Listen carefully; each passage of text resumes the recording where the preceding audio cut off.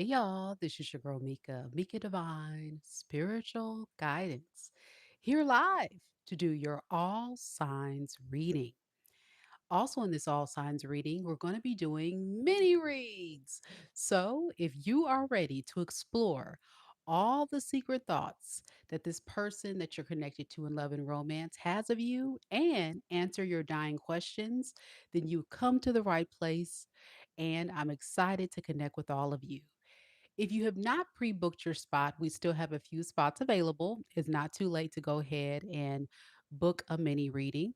To do so, all you got to do is click on the link located in the pinned comment. You can also find that same link in the description box below.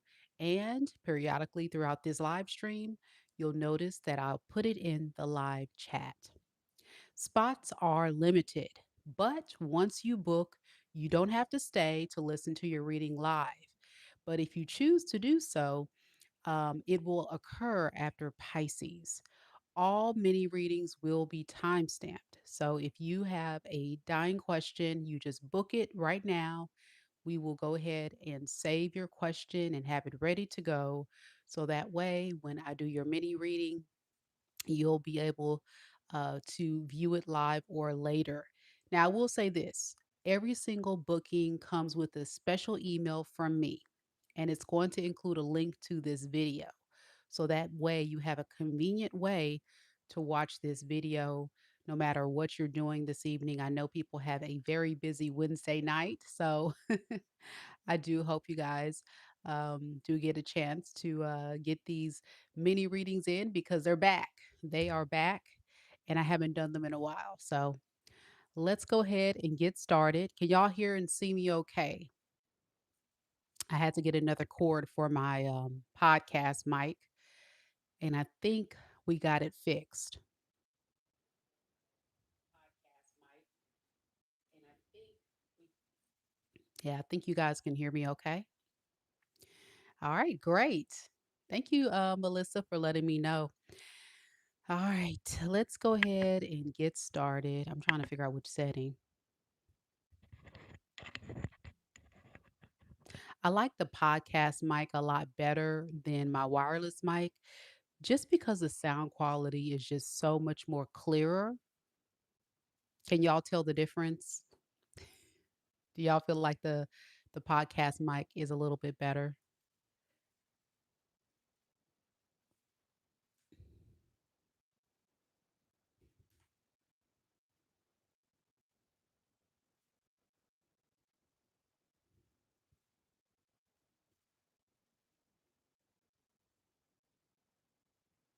Pickle and Egg says she can hear and see me well. She can also tell that I'm multitasking. You're right about that. I definitely will be. All right, we're going to do our all signs portion of this video. And this is for anybody that wants to know what your person is secretly thinking about you. Do we have any Aries here? Aries.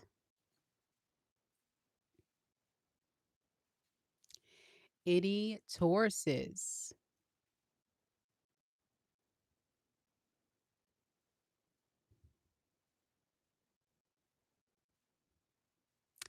Any Geminis? Cancers?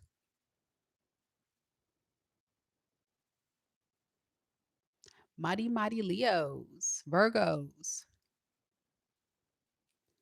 Libras? Okay, I see we got a Cancer here. Love you too, Gusha. Thank you for the love. Okay, Pickle and Egg is an Aries. Any Libras, Scorpios? Libras or Scorpios? Green Heart is a Cancer. All right, we got Melissa coming through with that big Sagittarius energy.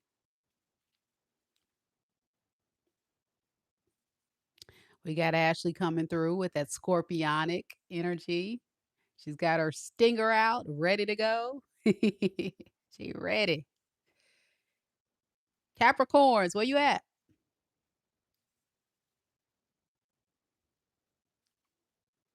Gusha says, always, you're right, dear. Thank you so much. Yes, yes. I am the real deal, indeed. I am the real deal. Thank you so much for the support. Okay, y'all make room for Aqua Gang. Are you in this thing? Aqua Gang.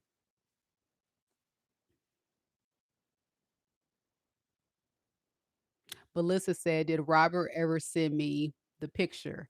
So, for those that have been watching me and having this unfold weird, I guess you can call it a virtual romance. I wouldn't even call it that. Secret admirer. Mr. Robert did not email me his picture, but he came on to another live the other day and he said the reason why he didn't email me is because he didn't know my email address. So, of course, I never got it.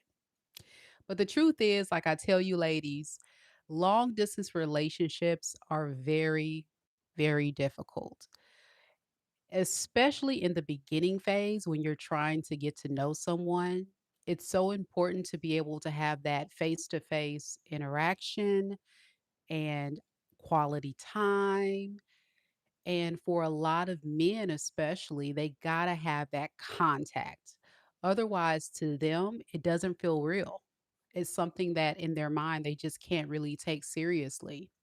So, is long distance relationships for brand new couples, is that truly a good way to connect with someone new? In my opinion, no.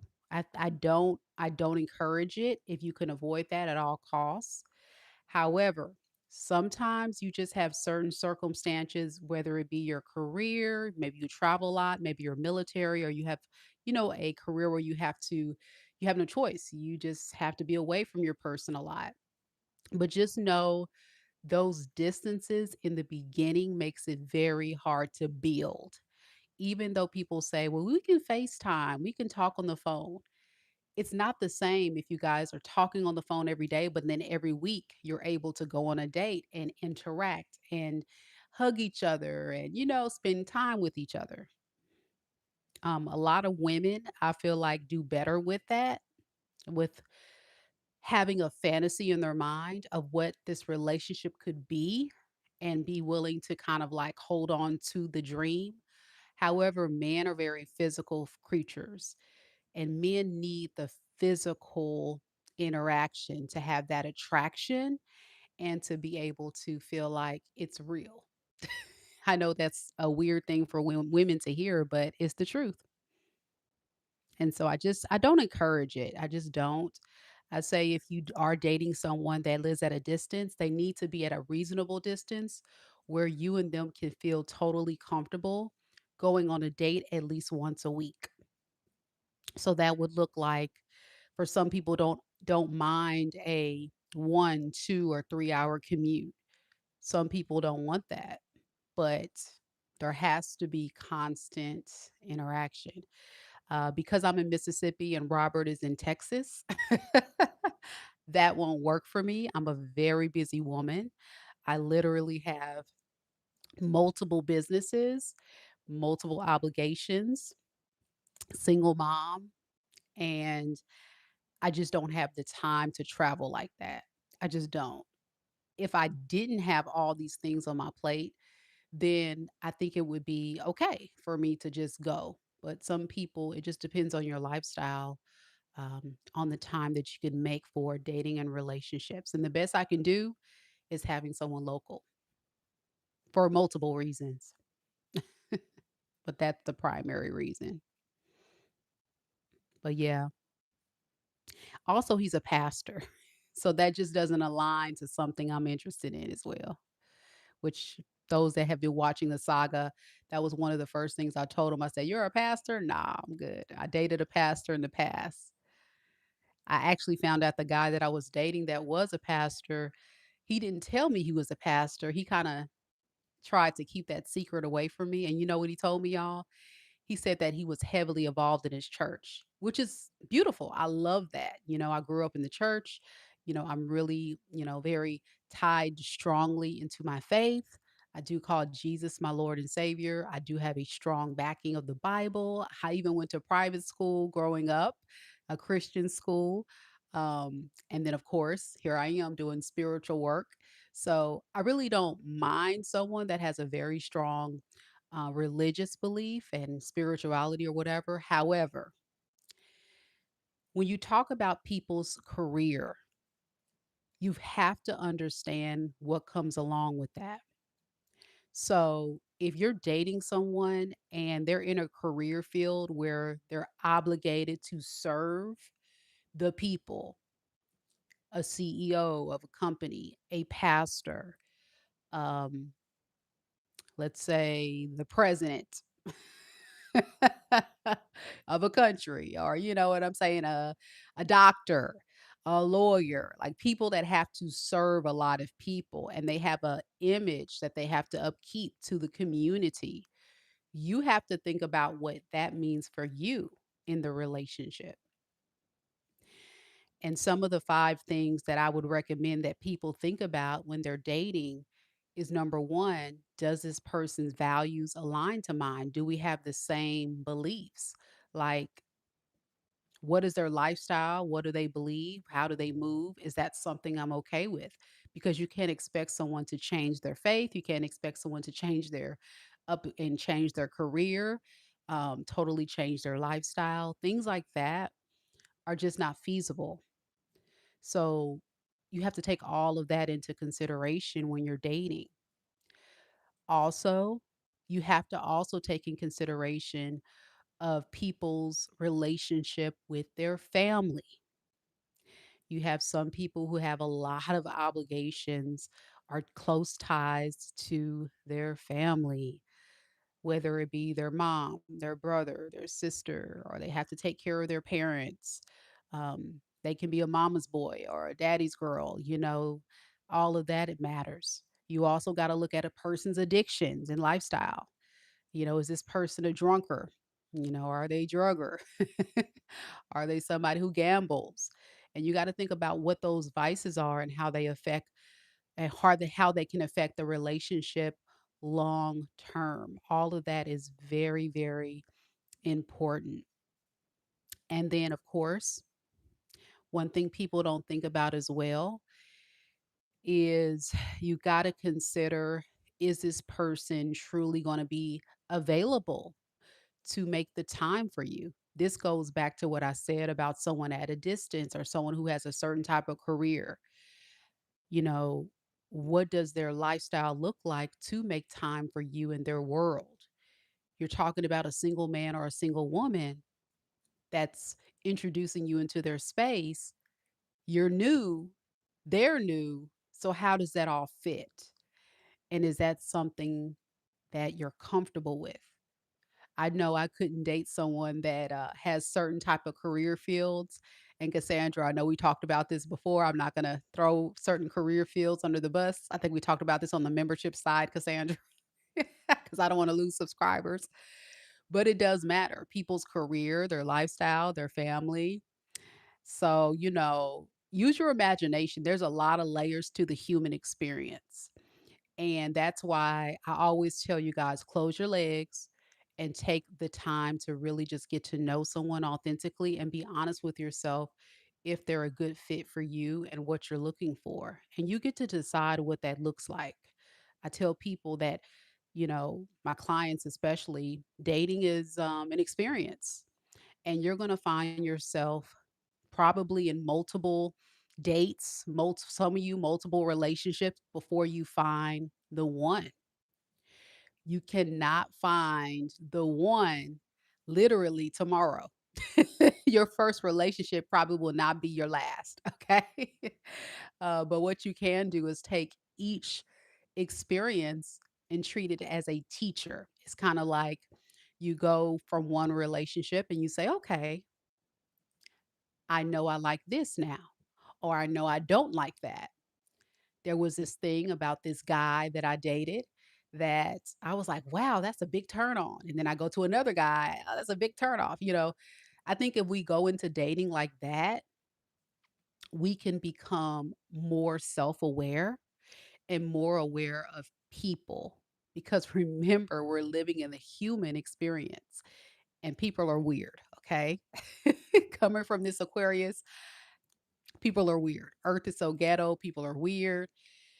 And so you have to decide what kind of weirdness you're going to be dealing with. All right. And if you don't feel like you're ready for crazy and weird, you're not ready for dating. Because no one's perfect. It's in the word. Man is flawed. Everybody is unique. Um, and I would say that dating and love is a beautiful thing if you really embrace it from that mentality and that approach. But you can't sell yourself short either. And that's where we get caught up a lot of times is you date people and then you settle even though you're not totally happy with it. Um, even though there's big red flags, you just say, "Well, it's somebody talking to me, so I'd rather just settle when there's billions of people in the world." Yeah. Mike says, "Can we just be friends?" I saw you, Mike. Mike says, "Hey, Mika, my YouTube muse. You're so sweet. Thank you, Mike." Mwah. Thank you for the love. You're so sweet, making me blush over here. Um, no, I don't mind getting to know people. I'm a single woman, divorced. Was in a relationship with my ex-husband for 15 years. And after that, I got into a little a little relationship after that. Had plenty of dates, plenty of I don't want to get all my personal business. You're gonna have to join the membership side to hear some of my stories, but let's just say your girl has met a lot of people. Let me just say that met a lot of people. I know and understand energy and men on a deeper level than the average woman. And it's allowed me to have this aura and this sense of balance and peace that I think a lot of women really need to really try to get to. Like, I'm okay if I have to be single for a little bit longer, but I'm also okay with being open to dating. I'm not desperate. I do miss having someone here because, of course, I used to be a wife, but at the same time, I'm okay until the right person comes because I don't want to settle. I know what it feels like, ladies. I know what it feels like to be in relationships or connections that just don't sit well. And that's why dating is a journey. You just have to keep going with it. And perfection is not real. But you have to just find compromise and you have to find someone who's willing to compromise with you. A lot of talking, a lot of getting to know each other. You know, it takes a lot. Dating these days, you also got to be careful with people that want a place to stay. You got to be careful with people that want to finesse you. You got to be careful with people that just want a little support because we living in some rough times these days. You know what I'm saying? So you got to make sure that whoever you're dating is not coming in for the wrong reasons too.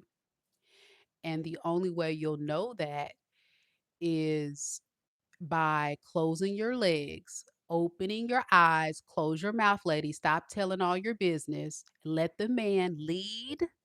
Let the man tell you who he is and what he's about, and you decide if he's really man enough for you. And fellas, get to know the lady.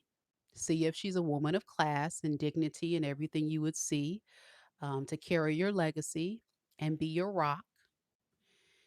And don't use these women for their body. Don't use these women to waste their time.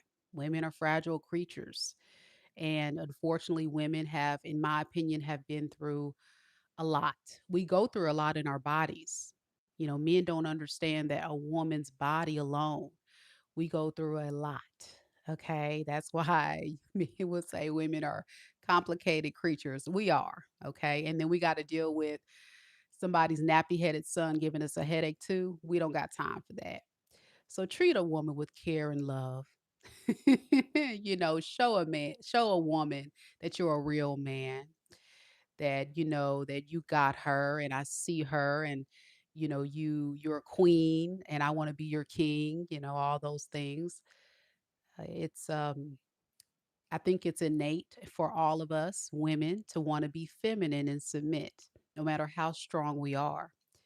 But some men get it twisted and they think because a woman has a lot of power. a lot of money, a lot of success, that she can't submit to a man. And that's something I think the red pill community, the Kevin Samuels, the lost, broken men that aren't real man, that's grown boys, as I call them, that's weak and pathetic, that's actually upset at women because they're broken, don't know how to understand that they are pushing women away to make women resent loving and supporting them. If they would just show a woman that, I got you, queen, you don't got to worry about this. What do you need?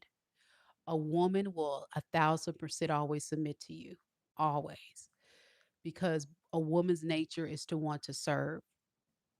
A woman's nature is to want to cuddle and love and make sure everybody's okay. It's in a woman's nature. But when you start making a woman feel like she's a problem, of course she's going to push you away. Of course she's going to get frustrated. And she's going to feel like she needs to wear the pants in the relationship because you're not being a real man. You know what I'm saying? You acting like a punk. So those men have it all twisted because they're acting like females. So, of course, she's going to lean more into her masculine. And that's just the nature of the beast. So, I appreciate you men that come to the channel that really understand it and get it, because we need more men like this. I've seen in the dating world, oh boy, I don't even know what to call it. It's kind of like men are expecting women to, especially Black women, to not want to settle down or feel like they don't need to have a man when that's not true. I think a lot of women really do want a marriage and want relationships, but they just haven't found a man to step up to the plate and give them the right type of experience to submit to. Am I speaking the truth, ladies? Help me out. Y'all know what I'm talking about, ladies. So that's what I'm talking about, man. You got to show women something different. And I agree with you. I believe somebody in the comments says social media.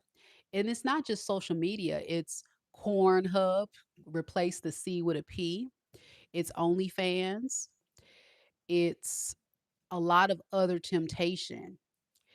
And because of this, it's getting a lot of men further away from a real woman's body and a real woman's emotions and experience. And they get caught up in the fantasy of the lustful experience instead of a real woman's experience, right? It's just easier that way for some men, I guess, that aren't mature enough to want to step their game up, to just kind of treat women like a booty call or treat them like they're a piece of meat, or never commit or finesse or use women.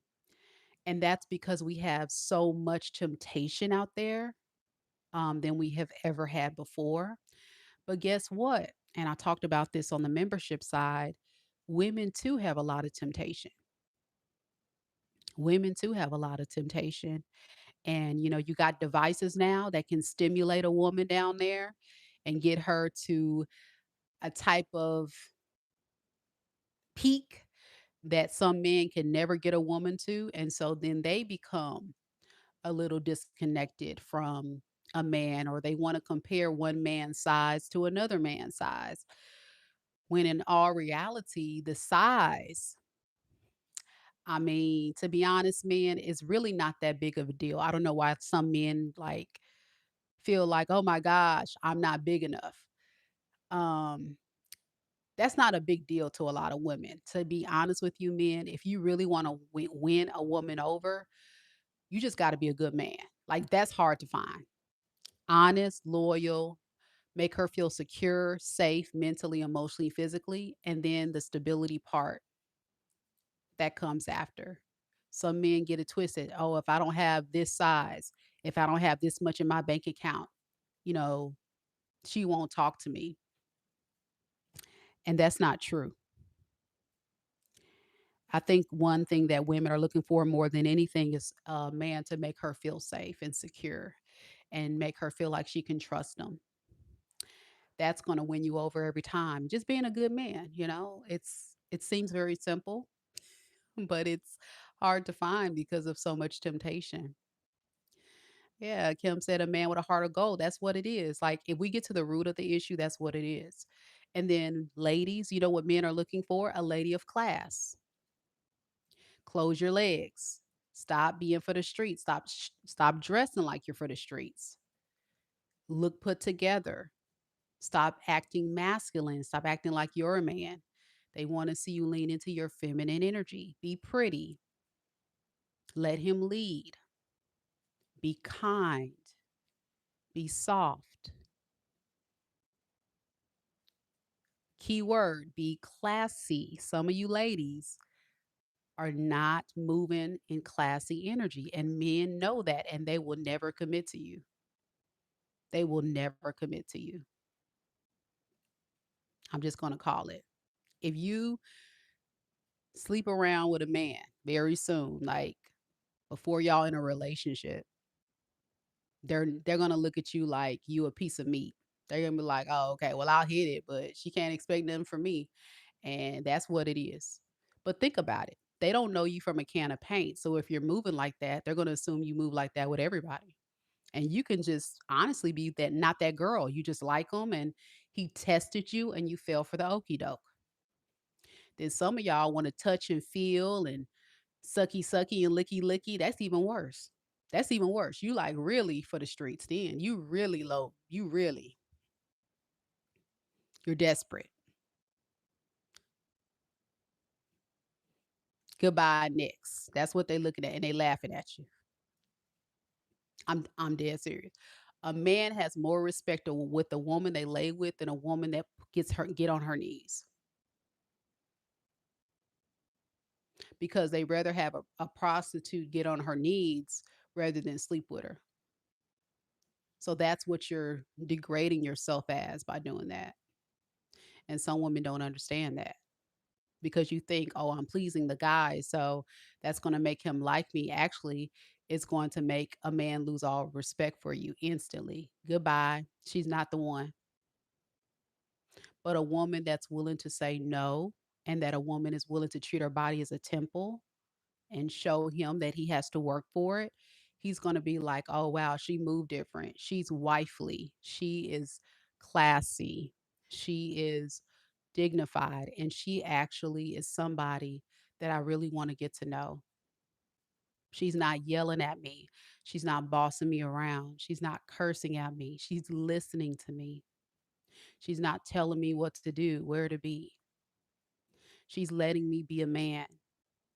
She's not treating me like a little kid. If you feel like you have to go that level with a man, ladies, then that's not your husband. You just need to leave.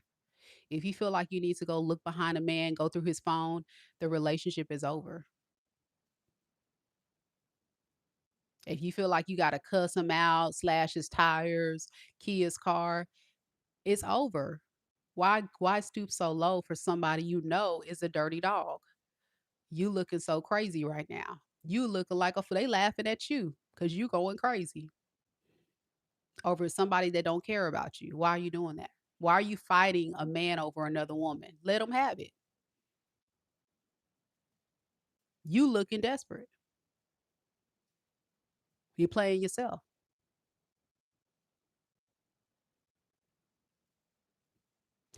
I'm just saying. It's common sense, but some of us don't think it's so common because we get in our feelings and we have to really think from the perspective of we are what we attract. So if we move at a low vibration, we attract low vibration. But if we move at high frequency, clarity and peace and and class, we're going to attract that. But we are also what we accept. So if someone shows you who they are, but you keep letting them come back, then you're giving them permission to have access to you. You can't be mad at them. You keep giving them access. You chose to let them keep coming into your life. You kept choosing to let them beat you, manipulate you, dog you out. I mean, that's the truth. It's a hard thing. It's a hard pill to swallow, but you have a choice. You have free will to walk away. And if you're in a very dangerous situation, then you need to plan your exit quietly to and make sure that you can safely leave that relationship because your children don't need to see that. They don't need to see their mother or their father, for some of you guys, being in a toxic relationship because they're absorbing that and they're thinking that's love. And then here we go with generational curses. Then they start to attract that same type of person growing up when they become an adult because mommy had a toxic boyfriend that she was with 20 years that dogged her out and never really wanted to marry her. So this young boy that she's raising thinks, oh, well, I don't have to marry women. I can dog women out, you know. It's sad, but in certain type of cultures and communities, it's very common. So when are you going to break that generational curse? And the way that it works is you just got to learn how to get uncomfortable and do things different. If you want better, you got to do better. You got to make decisions that are not comfortable, but that are so necessary.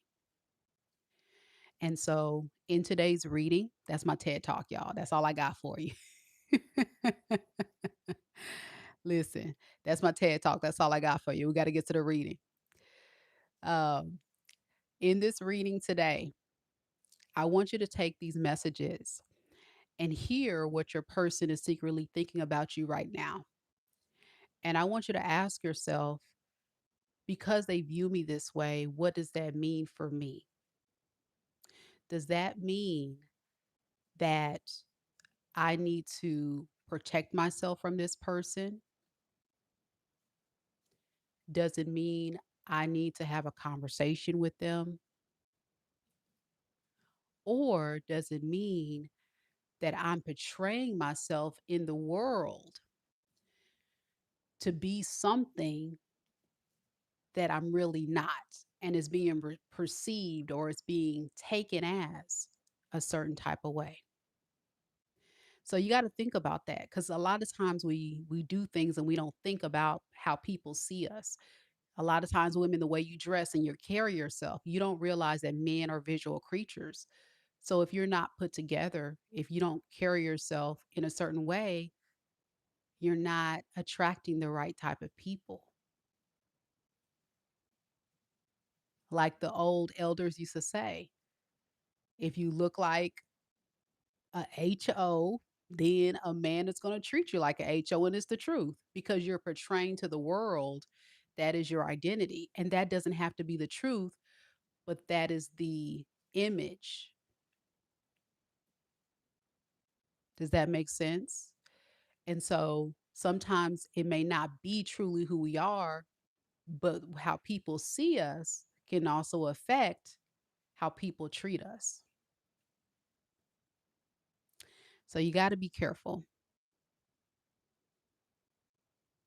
Okay, let's go ahead and go to Aries.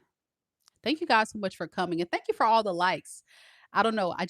Y'all know how I am. I get off on tangents and people ask one question and I'm talking for like a whole hour, but we're going to cut it short. I did good this time, Kim, only 30 minutes.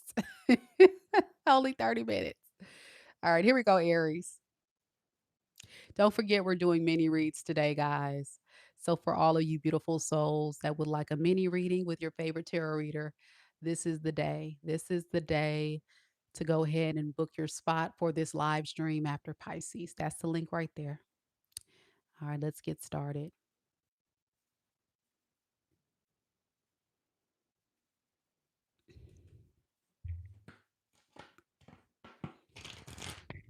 Keep in mind that time is fluid in tarot. So these messages could resonate for your past, present, or future. Also, in these readings, the roles could be reversed. So please only take the messages that are for you and leave the rest. Once again, we're going to go from Aries all the way to Pisces. Only take it if it's yours and keep an open mind. Keep an open mind. Tarot is for these are collective readings, so it may or may not hit right now, but it could resonate later in the future or in the past, what have you. I still get people that don't understand that that this is not a personal reading; it's a collective reading for each sign. So here we go. Aries. Any Aries here? Aries, where you at?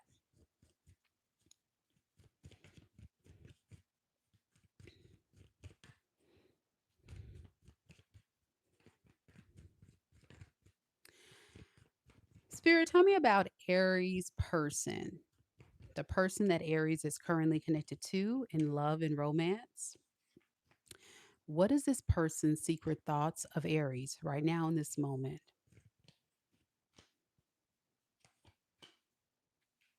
We have the Knight of Pentacles, the Lovers, and the Seven of Pentacles.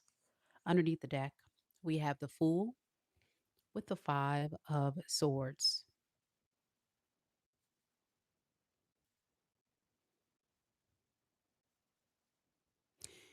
If this person could be honest, they would say,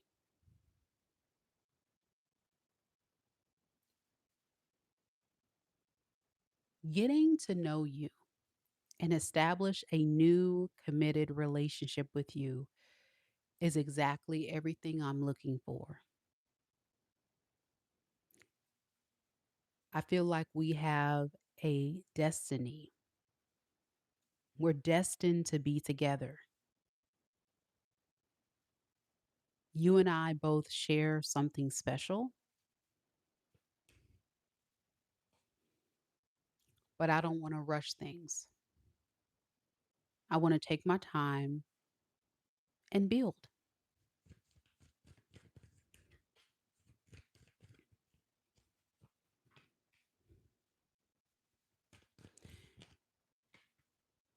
If I could, I would progress this relationship much faster with you, Aries. But I can also tell that you don't want to move things fast. You prefer things a little slower. Although this is something I don't want to do, I'm willing to give it a try. It's not what I want, but I'm willing to just ride the wave because I feel like are destined to be together. I'm not sure if you feel the same way. I hope you do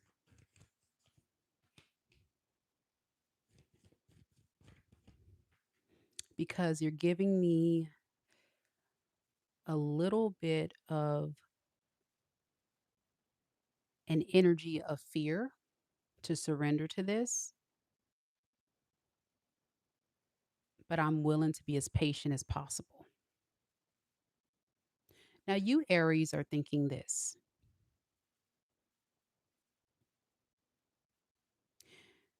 I'm glad you came into my life. I can see the potential in us building a life together. However, love for me has not been easy. Love has been very difficult.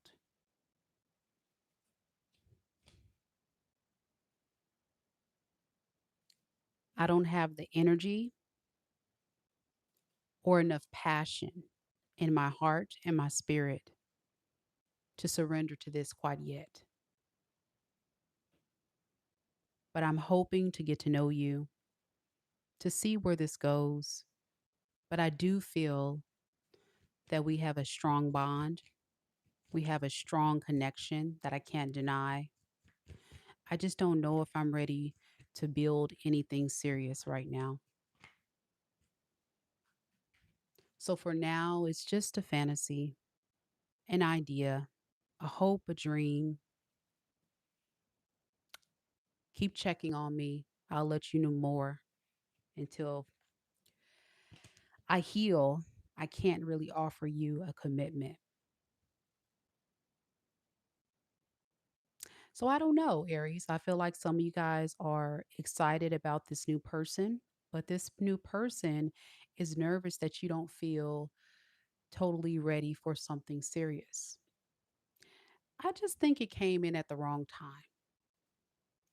They can be an earth sign, Capricorn, Taurus, Virgo, a Gemini, an Aquarius, a Libra. Also have Pisces and Leo. All right, as well as Aries. And Aries could have done this to you. Let me know if it resonates. Mark says yes, I'm right. And Mark says, I literally just said this on the phone with my sister 10 minutes ago. Wow. Wow, wow, wow. So, yeah, I don't think this is someone who has bad intentions, Aries. You just got to be open to receive it. And Mark says, yeah, his person is a Taurus. There it is. Great reading, great positive thoughts. Your feelings are valid, though. You can't help how you feel. And I definitely can understand that.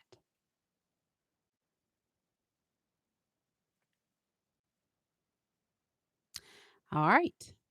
We're going to keep this train rolling. So, for all of you guys that are just now coming to the live, we are doing mini reads. So, anybody who's interested in booking a personal mini reading on this live stream, we still got space. We still got time to get those orders in. All you got to do is visit my website, MikaDivineSpiritualGuidance.com. Here's the direct link. You're welcome, Aries man. Good to see you. Good to see you. Glad you enjoyed the reading. And next, we're going to do Taurus.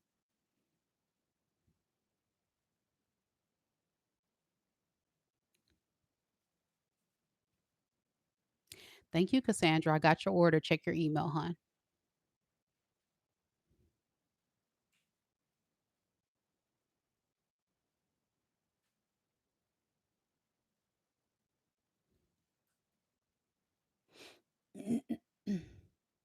Any Taurus is here. Taurus, Taurus, where you at?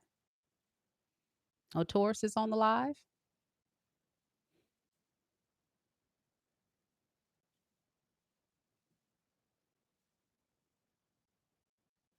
Okay. Paul, Andrea's here. We got Natalie. She says, I hope Taurus reading will be a new person. I know, I know. We all can hope. But remember, I'm just reading the energy. So if you're not connecting to someone new, you're not connecting to someone new. It may not be a new person. Okay. So just keep that in mind. It's the energy of who you're currently connecting to. All right. So let's see, Taurus, what we got.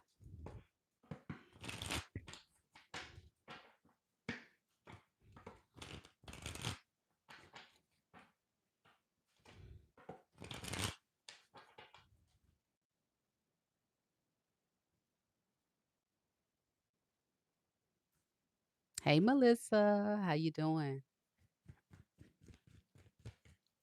Spirit, tell me a little bit about Taurus. Sun, moon, rising, and Venus signs.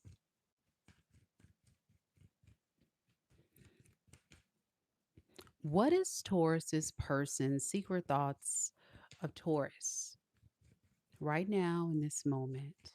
The person that Taurus is currently connected to in love and romance. We have the Hangman in the reverse, the Four of Cups, the Three of Swords in the reverse. Underneath the deck, we have the Empress and the Four of Pentacles.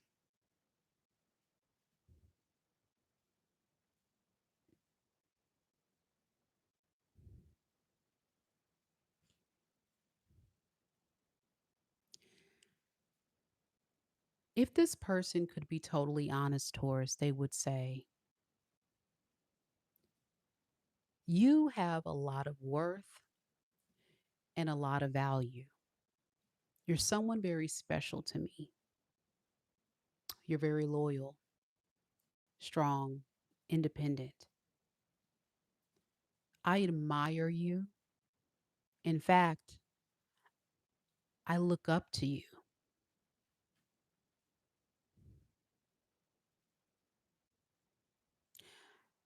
There's a lot of different things that I'm seeing about you now that I may have not seen before. So I can understand why you may want to pull your energy back and disconnect from me. I'm hoping that you can forgive me and we can move past whatever issues we've had. I'm hoping that we can have a fresh start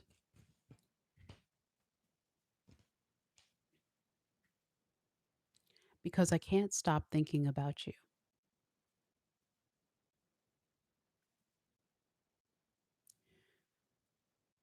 We have so much time invested with one another. It wouldn't be fair for me to just throw our love away.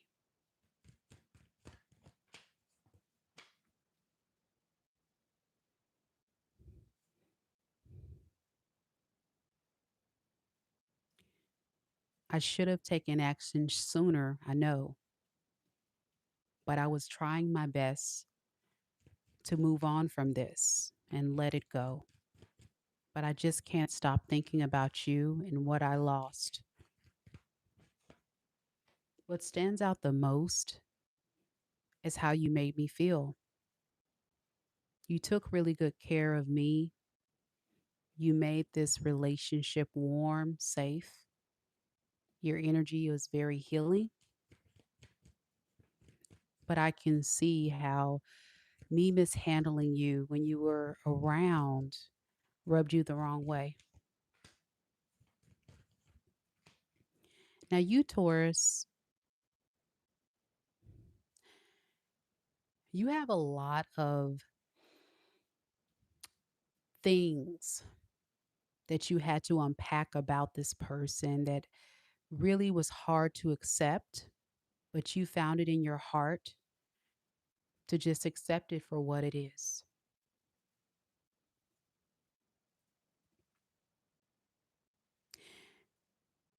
The love that you gave to them was not well received. You didn't feel validated, supported. You may have felt used or like they didn't care. But they sure did have a strong hold on you, one that you can't deny. It took a lot of strength for you to push this love story away because the bond you guys shared was so, so powerful, but it wasn't healthy. It wasn't serving you, it wasn't good for you.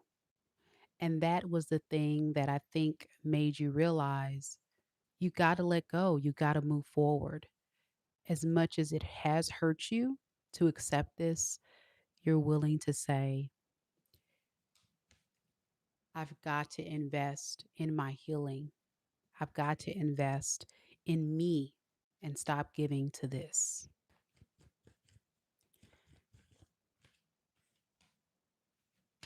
It's not what you want to do, it's what you know you need to do because of what you know now.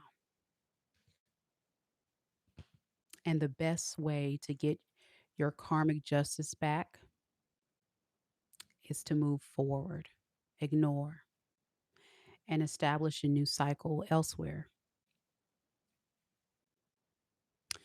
I can tell a lot of you Tauruses watching are still struggling, totally cutting the cord. It's like a subconscious deal going on with you. I can tell you want new love, you're trying to attract new love, but this person is still kind of living in your mind a little bit. And it's just hard. It's just a hard cycle to let go and break. Stay strong, Taurus. You're on the right track. You just had to step it up and be in control of your life now. It's one day at a time. Your person could be a water sign, Pisces, Cancer, Scorpio, a fire sign, Aries, Leo, Sagittarius. Let me know if it resonates. Also have Aries here. Doesn't have to be any of those signs, but they can definitely have it in their sun, moon, rising, or Venus sign of their natal chart. Also, if you are a cross watcher, a Taurus could have done this to you. All right, that's what we have for you, Taurus. Melissa says it definitely resonates for her. Nice. Great way to get your power back. Because I really do feel a Taurus, whatever happened here, you kind of felt like your life was spiraling out of control. And, being a fixed sign, I think you kind of like to be able to have things in order and in control. So good for you. Okay, we're going to keep this thing going. Remember, no questions in the chat, no questions in the chat. But if you do have a dying question, you're more than welcome to book a personal reading with me at my website, MikaDivineSpiritualGuidance.com. Now, on this live today, we are doing mini reads. So that is the link right there in the live chat for those that are eager to get a question answered on this live today. We only have a few spots available, but if you go ahead and book now, you can watch your reading live or later because every single every single order will include a separate email with a link to this video, and every reading will be time stamped. Cynthia says the Taurus reading resonated. Nice. All right, next we have Geminis. Any Geminis in the building? Gemini, Gemini, Geminis.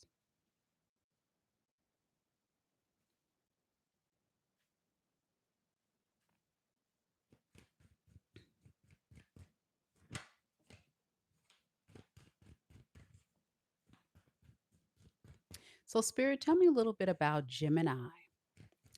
Sun, moon, rising, and Venus signs. Hey, Empress. What is Gemini's person's secret thoughts of Gemini, the person that Gemini is currently connected to in love and romance right now in this moment?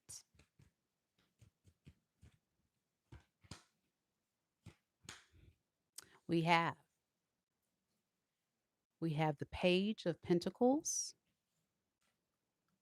the Sun in the reverse, the Four of Pentacles.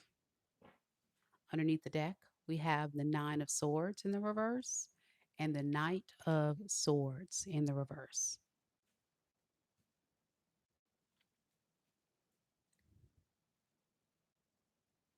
If this person could be honest with you, Gemini, they would say,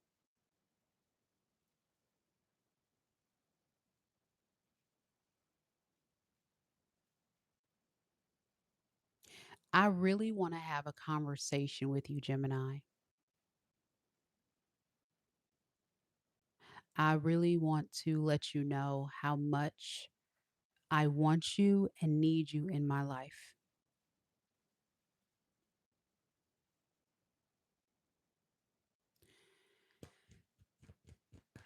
There's a lot on my mind that I really have to share.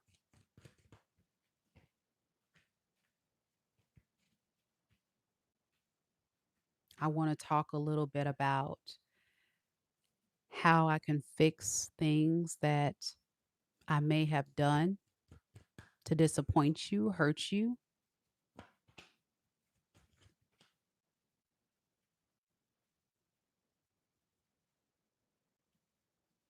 because I still care. I still am harnessing a lot of emotion for you. I can't offer you much though. And I know this is going to probably disappoint you further, but can we just have a conversation? I know you may not trust me, but I'm telling the truth. I really do want to try to make things right. Now, you, Gemini, your secret thoughts of this person is very, very, very different. I don't think you and this person are talking the same language. In fact, Gemini, I think this person is someone you want to be as far away from as possible because every time you've tried to work things out with them, everything goes bad.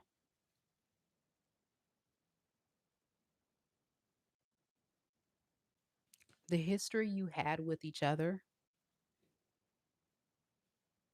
does make it hard to break free because you do have a lot of time you have been with them. But that time has also revealed to you a lot of things about this karmic cycle that just doesn't change because they're immature. They're a page of pentacles. They don't offer much, they don't give much. They can't step their game up and around you go. You want them to give you something solid, not a breadcrumb.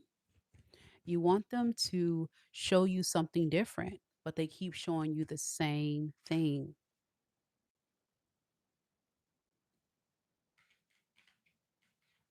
That they're a player, that they come in for a fun time, not a long time, that they keep the relationship at a certain level, and that's it. And you would be self sabotaging other opportunities coming into your life to keep repeating this cycle.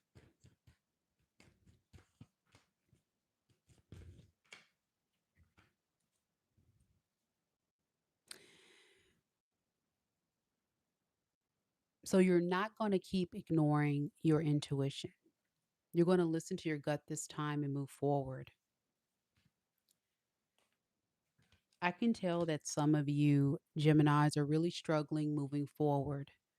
Even for some of you who have began dating new people or getting to a place of trusting new people. There's a lot of trust issues going on in your energy because of what you went through in this past cycle. But let me just remind you, everyone doesn't move in the same vibration as your ex. So don't let that get the best of you. Don't let the thoughts hold you back. In fact, let it inspire you to want to see something different, something new, something fresh.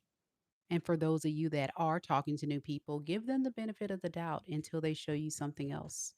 I think there's a Gemini out there or two that needs to hear that. Yeah, it's about changing your mindset.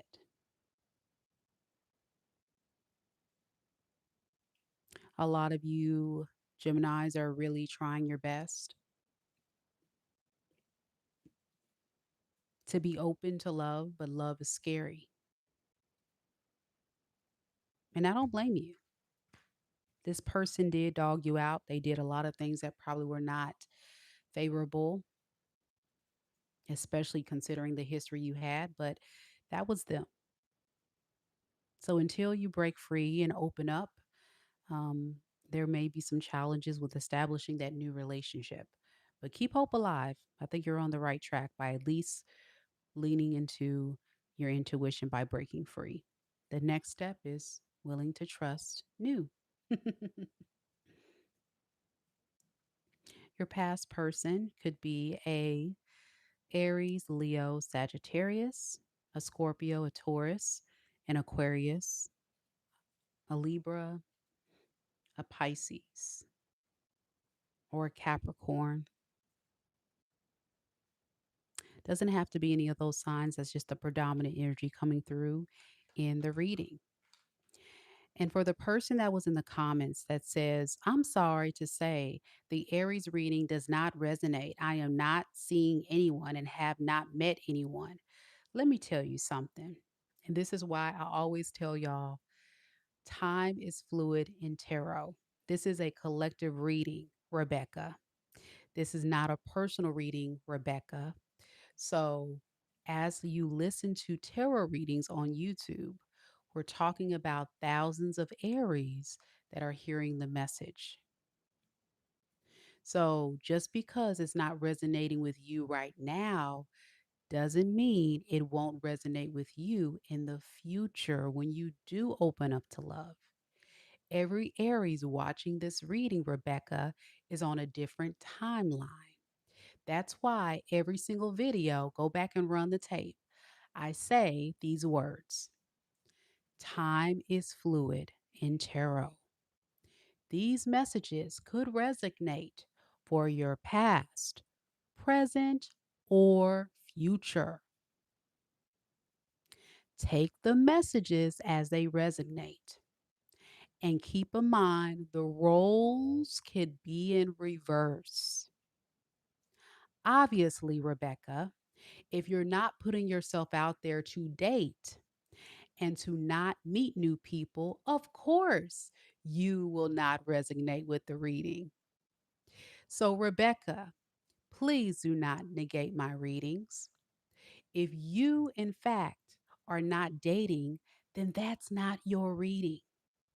Book you a personal reading, Rebecca, if you want me to, in fact, get into your unique situation.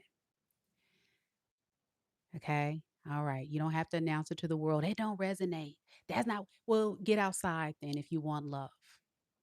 And to the other lady on the other video that talking about why do you spend so much time on love readings and not money and career readings?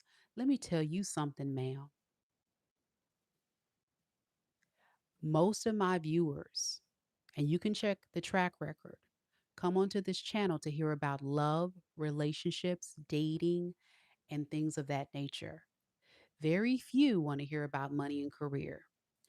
I've been a professional, I'm just not playing around. I'm a professional tarot reader.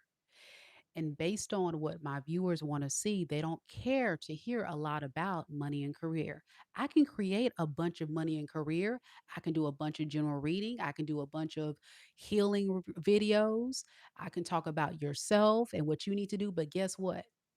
A lot of people do not want to hear about that. So, all the viewers, you are watching an absolute free reading on YouTube. You're watching an absolute free reading for the collective. This is not a personal reading, and this is not something you're paying for. So be grateful that you still have access to view my channel, because the next time that you say something real slick, you will be blocked like the rest of them other fools that keep trying me. Are we clear? Great. I'm sorry, Cancer. Let's proceed with your reading.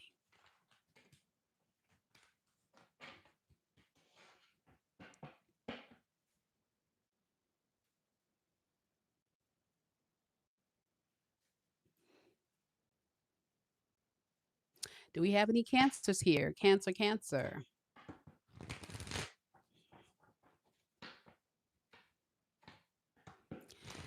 I'm not lessening anything. I'm just making it crystal clear on what it is and what it ain't. Because the thing about it, Gusha, is people watch tarot on YouTube and they don't understand what we're doing. What we're doing is we're channeling the collective. We're not channeling personal people's experiences.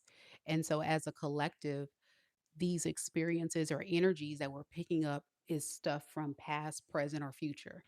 And that's what it is. And every single tarot reader usually says the same thing, but yet we get people in the comments, the comment warriors that got something really slick to say have that think that they know what they're talking about, that need to be regulated. So I'm sorry, but I gotta let folks know because that's about the fifth person this week that has said something.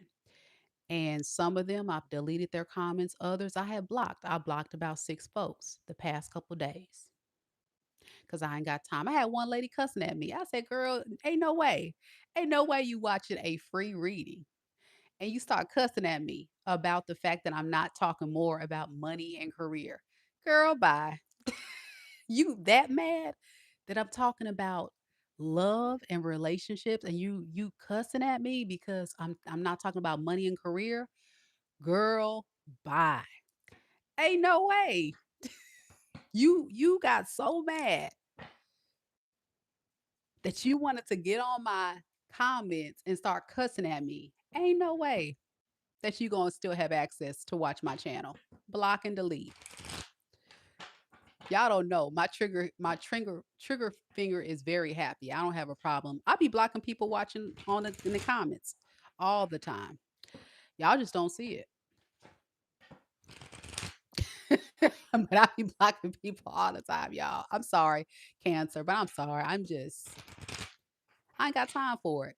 Same thing with dating. Block. I block them. I'm sorry, it's not gonna work out. Block. Why do I need to go back and forth with people that are ignorant, not doing it?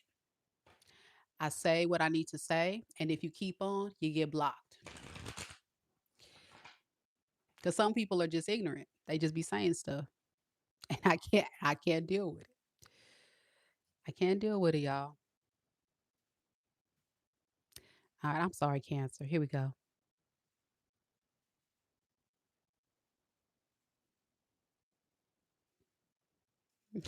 Shay says, broke energy is always looking for good energy. That's the thing. People don't like some of the messages and then they get in their feelings about it.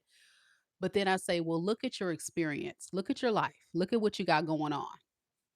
Is the message the truth? And nobody wants to hear the truth. People want to hear fantasy. People want to hear about the boyfriend that they don't have. Like, girl, you've been single for 2, 3 years and you want to hear about some man that's not coming into your life. Girl, stop it right now. When you have to do work on you, like, come on now. You want to know about the man that's coming into your life, but you're not going out and dating. You're not improving your looks. You're not going out on dates. You're not doing anything about it. But you want to know about a man that's going to magically pop up and appear and be with you and run off in the sunset. I get tired of it. I'm tired of hearing about the past.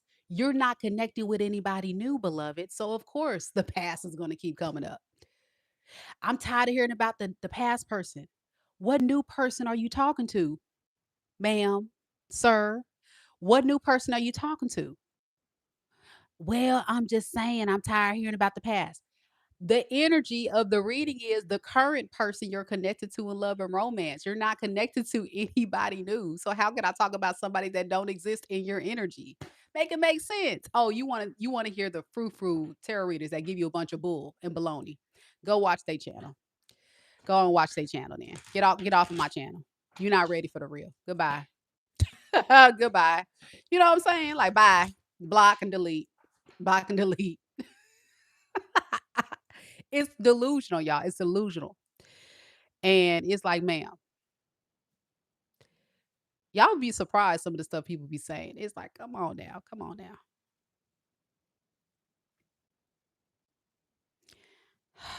Lord. It's different if you are connecting to someone new.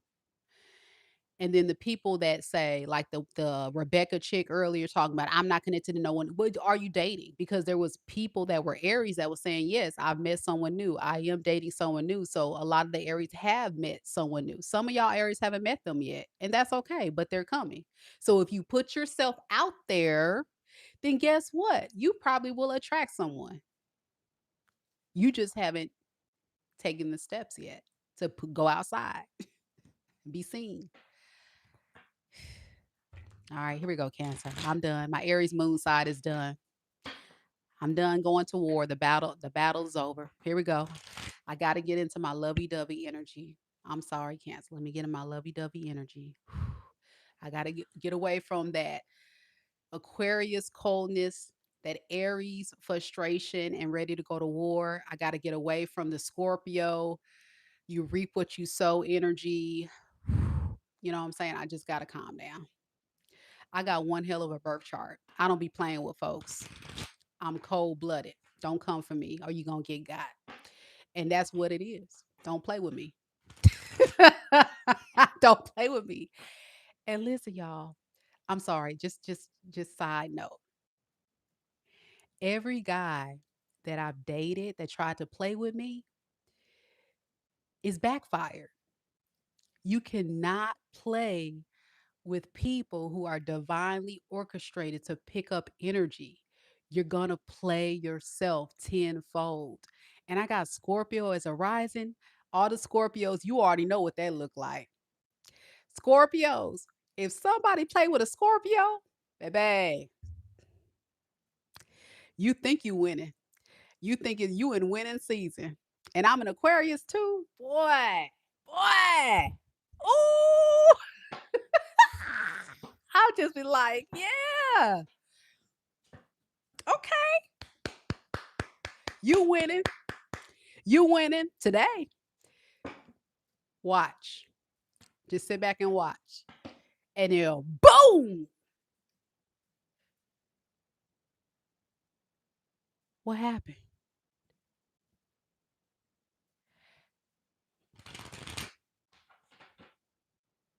I told you, don't mess with me. Don't mess with me. Look, the Scorpios, y'all already know what it is. Folks don't see it coming.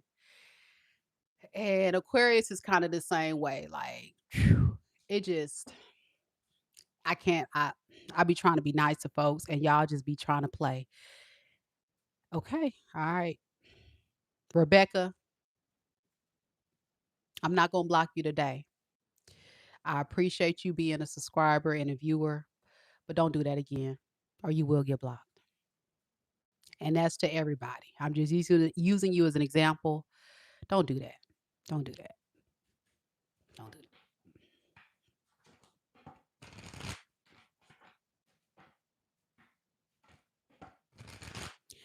that. Jeanette says, I think some people don't understand what it means to take the messages as they resonate and leave what doesn't. They don't. They don't listen. That's the problem. They think it's a personal reading, but it's not. But I say it in every video, so it's okay. Let them keep coming. Let them keep coming. You know what I'm saying? Let them keep coming. And that's the thing they don't understand. It's just like, okay, then you're doing it to yourself. You playing yourself. You think you hurting me, but you hurting yourself. That's your warning. All right, here we go, y'all. By the way, Cassandra, I'm sorry, boo. I meant to put that you got 2 questions, so let me go ahead and fix that. You got your 2 questions. I just noticed that. Thank you, Cassandra. Thank you, Cassandra, man. By the way, Cassandra sent me a very cute little bracelet, and I haven't worn it because I want to like make a special announcement, Cassandra, like the picture to show it off and brag and all that kind of stuff. Plus, I'm like one of those girlies that gotta have stuff to go with my outfit, even though it's a cute little white bracelet. I'm wearing black today, so I'm going to make an announcement post and then I'll wear it. I'm actually going to probably wear it tomorrow to work. So thank you so much for the bracelet. I appreciate it. You're so sweet. All right, Cancer, y'all. I need to keep going, y'all. I'm wasting too much time. I'm wasting too much time. Here we go, Cancer. We got so much to do tonight, y'all, and I'm just talking.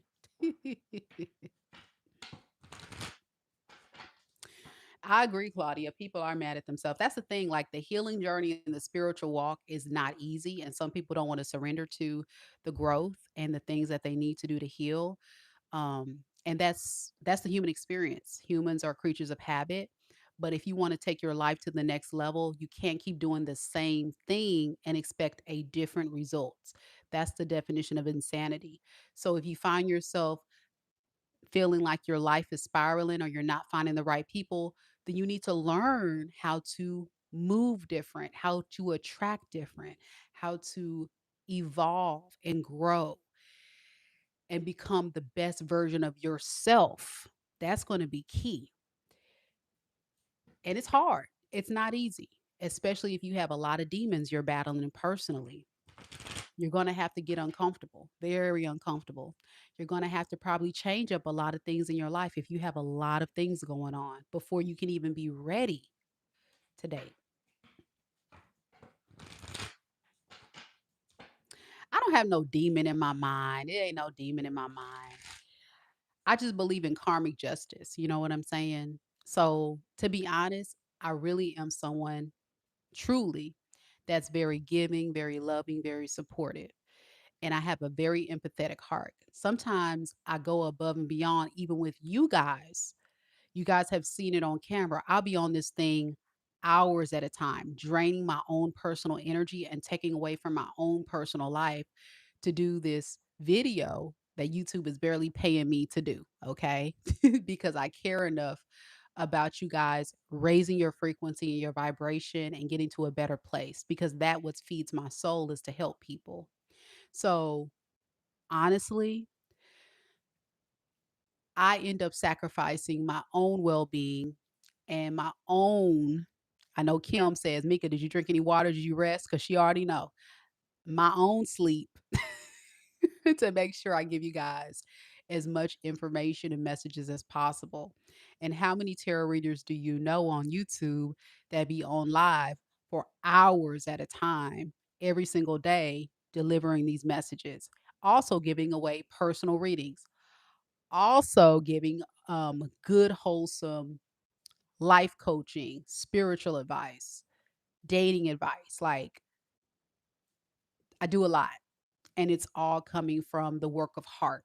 I really just want to help people, and I see you guys and some of your own experiences I've been through. I'm kind of a private person. I don't like to talk a lot about what I've been through, but I've been through a lot and I've experienced a lot and I've learned a lot through this thing called life. And I just want to help the next person not repeat some of the same mistakes or be wary of some of the type of people that I've encountered or things I've learned from people in my family who are the elders. I spent a lot of time growing up around a lot of wise men and women, older. So I have an old soul. I've always been that way.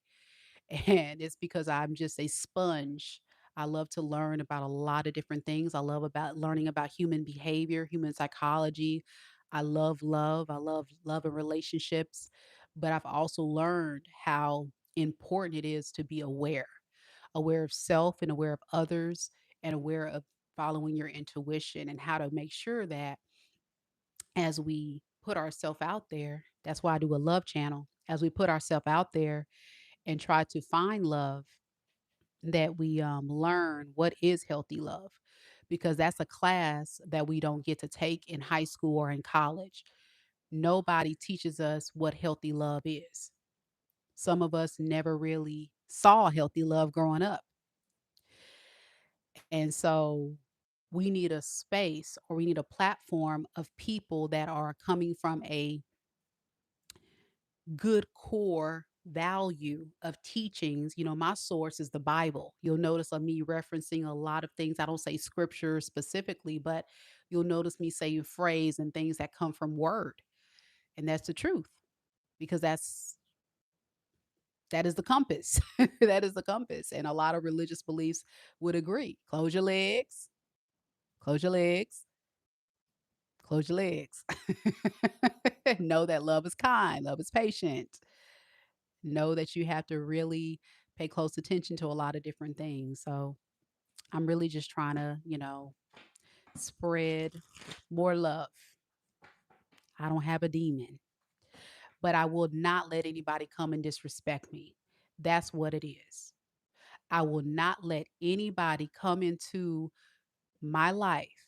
I don't care if it's online, in person, anybody can get it.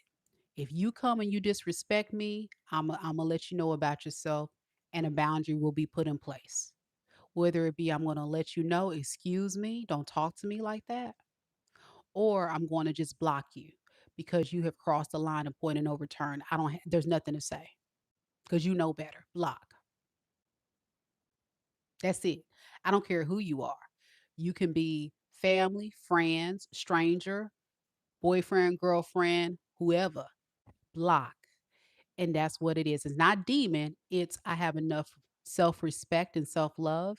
And I have enough respect for you and every other people that I encounter to not have to put up with the foolery. I'm too old and I'm too grown to deal with foolishness. So you can either get with it and respect me, or you can get lost. And that's it. There's nothing to talk about.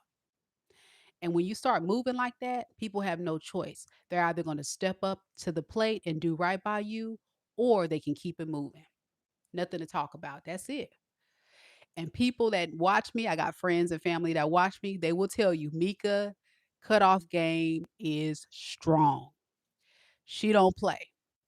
I do not. And I warn people, don't play with me. You're gonna get your feelings hurt because my heart is of gold, but you're not gonna come in and you're not gonna talk to me crazy or treat me like anybody after I've been a good person to you. Block. And I mean all of that. Oh, you talk about the girl has a demon. Okay. All right. I mean, I don't think she has a demon. I think that she was just a little ignorant. I'm gonna call it what it is. Some people are just very ignorant and they say a lot of stuff and they don't realize how stupid they look. I know that sounds bad, but it's the truth. You get people in the comments that say a lot of stuff, and if they were listening, they would have heard me say, "Time is fluid in tarot. Take the messages as they resonate. These messages can resonate for your past, present, and future." I say it in every video, and you still get them talking about this, talking about that. You see what I'm saying? So it's ignorance. That's what it is, and that's what gets people in a lot of trouble. Stop speaking on stuff you don't know nothing about. And I guess like the old folks will say, if you ain't got nothing nice to say, don't say it at all. Or like I tell people, if you really don't understand, send me an email and I'll explain it to you. I've had people do that all the time. I've had one lady, she has sent me several emails. The lady is kind of remedial, and I'm not gonna call her out because I'm not gonna do that. But the lady keeps sending me an email about her situation, asking similar questions, and I tell her the same thing every time that that when you're watching collective readings on my channel, they are collective readings, they're not personal readings. You got to book a personal reading for me to tap into your unique situation. And I promise you, about a month from now, she's going to email me and say, "Well, you said this one thing on YouTube." Okay, well, that was a collective reading, it's not a personal reading. Or people hold on to one word I say. But you know your experience. That's the thing. What is your true experience? That may not be what you're going through right now, or it could have been something you went through before. And even if you're not going through it at all, you can still learn something from tarot because I'm trying to make this channel be a educational channel so people can learn about healthy love and dating and relationships.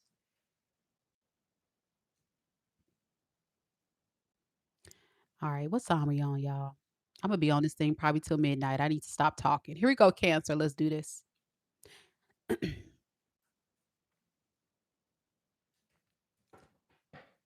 I still got many reads to do, y'all. I'm just talking too much. I do it every time. I'm sorry, guys. All right, here we go, Cancers. You're from Kuwait, okay, and you love learning. You're in your 50s and understand people. Nice. Well, thank you so much for the support. I appreciate it. Here we go, Cancer. Man, we're only on Cancer, y'all. We've been on this live for over an hour. Let me keep going, y'all. Sorry. Spirit, tell me a little bit about Cancer. Sun, moon, rising, and Venus signs.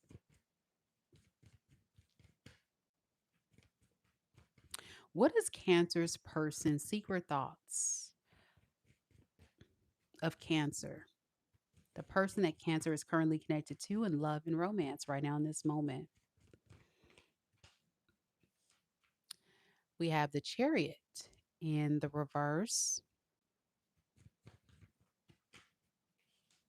the King of Wands, the Lovers. Underneath the deck, we have the Tower in the reverse, the Page of Swords. If this person could be honest with you, Cancer, they would say,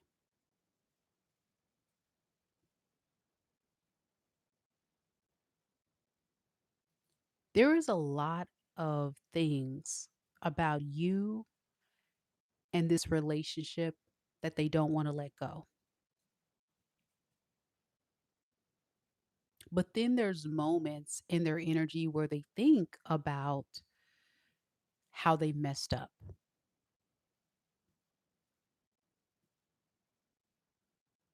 When they think about you specifically, they feel like you are their soulmate. They would say, Cancer, you are truly a remarkable being, one that I have a lot of love for, one that I can see establishing a relationship with.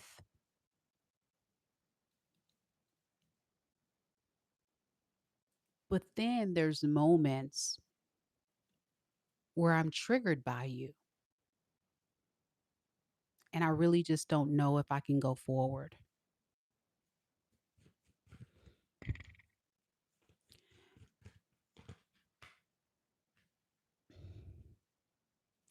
I don't want us to close this chapter for good because I don't want to be alone. And like I say, you are truly a very loving, kind person that I feel like we can establish a meaningful relationship with.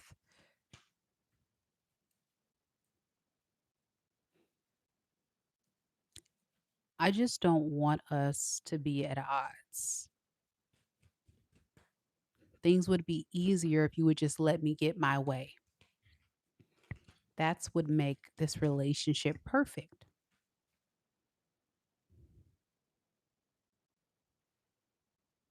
I miss the times when you were always there for me, supporting me, loving me, giving to us. That is what's drawing me closer and closer to you, even if there's a distance between us.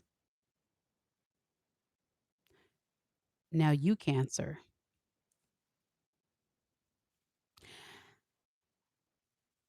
you feel a strong attraction for this person, but you don't feel the same way like you once did. You're not as passionate, as loving, as kind, as gentle as you once were. And it's because your secret thoughts is you just need this person to show you that they appreciate you, that they care. You may have felt like your love was given to this individual in vain. The fantasy of what this could become is no more. I think you're realizing this relationship is something that's a little bit more superficial and not deep. And so you're more focused on working on yourself to prepare for your next relationship, not necessarily focusing on this person anymore. Because this person made you feel very, very unstable.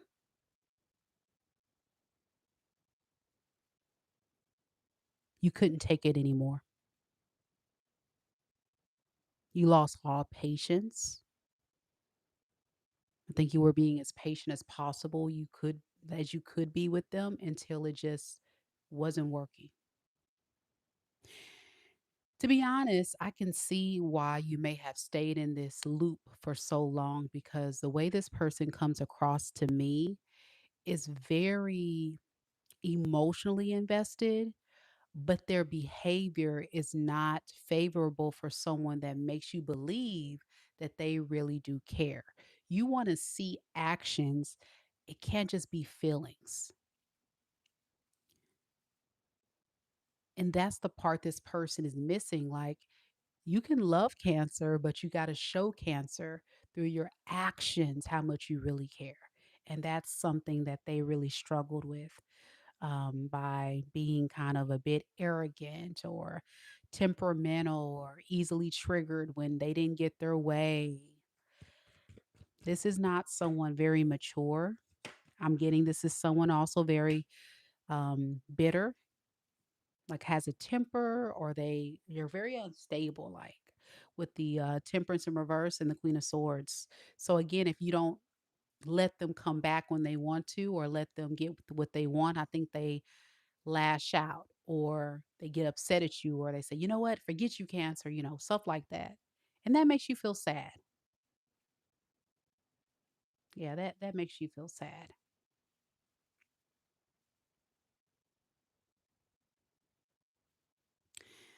They could be a water sign such as yourself, Pisces, Cancer, Scorpio. Keep in mind, a Cancer could have done this to you. They can be an Aries, an Aquarius, or an earth sign, Capricorn, Taurus, Virgo. And we also have Gemini and Libra. Yeah, the air sign too. So just about every sign. I'm gonna be honest. I got everything here. Everything. So just take it as it resonates. Okay, guys, we're going to do Leo next. Don't forget, we're doing mini reads on this live tonight, bringing back the mini reads on the live stream. And if you are eager to get a question, just click on the link that I'm about to drop into the chat if you're interested. Gusha says, really on point, Mika. He is a Virgo. Yep. And he is playing with his words. Yeah, they're really good. I can definitely agree. This could be someone who is truly a wordsmith, Cancer, and that kind of got you wound up in the fantasy. But actions always speak louder than those words every time. And consistency is key. All right. If you see your name on the screen, you are good to go. You're all set. That means you've already purchased your mini reading and you are someone that's going to be getting a mini reading on this live. If you don't see your name, that means you need to come on and get your name added. We have Paula, Shaquana, Dollymae, Frank, Deborah, Shamasha, and Casandra with 2 questions. Jermaine says, Mika, as always, has readings on point. Thank you so much. I'm glad that you enjoyed it. Virgos are next. No, Leos are next. I'm sorry, y'all. Leo. We just did Cancer, so we're on Leos, guys. Mighty Leos.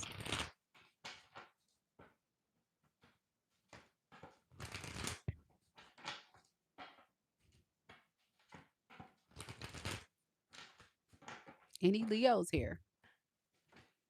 Breath of Fresh Air says the Cancer reading was 100% accurate.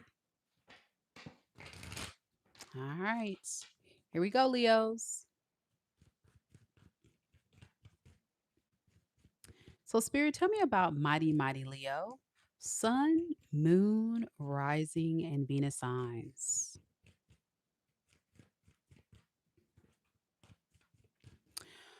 What is Leo's person's secret thoughts of Leo right now in this moment? We have the Knight of Pentacles in the reverse. We have the Two of Wands. And we have the Eight of Swords in the reverse.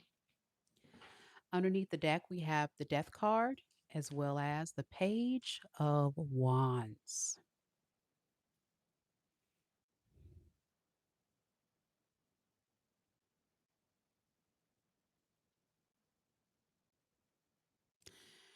If this person were to be honest, Leo, they're feeling a bit worried. They would say, I don't know what to think. I don't know what to make of my relationship with Leo.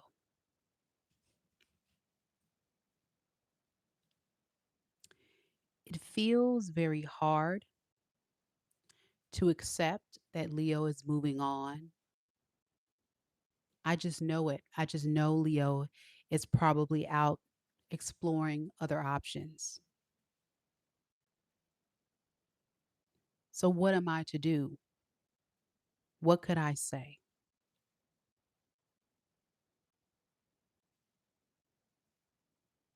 Maybe it's something that I need to say. Maybe it's something I need to do. But why should I do anything when Leo is probably gone for good? I know I can't give Leo what Leo wants or what Leo needs because I'm not ready for anything serious right now. And I think they figured that out. I know that Leo wants something real. wants me to be honest, loyal, and give a fair opportunity. But the idea of opening up to this new lifestyle of being a committed man or woman to Leo is so difficult because I feel okay with keeping Leo in my life without having to fully surrender and commit to this connection.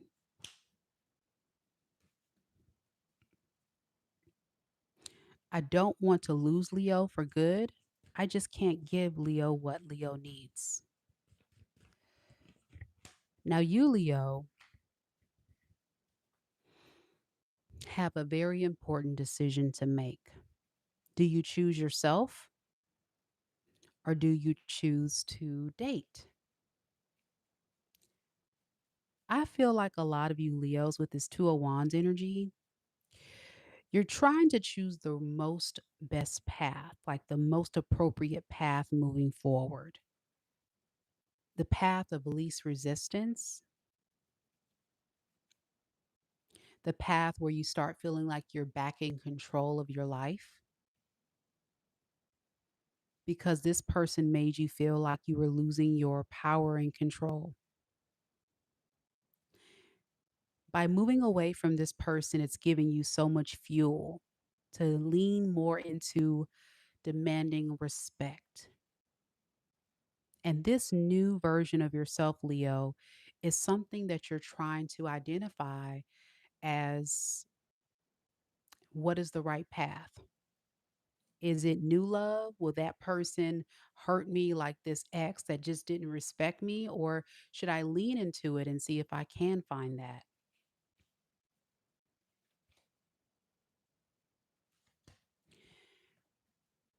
You may not realize this, but you're a hot commodity, Leo. You will have options. So now you just need to choose, what do you want to do? I don't think this ex of yours is your only option. Even if you're single and minding your own business, Leo, you may not know this, but your energy and your frequency has increased to become this emperor. And that's very attractive to a lot of suitors that you're going to be meeting or have met recently. So if you haven't met someone new, I can see a lot of you taking the chance to at least get to know people to see where it goes. Others of you may do that and then realize, they're not good enough. So the decision is yours, Leo. Ultimately, who do you want to love? Who do you want to give your heart to? But something is telling me that a lot of you are just not ready to risk it quite yet. You just need to move slow. You need to evaluate because you're not trying to repeat a same karmic cycle. And I respect that.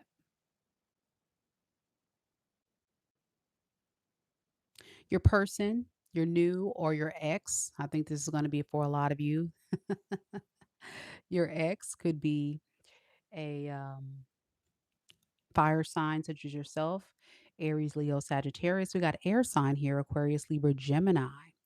And we got fixed sign, Taurus, Aquarius, Leo, Scorpio, and Pisces.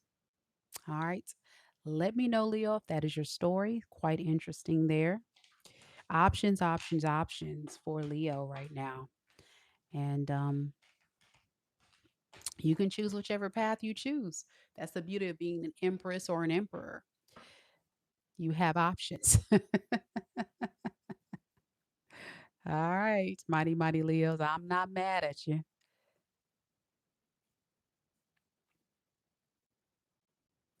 Jermaine says, Mika, you're the real deal. Thank you, thank you. Yes, indeed. I want to say, Nuamni says, yes, it is. 100%. All right. We're going to do Virgo next.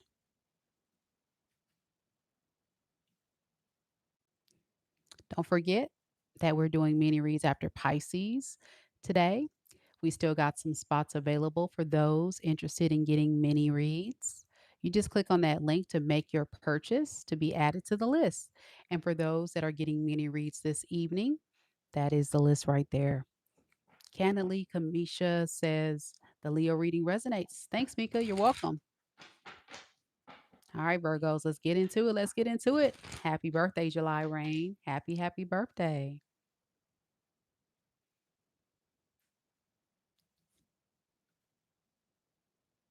All right, Diamond, I got your order. Thank you, Boo. We'll add you to the list. Check your email. You'll get the link to the video. So if you want to watch your reading live or the recording later, there you go. Thank you so much for the support, Diamond.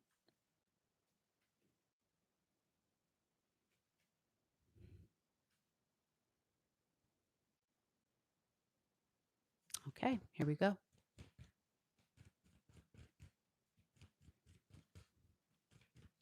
Spirit, tell me a little bit about Virgo, Sun, Moon, Rising, and Venus signs. What is Virgo's person? Secret thoughts of Virgo right now in this moment. The person that Virgo is romantically connected to in love and romance. We have the devil. Yikes. Ugh. The Eight of Wands. The Temperance. In the reverse. Underneath the deck, we have the Two of Pentacles. The World and the Two of Cups. If this person were to be honest with you, Virgo, on their secret thoughts of you, they would say this: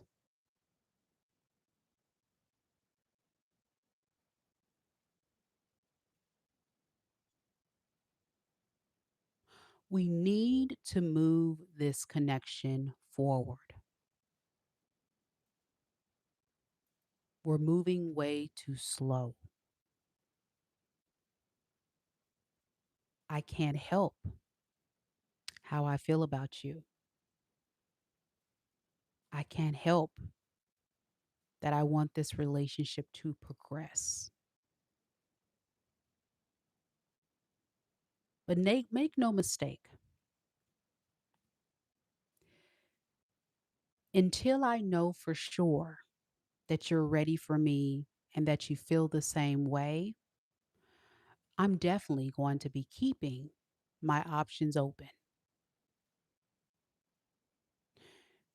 Don't expect me to just end another connection if you're not willing to open up to me and accept what I'm offering.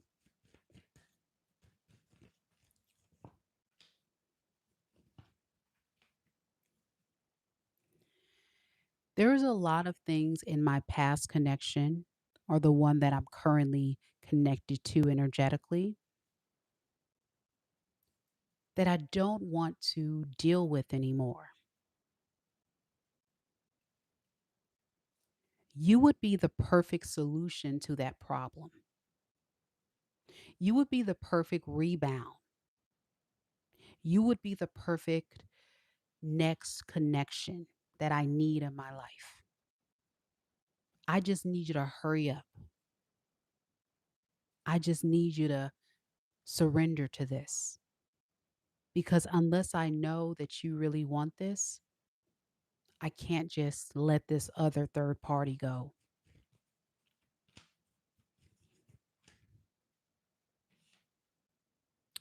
So you may not know this, but you, in fact, are being placed in a friend zone, a third party zone.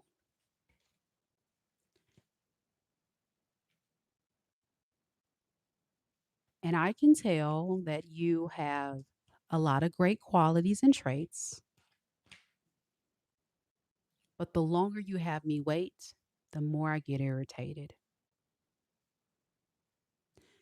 Now, you, Virgo, I can tell by your energy, you're still recovering and repairing and getting yourself back to a stable space from some type of past relationship or connection that you went through from your past. So you may not even realize this, that this person is secretly still entertaining or has someone else behind the scenes that they're considering staying with.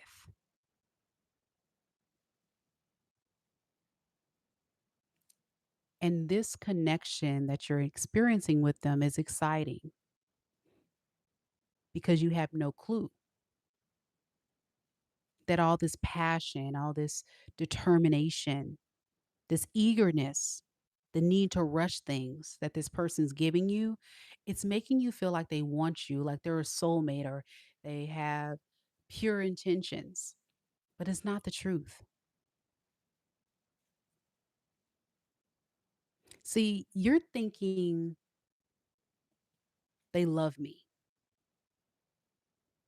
They they really want something serious with me. But what you don't realize is they're just trying to hurry up, move fast. And that is a recipe for disaster. So be careful with people that move fast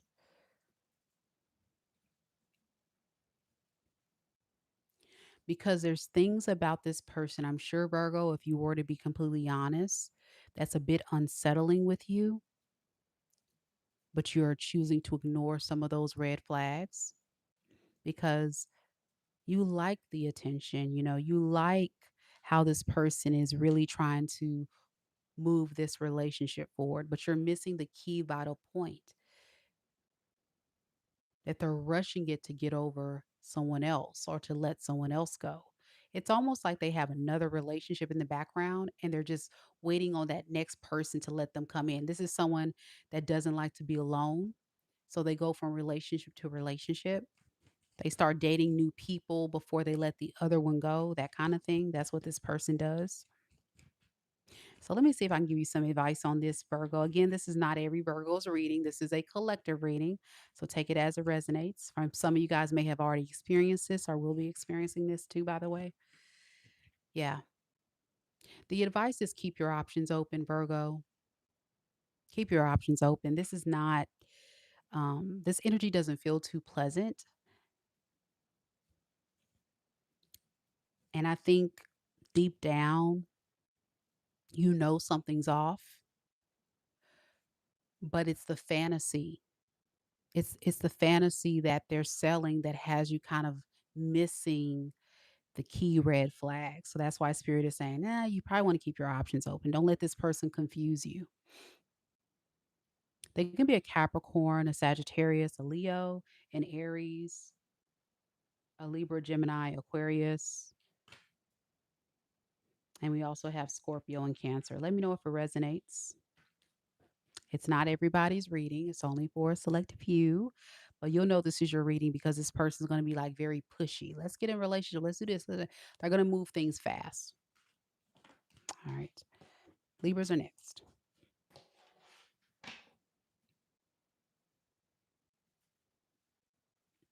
Any Libras here?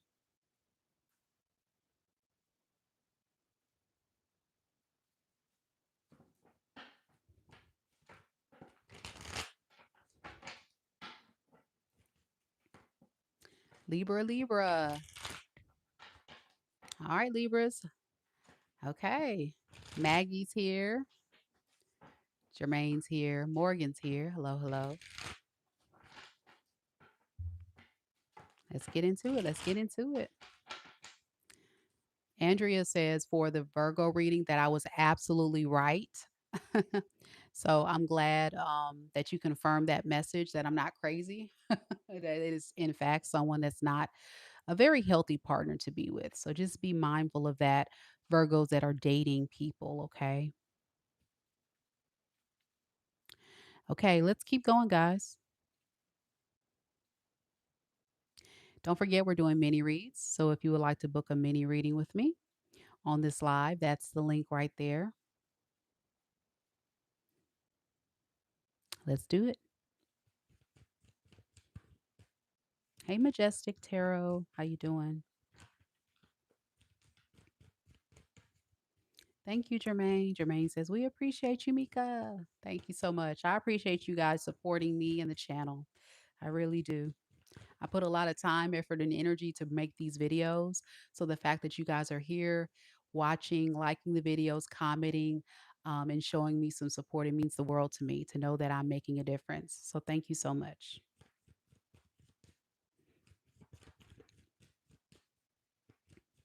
Spirit, tell me a little bit about Libra. Sun, moon, rising, and Venus signs.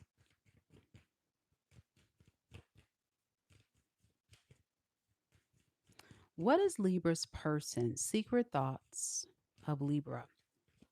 Right now, in this moment, the person that Libra is currently connected to in love and romance.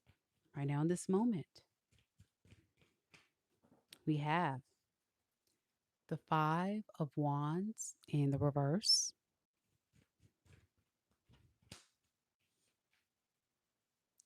the Hermit,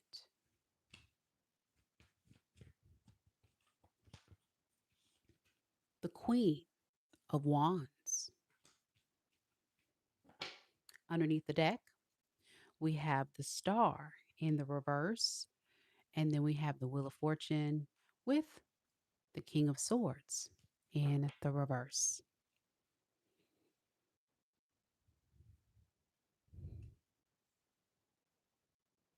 If this person were to be honest about their secret thoughts of you,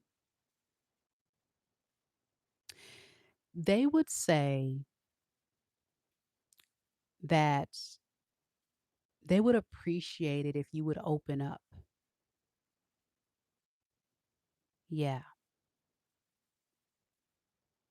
They've really thought a lot about this connection. They really thought a lot about you specifically. And I think this is someone that's coming to the realization that if they want to keep you in their life, they have to be the bigger person. I can tell this is someone who likes to play a lot of head games and mind games with you, but they're realizing that they can't do that anymore. Yeah, they can't do it anymore.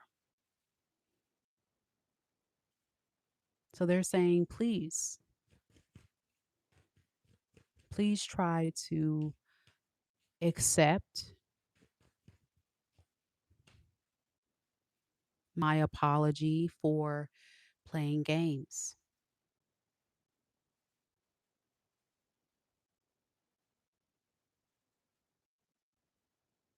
Please accept my apology for mishandling you in this connection.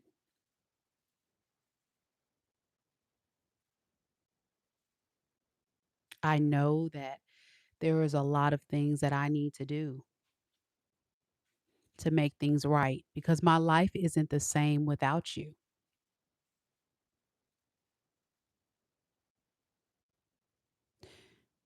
This feels like the energy of time apart makes the heart grow fonder. Time apart from you, Libra, has made this person see your worth and value much more clearly. But while they were in it, they missed the memo.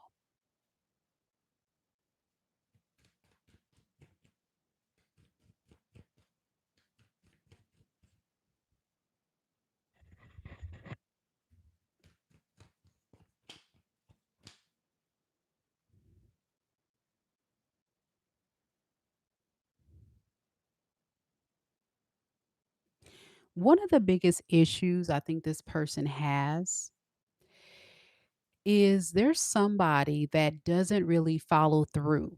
You know, I think they want to make things right, but they don't know how.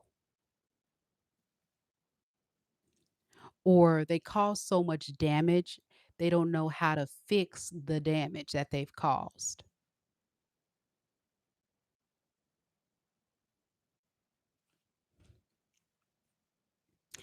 but they're hoping you give them a little grace. That's what they're hoping.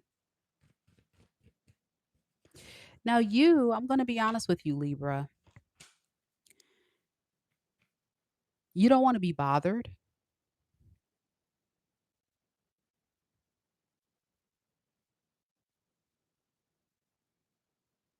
You've really had time to think and process everything that has occurred in this relationship with this person from your past, because I feel like this is someone you have a lot of history with that has played a lot of games with you, and it's all adding up.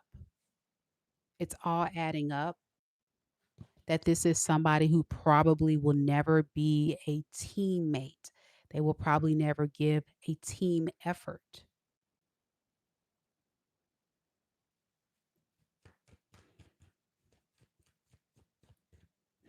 And your expectations are a little unrealistic because this person is too petty.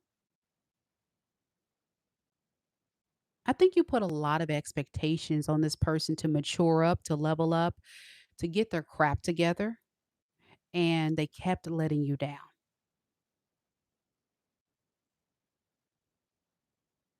So you can't ignore the facts.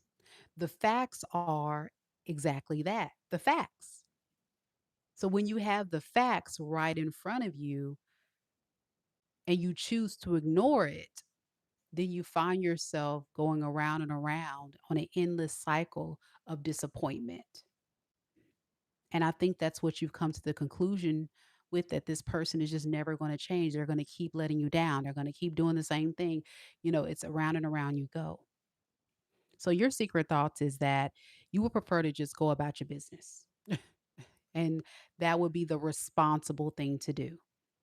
No matter how much you did want this to work, you got to move different. You got to move more responsibly. Yeah. And I can also tell that this is someone who doesn't feel confident, like I say, that they can fix this. So even if they do want to try to fix it, they don't know how. It's almost like they have a lot of issues with self awareness. And they also have a lot of issues with knowing how to take accountability and how to move different and show up different. So yeah, I agree with Marie. It feels like a lot of you Libras have done like her and just jumped off this merry-go-round, because around and around you go. That's what I'm getting. I feel like it's a loop. Um, a lot of you Libras are moving forward. I can tell that. You may be talking to new people or trying to date, get to know new people. And I think that's something that you're more interested in at this time versus even considering this person. And good for you, Libra. You deserve that. You deserve new love. Your person could be a fire sign, Aries, Leo, Sag, an Aquarius, a Virgo, a Taurus, or a water sign, Pisces, Cancer, Scorpio. Let me know if it resonates.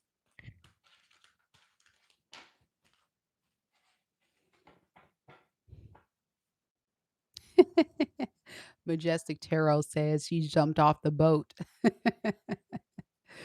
Yeah, that ship has sailed for sure. Now, somebody in the comments said they can't hear me. Can y'all hear and see me okay? And I'm listening back on my computer, my laptop, and my audio seems to be very clear. So is anybody else having trouble hearing me? Everybody said that they can hear me. So if you're the person that's saying they're having trouble hearing me, it could be your internet connection, it could be your phone, something could be going on. So I would recommend for you to click out of the video and come back, um, and see what's going on. Because I know sometimes we can be in those dead spots, especially if like you're in the country or if you're on your in your car. So something like that could be happening. I don't know, but everyone else, as you can see in the comment, can hear me okay. So yeah. Oh, okay. You got it, country girl. Great. Okay. She says, I can hear you fine now. Okay. Yay. Okay. No, you can't hear me. Okay. All right. Hold on, y'all. Is this better? All right. Hold on, y'all.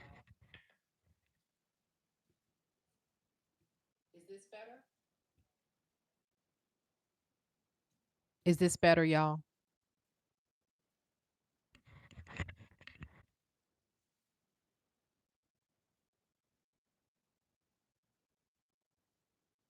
I really like the podcast mic because I feel like the audio is more crisp and more clear than my microphone, my wireless mic. What I've noticed about the wireless mic is there's like distance or echo or feedback. It's just because I was a broadcasting major, I listen to the audio and I can pick up on that.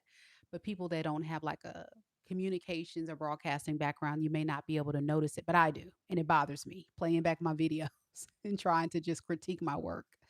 Um, so yeah, Jermaine says that they can hear me good. It's not me, Mika, Majestic Tarot. Okay. Okay. So do this, country girl. Try this, love. Try to reboot your phone. Yeah, try to reboot your phone and see if you can hear me a little bit better. You may need to like maybe even do an update or something. I don't know. Or turn your volume up. I don't know. Something's going on.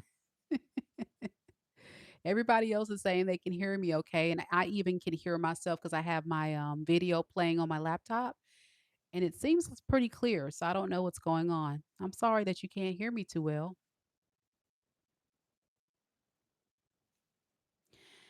All right, Libra, that's what we have. We're on Scorpio now. Scorpio, Scorpio. Don't forget, guys, we're doing mini reads today after Pisces. So if you have a dying question that you want answered on this live stream, there's still spots available. That's the link right there. It is also found in the pinned comments for those that want a mini read. All right.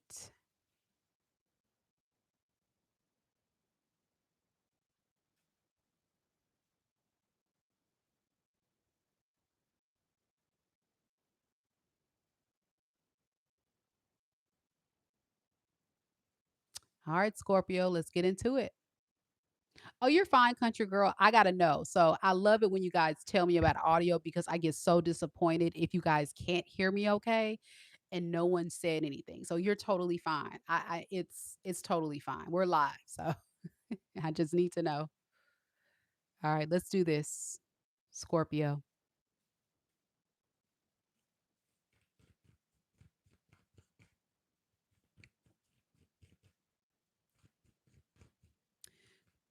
Spirit, tell me a little bit about Scorpio.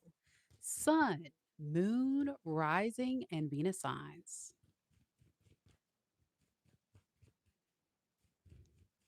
What is Scorpio's person? Secret thoughts of Scorpio right now in this moment. The person that Scorpio is connected to in love and romance, energetically or in the 3D.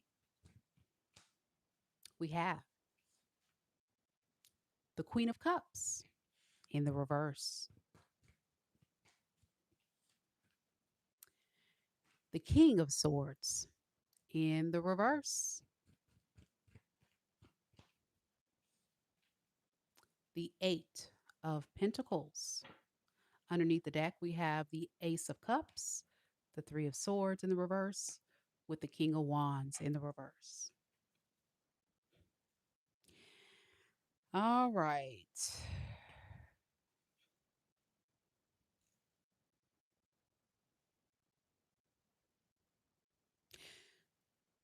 If this person could be totally honest with you about their secret thoughts of you, they would say they miss you terribly.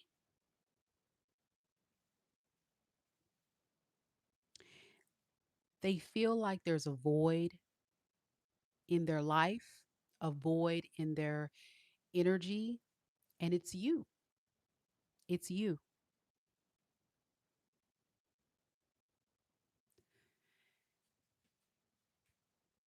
The problem with this individual, and I think you would agree, Scorpio, is they don't know how to commit. So even though they want to establish a connection and for you to be in their life, they cannot stay consistent. They can't do it.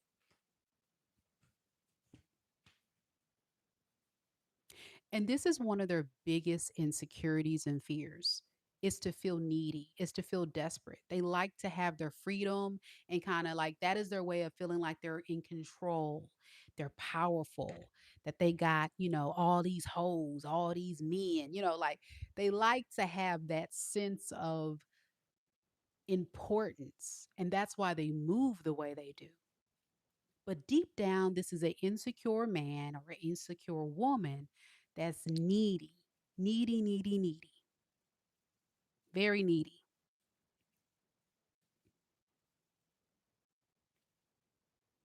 And the more that you guys are apart, the more they're realizing how much they miss your scorpionic energy.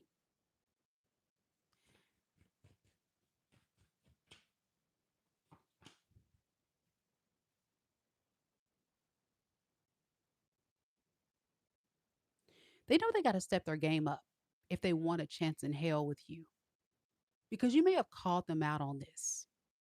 You may have let them know in a very sharp, strict way that you already know their games and that you're not the one to be played with. So the pressure is on.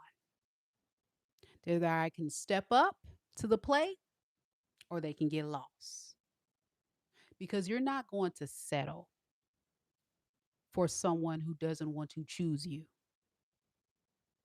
You're not going to settle for someone who doesn't know or see or appreciate your worth and value. See, that's the problem. When you have someone like this, who's an insecure man or woman who wants to move how they want to do to stroke their ego and confidence, it causes issues with people like you because you just need them to just fall into and appreciate and love. I don't think you ask for a lot, Scorpio. I'm gonna be honest, because this person isn't really offering much to be like they're really not. This person's a page. They're very immature and they don't even have a lot that they brought to the table.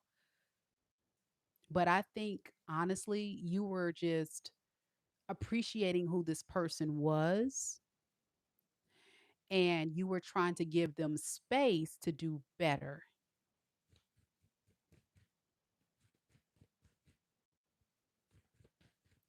So I agree, Majestic Tarot. This person came and played with the wrong sign. I don't think they know scorpionic energy at all because they really are hurting themselves because you're only going to give people the benefit of the doubt for so long.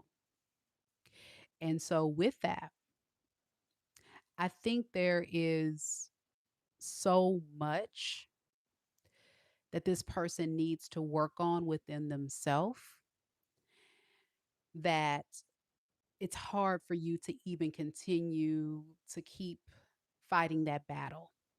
But yeah, if this person could be honest, their secret thoughts would be I'm trying. I want to be with you, Scorpio, but I just don't know how, I can really be the man or woman you need me to be. I got a lot of fears. I got a lot of worries.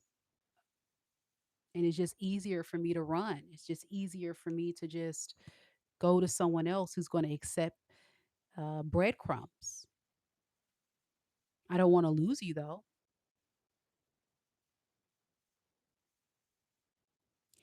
What you're thinking, Scorpio, is simply this: I still love you, but I don't love how you treated me. And I'm frustrated, bitter, angry that I wasted my time giving you the benefit of the doubt. This person better be careful because they have really overstayed their welcome and they have done a lot of damage here to the point where your energy has flipped into a very um, angry and bitter place. And for a lot of you, you're tired of that in and out, off and on energy. And now that you're seeing it a lot clearer, Scorpio, you have nothing else to give. You feel as if you will be foolish to even pick up the phone and have a conversation because there's nothing else to talk about. Nothing else to talk about. You said what you said in my Nene Leak's voice. You said what you said. The door is closed and you're pissed because it's like, how dare you? And this is where Scorpios get a bad rep. But this person really tried to play in your face. I'm gonna just be honest with y'all. They did. They did. They did. They did. They did. And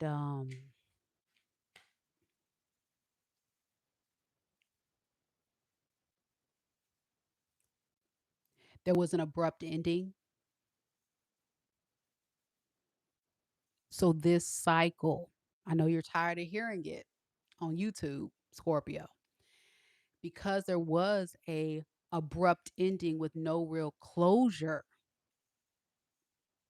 The cycle is still open and this person still keeps popping up.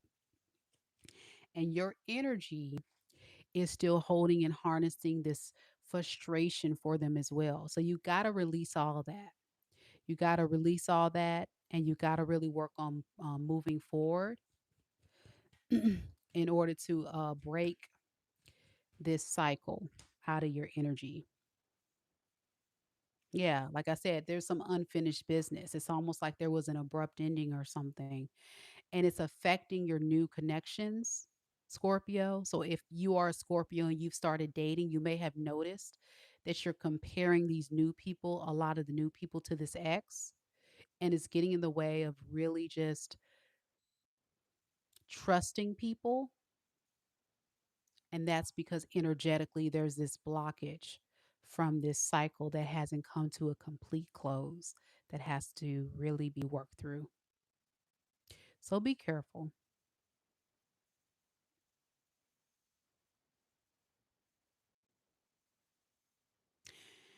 Your person could be a Aries, Leo, Sagittarius, a Capricorn, an Aquarius, Libra, Gemini. We also have Pisces.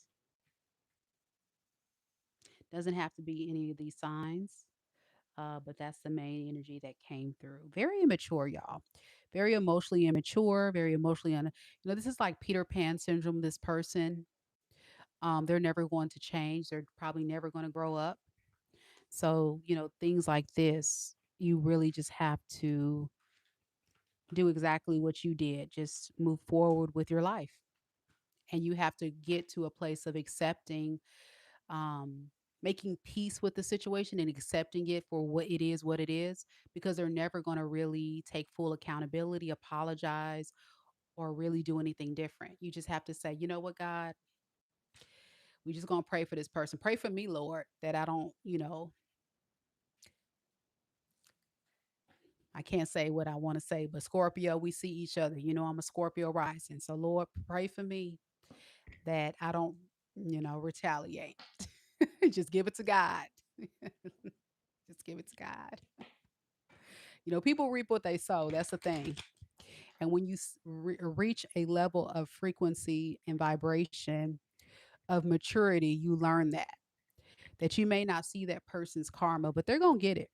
They definitely going to get it. So just give it to God and move forward with your life. Sagittarius is next.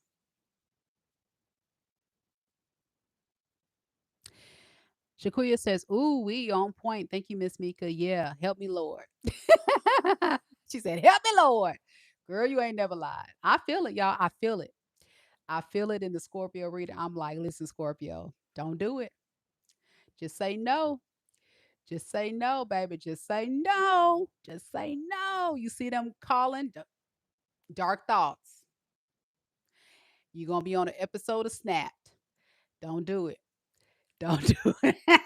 That's how bad it is. But we on YouTube because I can't really say what y'all be thinking. But yeah, don't be on an episode of Snap. That's not the way. Sagittarius, you up next. Uh, folks will take you there though. Yeah, they gonna reap what they sow, so you ain't got nothing to worry about. They be all right. Snapped. The episode of Snapped. That's extreme, but you know what I'm saying. Patricia is here, ready for the Saggy Wadgy reads.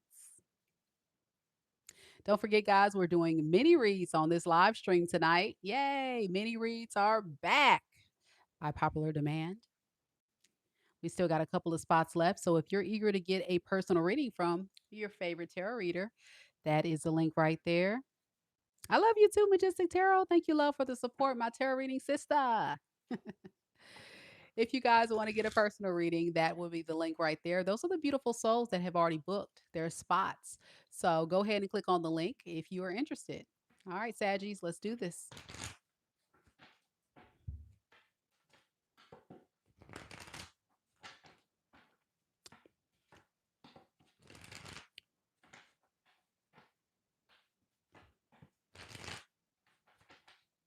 Yeah, book you a personal reading, Patricia. I'm doing mini reads on this live. So click on that link, boo, if you want to get a really good deal for mini reads, or you can book a personal confidential session. I recommend the best deal is truly mini reads, but some people don't like their business on a live stream. But if you want to like do a video call with me, I'll offer that where you can ask as many questions as you want in a 1 hour Google Meet session. You can also do different types of questions. Like I have emergency readings. I got 3 question readings, 2 question readings, you name it. Just go to my website and explore, book your session with me, whatever is in your budget and whatever you're looking for. And I'm looking forward to connecting with you and helping you, Patricia. Yeah. So, yeah, holla at your girl, y'all. MEKA'S I've had a lot of great clients, a lot of returning clients, lots of returning clients, a lot of returning video call clients too. Lots. Y'all be surprised, but it truly is confidential. So I don't share your information with anybody. You would like the Google Meets one. So let me put the link in the chat for that one. So you can go directly to it and check it out and get the information about it. So this is going to be my video call, and it's all of my readings are on sale.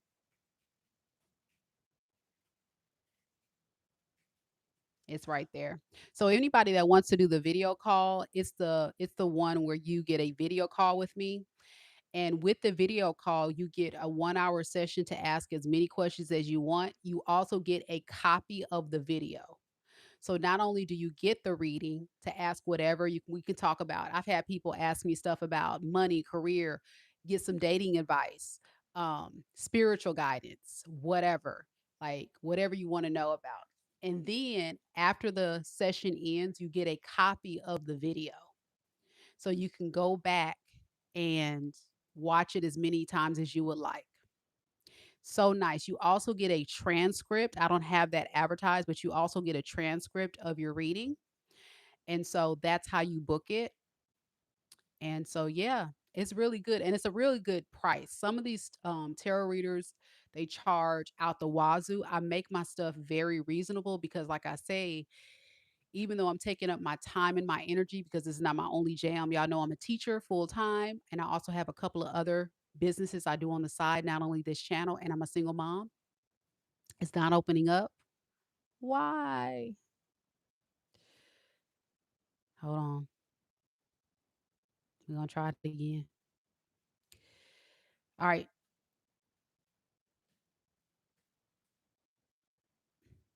Try it. Try that link. If it's still not opening up, if you just go to my website at the top, you should just see readings and you just click on it. Um, but like I say, I have to charge for my time and my energy because I have a lot of other stuff, but I try to keep everything reasonable.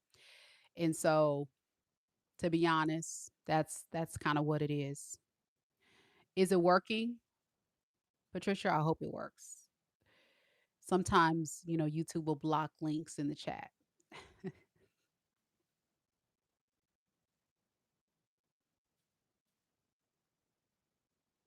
Yeah. For those that don't know, I'm a special education teacher. I do that by day. I also work for my local university with teachers across the state working on a special certification. I do that as well as that for teachers in my district. And then I also do this channel and then I do personal readings. And then I have another business that I do, an e commerce business. So, yeah, a lot going on, lots.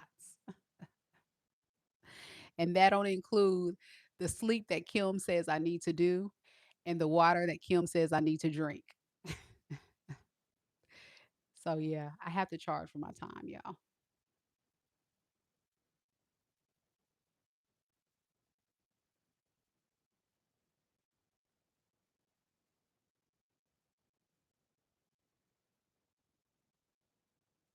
Did the link work, y'all? Is the link working? Can y'all see the link?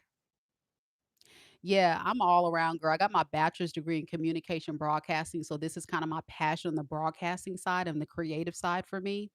I got my master's degree in teacher leadership and my special education specialist degree in school administration. And I also have my national board. So your girl, I got a lot of stuff going on. I don't play. So go to my website and you can read my bio if you want to. Like I know what I'm doing.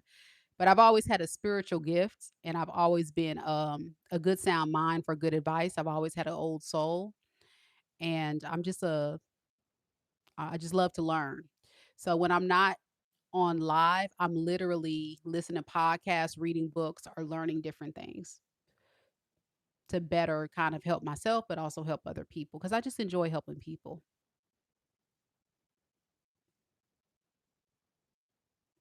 Okay, it worked. Okay, cool. I just want to make sure it worked for you, Patricia. All right, we're going to go ahead and do Sagittarius now. You gonna hit me up, Majestic Tarot? Cool. That's what's up. But yeah, I don't brag. I'm not one of those people like, oh, I got all these degrees and I got all these different initials behind my name. Like, nah, I'm just your girl. I'm just your girl, Mika. But I really am kind of a big deal. I'll be trying to tell people I know what I'm doing. But it's whatever. People don't want to believe me, but it's whatever. The people that are my day ones, they know I'm the real deal. I'm a businesswoman. I'm very talented. I know what I'm doing. And, I give a lot of good advice. I keep it real. I'm like the best friend in your head, but I'm also your, spiritual guru. And there are a couple of tarot readers on this platform that I've met in real life. And I've met some of my viewers in real life, and they tell me all the different things about how good I am. So I don't know. That's what y'all say. So y'all keep me going. All right, Saggy, let's do it. Where am I located? I'm currently in Mississippi. I'm in Mississippi. I'm originally from Southern California. That's why I sound kind of like I have a country twang. But I moved to Mississippi in 2004 after I graduated high school to go to Mississippi State University. That's where I met my ex husband. We ended up getting married, been here ever since, and all that kind of stuff. Yep. So things like that. All right, Saggy, let's do it.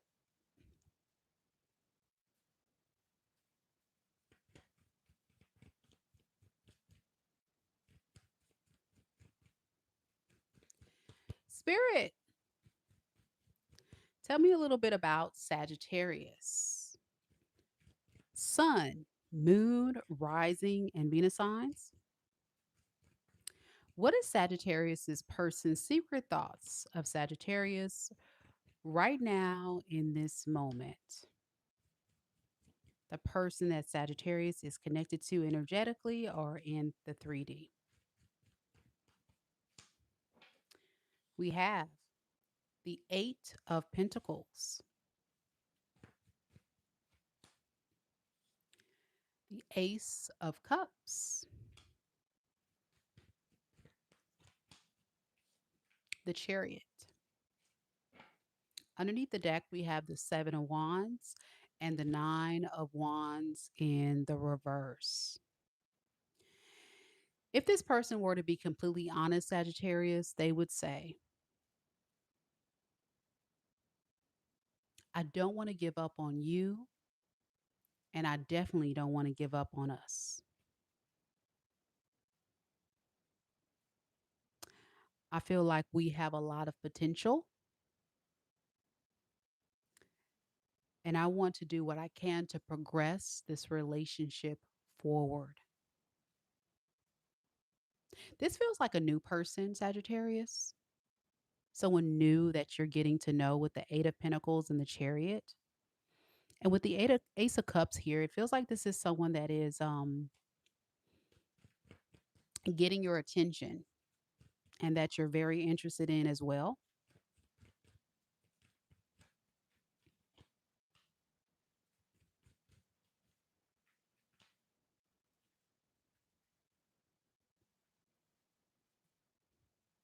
This is someone who has a higher level of commitment on their mind,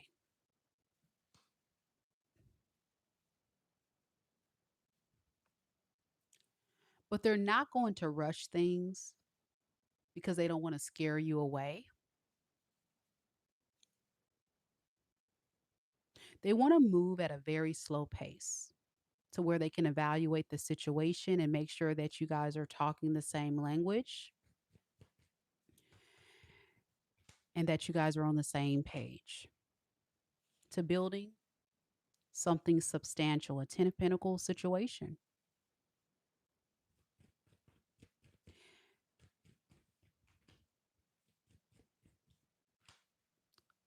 So, love, commitment,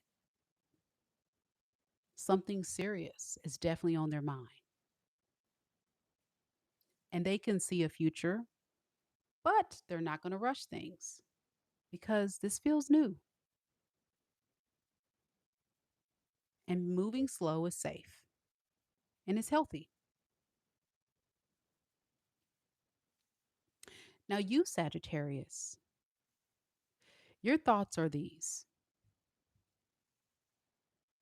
I'm excited to get to know you, to see where things can go. I'm going to do my best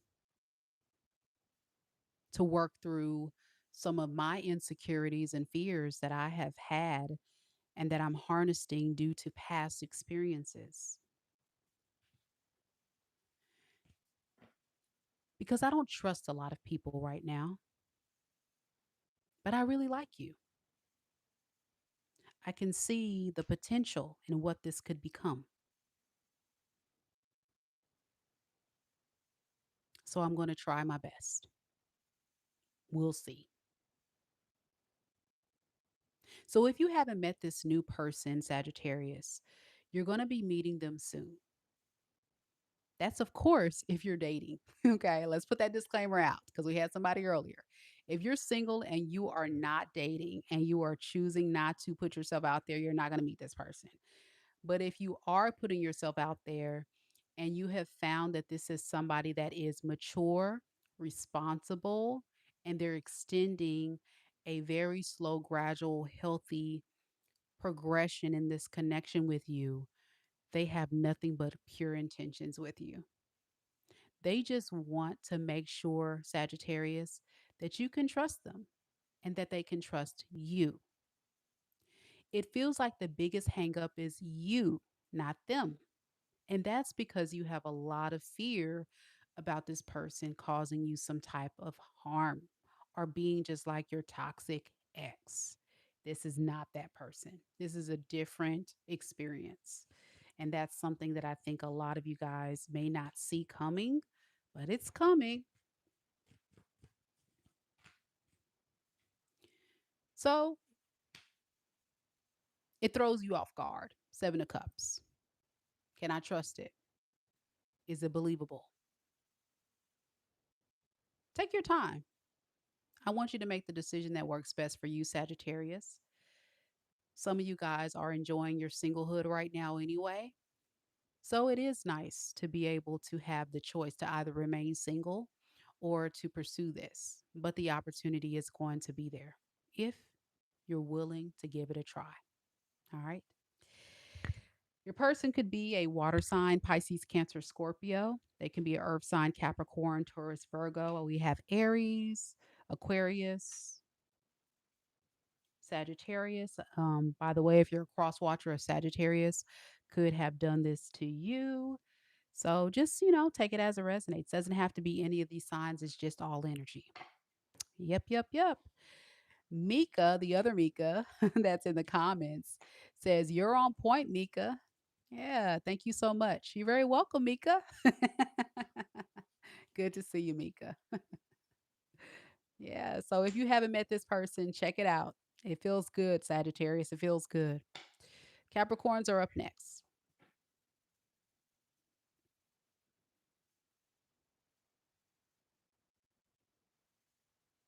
And if you missed any portion of our reading this evening, don't forget that after this live stream ends, we will have timestamps for every single zodiac sign, as well as the mini reads. So, anybody who has booked a mini read for this live stream today, you will have your reading timestamped.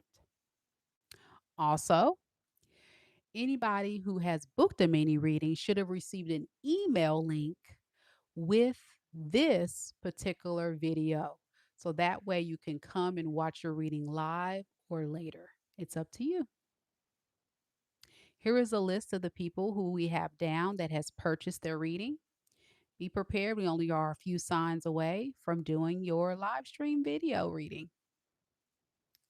All right, let's go ahead and do Capricorn now.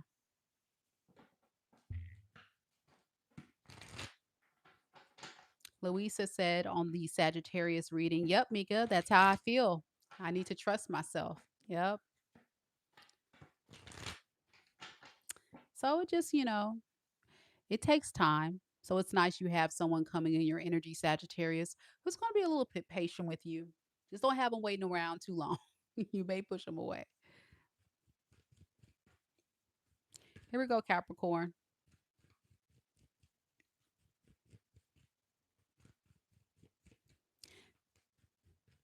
Spirit, tell me a little bit about Capricorn. Sun, moon, rising, and Venus signs. What is Capricorn's person's secret thoughts of Capricorn? The person that Capricorn is romantically, energetically, or in the 3D connected to in love and romance right now in this moment. We have the Seven of Pentacles in the reverse, the Fool in the reverse,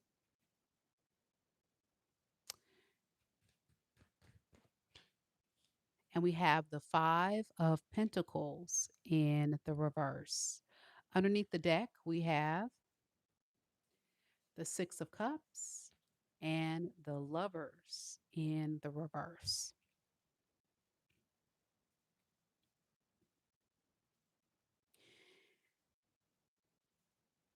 This energy is very much a contradiction.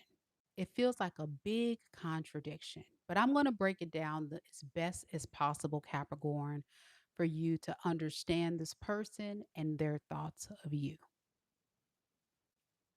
If they could be honest, they would say this: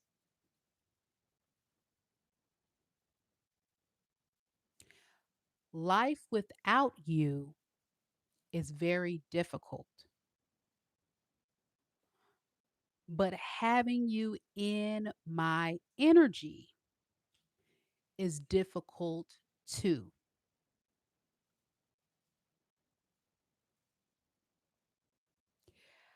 I enjoy the benefits of being with you, Capricorn, but I don't like to hear all the different things that you expect me to do to show you commitment, loyalty, stepping my game up. This feels like someone from your past that you're choosing to step away from, try to move on from.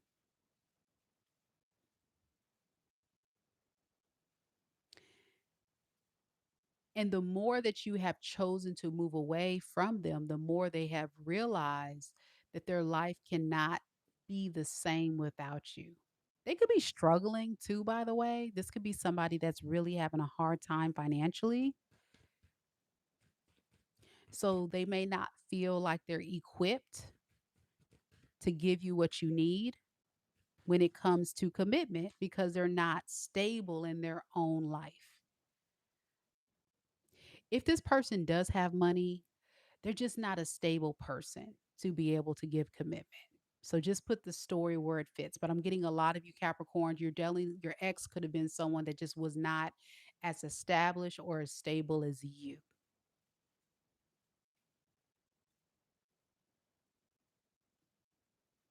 So it's very difficult to give you the type of commitment you want because of this. That's what they're thinking. But they're also thinking, dang, it would be nice to be with Capricorn because at least I can have a sense of security and stability. This feels like an opportunist or a moocher. This feels like they're kind of with you for what you give them or do for them instead of love and commitment and loyalty. And they don't feel they don't feel like an honest person. They feel kind of slick, sly, sneaky, snake in the grass, deceptive. And that is something that I think has confused you in this connection. So they want to continue keeping this fantasy going. The fantasy of I'm going to work on this, I'm going to do this, I'm going to, eventually have this, eventually do this. It's all a lie. They don't plan to do any of that.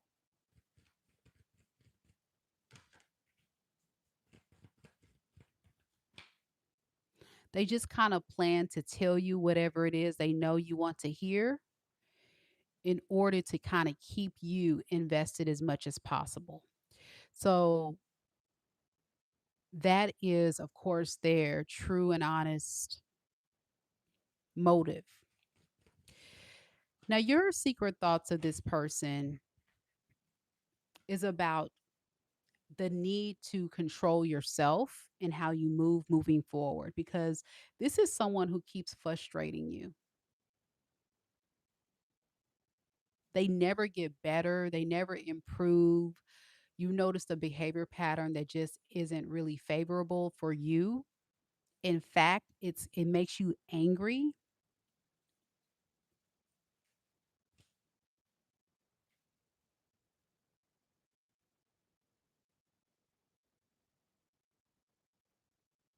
and it also makes you feel like this relationship, this marriage, this situation is not benefiting you in any kind of way. Like when you sit back and you think about the benefits, am I really getting a return on my investment, Mika? The answer is no. This person is just really breaking me down.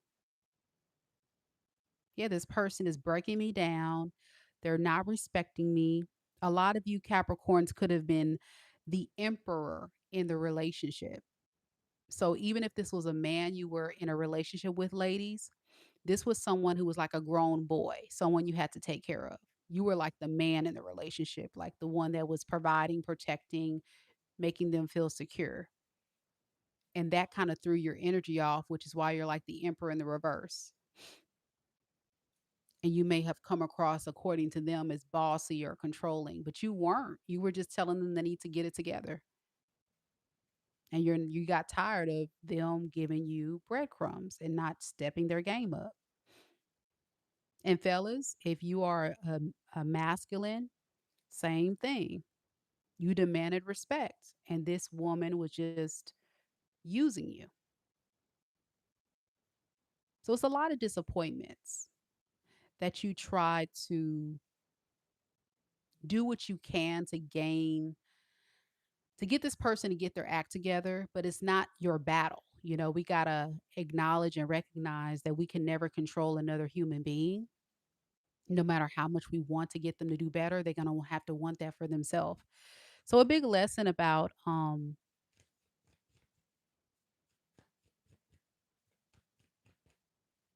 accepting people for who they are versus what you want them to be.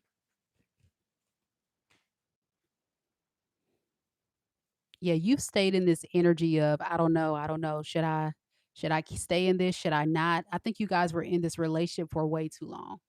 And you're thinking about that like, man, I overextended my welcome here. Why did I do that? And during your journey, you've learned a lot with the death here. I think you're learning a lot about toxic people and moochers and opportunists and things like that, and people that are immature that just come in and looking for a savior or a mama or somebody to take care of them while they dog you out. Like, nah. So yeah. Your person could be a fellow earth sign, Capricorn, Taurus, Virgo. They can be an Aquarius, a Scorpio, an Aries, a Leo, a Virgo, a Taurus. I think I said all the earth signs already. So yeah, way too long for sure. Way too long. Big lesson here for you Capricorns. But as far as new love, I will be honest with you guys. You say you want new love. A lot of you guys say that, but I don't think you do. I had someone in the Capricorn reading last night that said, "This doesn't resonate with me. I'm not just focusing on my career. I'm actually focusing on love." But are you? Because you're not in a new relationship. Whoever that Capricorn was that was in the comments last night. I feel like a lot of you guys can't even like fathom the idea of getting into a serious relationship right now because you're still picking up the pieces from this toxic cycle that you went through. You're going to get there though, but you're just moving at a very snail's pace, and that's okay. So be careful with moving too fast, because what people don't understand energetically is that if we are still healing and on our transformative journey like a lot of you Capricorns are, you can in fact attract another toxic person if you move too fast. So be careful. All right, that's what I have for you, Capricorn. Thank you for those who participated in the chat confirming the message does resonate. Louisa says exactly. All right, we're going to go to Aquarius now. B Sky Walker says, yes, spot on, Mika. I just called my ex out on her motives and blocked her on everything. It made me so angry and she kept pushing. I am done. It takes a lot of strength to walk away. It really does. But I'll tell you this, guys, when you see toxic and when you see low vibration, you have to protect yourself. As hard as it is to walk away, it doesn't serve you in the long run. The old saying goes, you can do bad all by yourself. And that's true. You can actually do better by yourself. You would do worse by staying in a toxic relationship versus, trying to force it to fit. You never want a relationship to be forced. It's never the way. Never the way. All right. We are going to go ahead and continue our. Mm, hold on, y'all. Not continue our. I'm trying to multitask. Sorry, y'all. We're going to continue on and do Aquarius now. If you're just now joining the live, we've already done the following signs: Aries, Taurus, Gemini, Cancer, Leo, Virgo, Libra, Scorpio, Sagittarius, and Capricorn.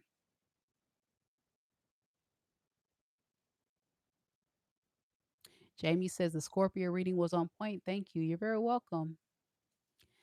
Very, very welcome. All right. So Aquarius, let's do this. Aqua Gang. Don't forget, mini reads are going to be going down in just a little bit. So get those orders in. Only have a few spots left. Only a few, guys. Only a few. That's our list right here in the chat for those that have already booked. Let's do it, Aquarius. Let me get a sip of water first.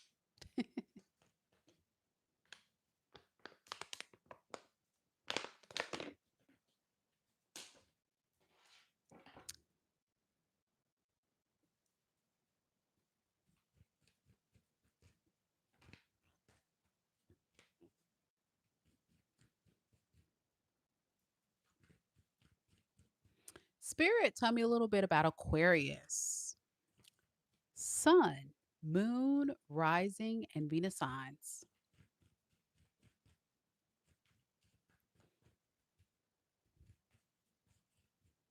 What is the secret thoughts of the person that's currently connected to Aquarius in love and romance, either energetically or in the 3D? What is this person's secret thoughts of Aquarius? All right, we have the Ace of Cups,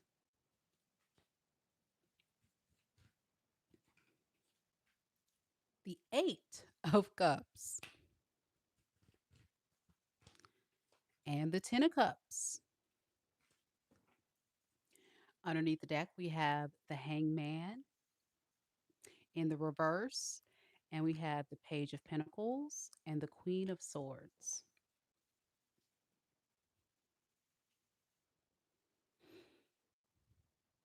Someone wants to extend a solid new love offer. And this love offer is authentic and real. They really do want to establish something long term with you. They have a lot of desire to do this, but I don't think the feelings are mutual. Aquarius, I don't feel like you feel the same way. There is a very strong boundary that's going on in your energy when it comes to this love offer, Aquarius. And I think it has a lot to do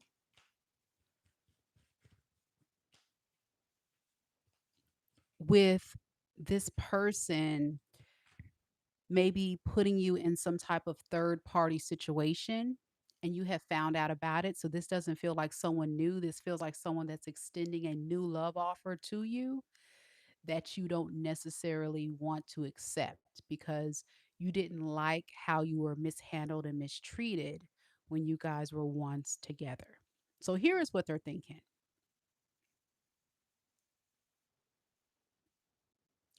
If I can do this relationship all over again, Aquarius, I would do it the right way. There was parts of me that didn't see how valuable you were, how solid you were, how perfect you were, and how I've mishandled this whole experience through my toxic ways. I was too focused on someone else, on something else. This could be their mother or someone that is the mother of their children or some other individual that was providing them a lot of love and care. There is a third party here that was really taking good care of this person, and they were really appreciating that individual so much that they kind of put you on the back burner.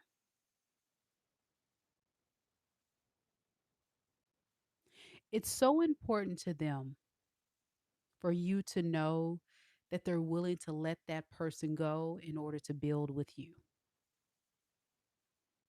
to make things right with you.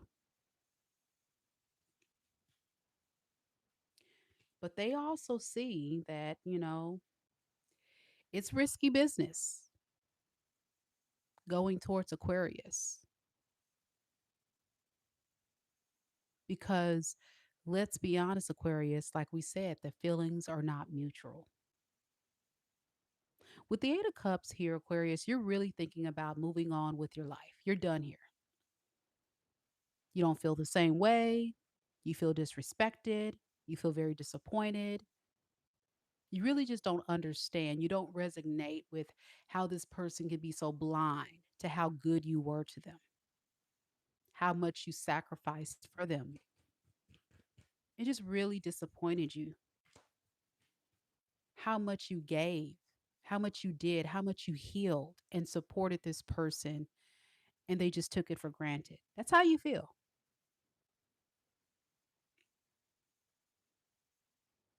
I can tell Aquarius you work very, very hard on this relationship only for this person to push you away.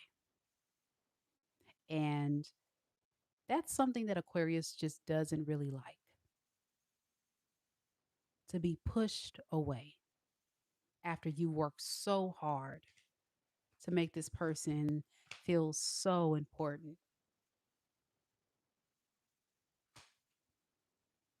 So there's nothing left. You've gone cold. Your heart has become ice. So all this lovey-dovey stuff, you don't see this person in the same lens. You look at them as someone who can be trusted, someone who can take advantage of you, someone who doesn't appreciate you.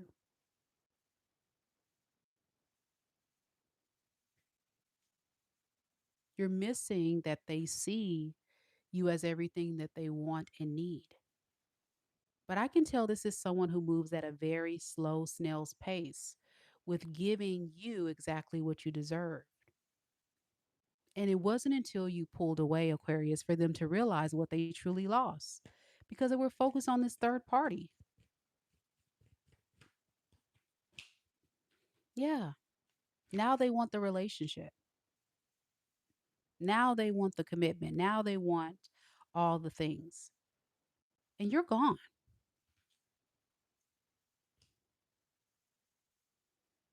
Now they want to be the emperor to your empress. Now they want to step it up. It's very sad, Aquarius, because with the emperor and the empress here, I can tell you and this person are truly a match.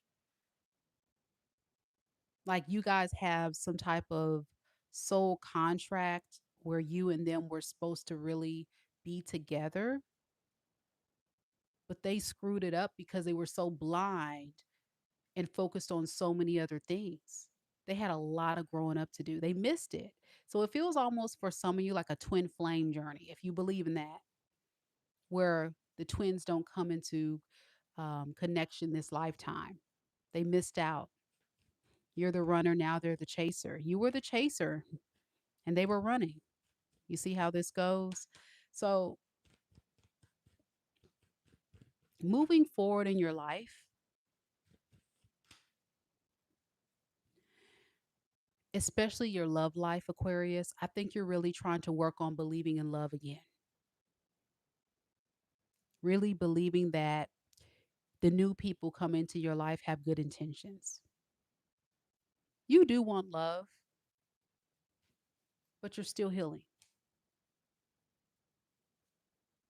You still have a part of you that still has a little bit of fear that someone's going to take advantage of you again. You're a good person. I can tell that. But what people don't understand about Aquarius energy, especially because I'm an Aquarius, I get it. But Aquariuses are very simple. When you show up in true love and authenticity and even friendships, those people are chosen. They're the lucky ones to get the best version of you. And if that person chooses to mishandle you, disrespect you, hurt you, they're never going to get that version of you ever back again. They just block their blessing. So unfortunate, but it is what it is. So be careful, Aquarius, moving forward that you don't block your own blessings because of this past experience. I can definitely tell that a lot of you guys are a little nervous, but keep moving forward, keep healing. Love is on the way. It just may not be tomorrow. Okay. Your person could be a water sign, a lot of love here. This person has a lot of emotion for you, very much in their feelings for you, Aquarius. Even if they're not a water sign, nothing but emotions. Pisces, Cancer, Scorpio. We also have Libra, Aquarius, Gemini, Capricorn. All right. Doesn't have to be any of those signs. That's just the predominant energy coming through in the reading. Allison says, so true, so true. All right, guys, we're only one sign left until we get to mini reads.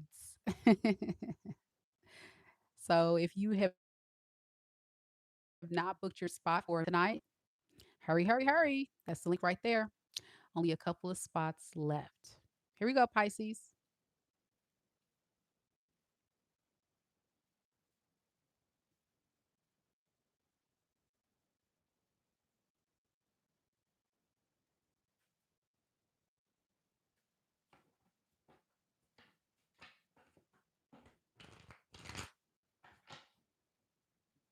Marie says he can't be trusted among an avalanche more of a thick betrayals.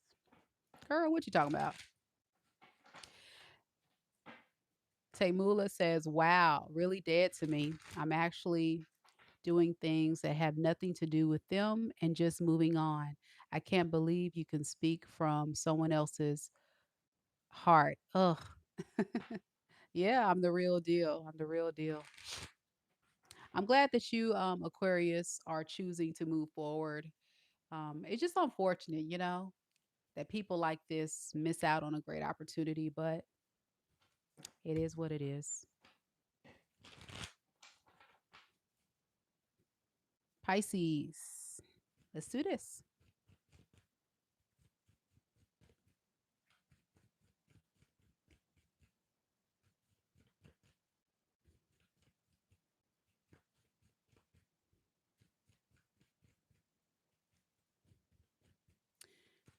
Send me an email, comfort, so I know which person, like what you're asking me to do, and I know which person to change it for, please. Thank you. Spirit, tell me a little bit about Pisces. If you're talking about a person's name, comfort, in the reading, I don't say names. But if you're talking about your name that you use to pay for the reading, I will just say your first name. So I don't know what you're asking. Send me an email, please.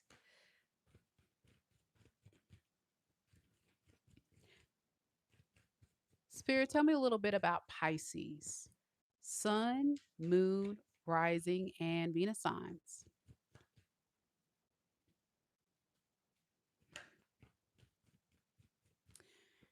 What is Pisces person's secret thoughts of Pisces? The person that Pisces is currently connected to in love and romance right now in this moment, energetically or in the 3D.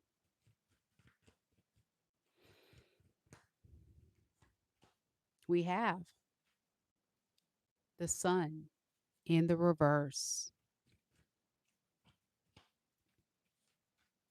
the King of Wands in the reverse, the Knight of Cups. Underneath the deck, we have the Nine of Cups in the reverse and the Empress.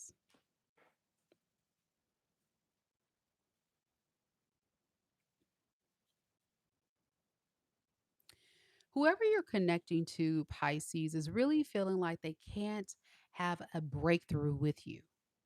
They feel like there's a sense of resistance from you, resistance from letting them have access.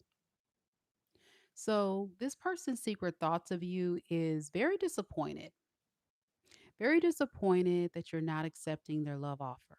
They would say this: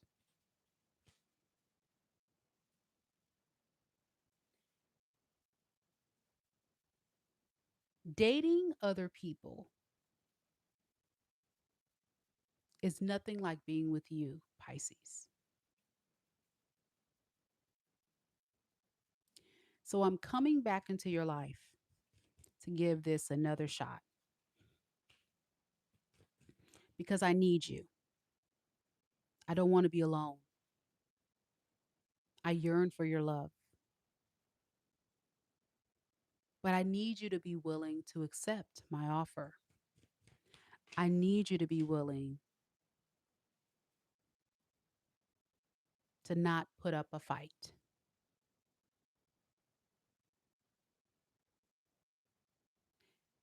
It's making me angry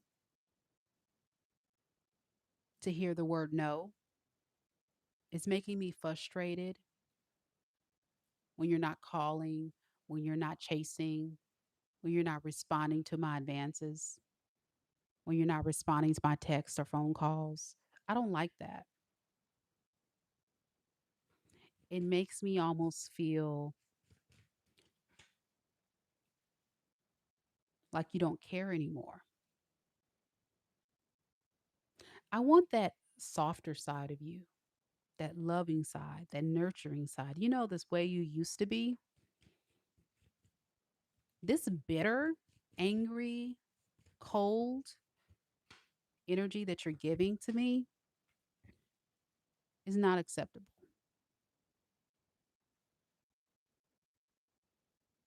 But looking at your energy, Pisces, I can tell that you're frustrated because this is someone who has definitely been in and out of your life.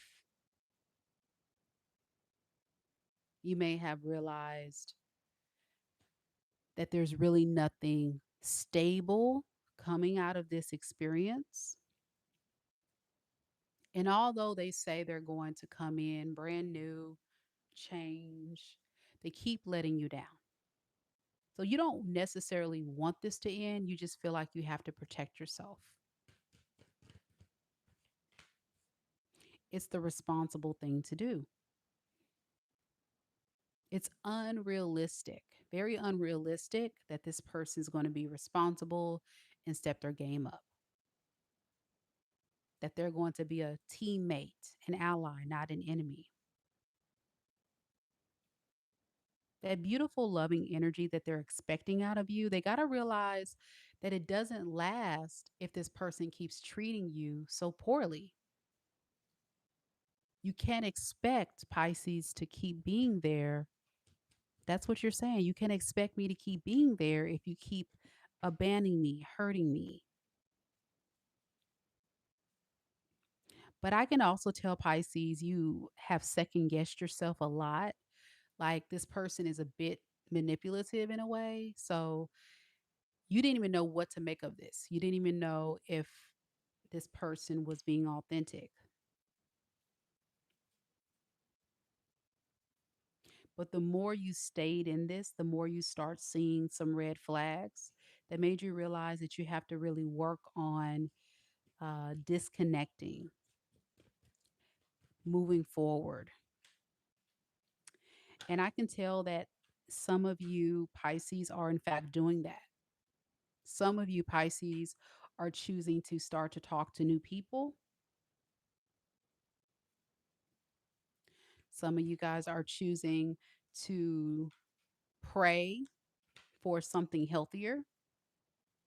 But to land that next relationship is going to take a little time because you're still, I would say you're still making progress towards establishing that next relationship, still healing from the betrayal. That's what I'm trying to say. You definitely feel betrayed by this person, and it's making it a little bit challenging to fully feel open to trusting people again, but you're getting there. And I feel like eventually you guys will find someone. It just may not be like tomorrow. It's going to take a little bit of time. So yeah, this was a very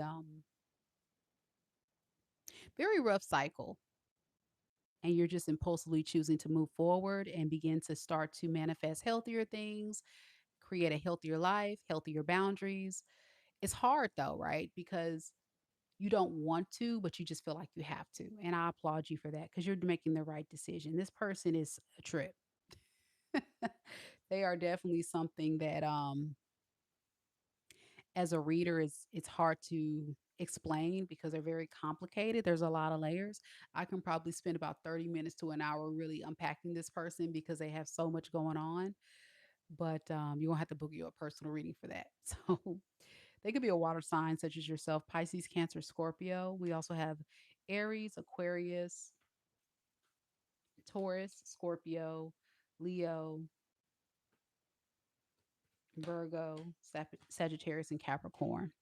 Now, if you're a Pisces, um, if you're a cross watcher, a Pisces could have done this to you. But yeah, I agree, Marie. It was a very brutal cycle that you're still navigating through what is healthy. Let me get to healthy. Let me figure out healthy. Let me make sure that I'm figuring out the right suitors, things like that. So you're just taking your time and that's okay. You may feel kind of like I'm also getting a lot of the people you're going to be meeting soon are just not going to be it. So you may just continue to focus on your healing more than anything, but still be open to love. And I think that's fair. You know, you got to have that balance. You can't just put all your eggs in one basket and expect yourself to not heal and just go out there and I got to find love. I got to find love. No, still have your hobbies, still have your things that you're working on for yourself.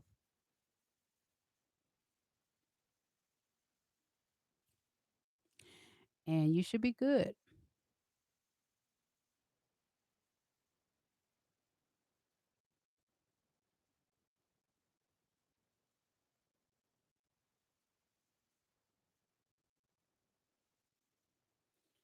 All right. So we're going to go ahead and start mini reads.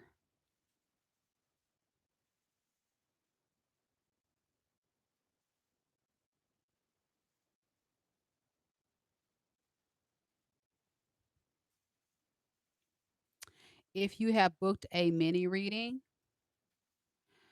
you should see your name on the screen right here.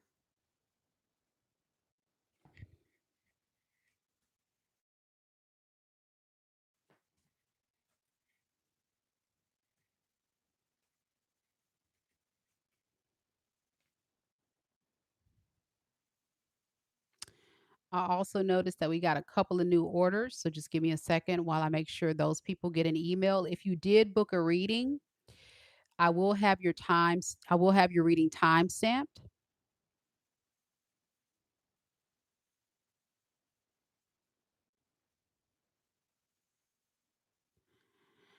And if you booked a reading, you should have received an email with for you should have received an email from me with the link to this video for your reading. Just give me a second, y'all.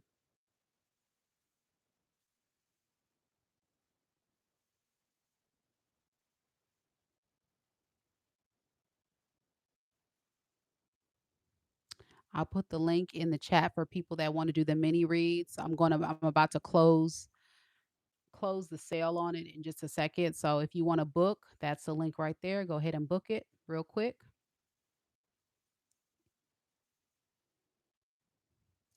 If you are booking a reading,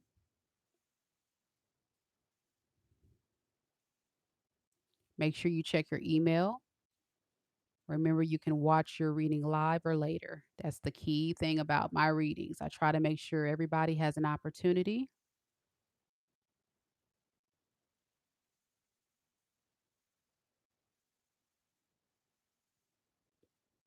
to watch it how they see fit. Just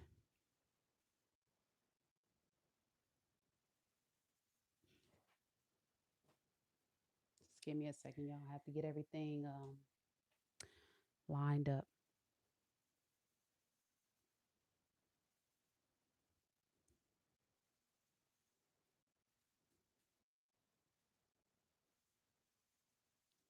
Shouldn't take long.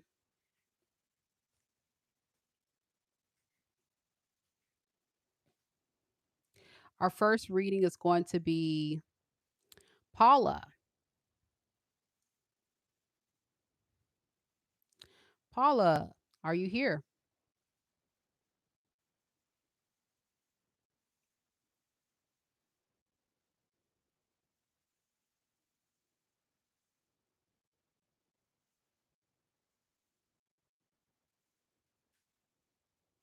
I got your order, Vanessa. We're going to add you to the list.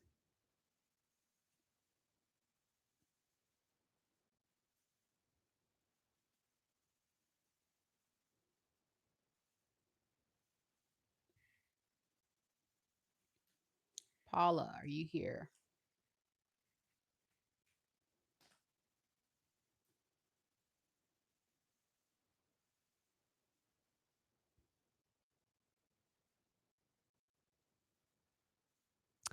All right, Paula, we're going to go ahead and start your reading. I don't know if you're here or not, but it'll be time stamped. That's the beauty of my readings, my mini reads. And you should have received an email as well. All right.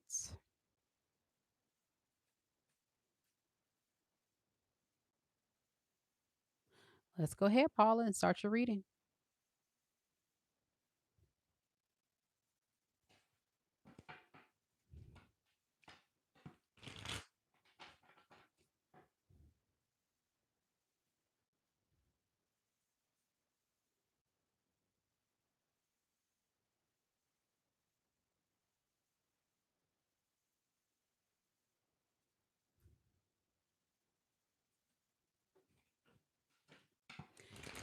All right. So Paula wants to know, hi, Mika, what is coming next in my love life as I move forward from healing from a non-committal individual and situationship?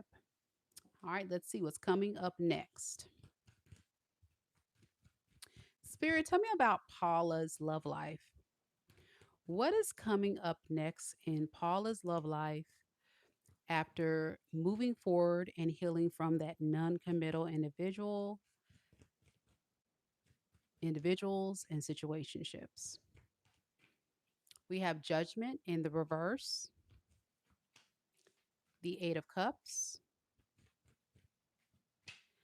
and the 8 of wands. Underneath the deck, we have the Emperor and the King of Wands in reverse. Be careful with people that are trying to spin the block or trying to come back into your life after you have walked away from them. This can be actually people from your past, or it could be people that you're going to be encounter in the future that are nothing but players, non-committal people. So you're going to have to be careful of not ignoring the red flags. There's something very significant about you may need to really spend a lot more time with yourself to be able to understand what is truly healthy. I think you're still navigating through that and you're still learning how to open up to love. What people don't understand is energetically, if you're still harnessing energy of uncertainty, lack of clarity, you can easily fall into the trap of repeating karmic cycles. So that's something I don't want you to, get into the cycle of.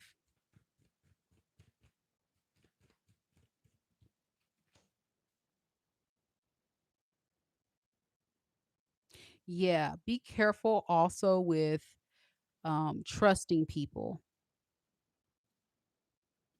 I feel like you need to give people the benefit of the doubt before you can honestly say, no, no, no, no, I can't be with you. No, no, no, I don't trust you. Like, let people show you that you can't trust them. Let people show you that they are not a good fit. So, there's still a lot of healing I feel like you need to go through on your spiritual journey. And I don't feel like anytime soon your next relationship's coming in. I think first, what you have to do is you got to get your energy grounded and you really have to work on how to properly date and get to know people. So, dating is an interview process and it requires you to truly just get to know people and accept them in face value. And I think that's something that can be very hard. Um, and I think there's something very significant about your energy of just still struggling understanding that. So continue to learn, continue to grow. Don't rush relationships. You may want to also consider working on childhood wounds that's also causing stagnation um, and causing you to misjudge situations. You know, my rule of thumb is 3 months. Don't give it a man more than 3 months to show you that they want to be in a relationship with you. But you also need to be willing to trust people, like put yourself out there. Yeah. All right. So I hope that makes sense. I'm all over the place, but I'm trying to give you as much as I can, a bang for your buck. without going into a full personal reading. But that's what I have for you, Paula. Thank you so much for the support.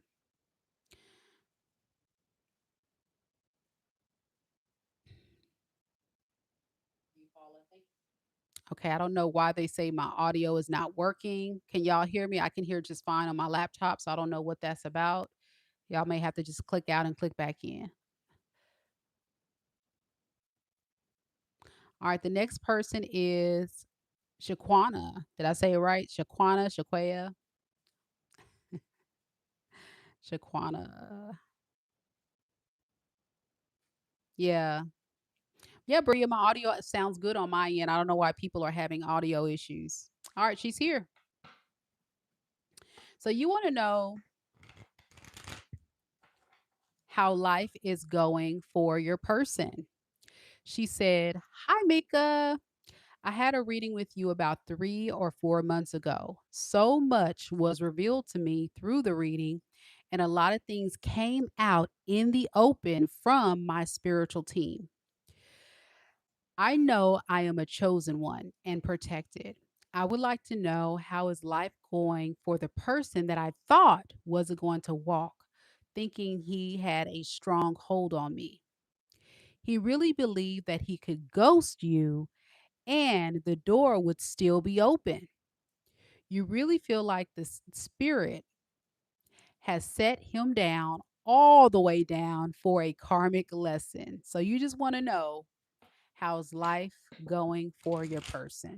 All right, let's do an energy check in and see what's going on.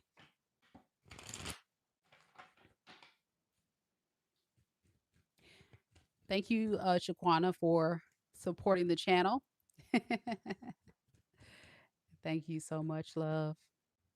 So, Spirit, tell me a little bit about Shaquana's person that she was recently involved with in a relationship, the person from her past that she's disconnected from. What is the current energy surrounding Shaquana and that person right now in this moment? We have the Empress in the reverse. We have the Star in the reverse. And we have the Six of Swords in the reverse. Underneath the deck, we have the Devil in the reverse. We have the Nine of Pentacles in the reverse. And we have the Ten of Wands. Yeah, this person feels like they don't have a hold on you anymore.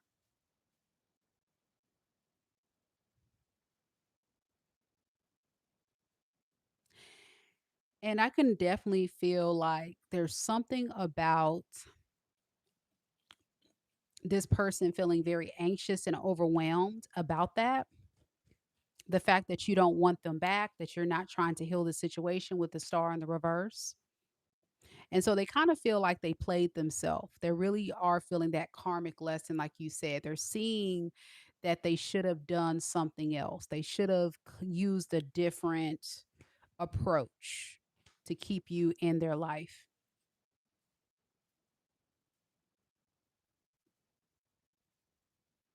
They're hoping that this relationship is not over, but they're losing hope every single day. And they're just praying that you'll reach out first. They don't want to do that. They don't want to be the one to reach out.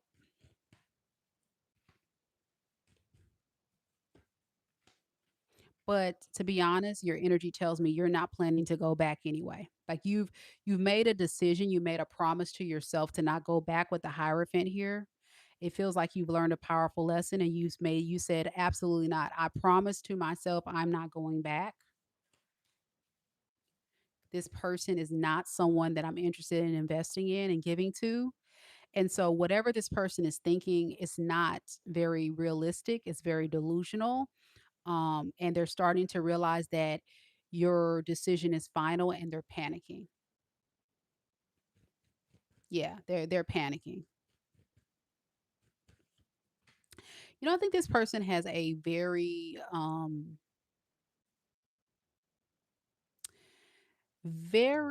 strong ego. Like, it would be different if they would just apologize and say something and do something about it. But again, they feel way more important if you were the one to do it.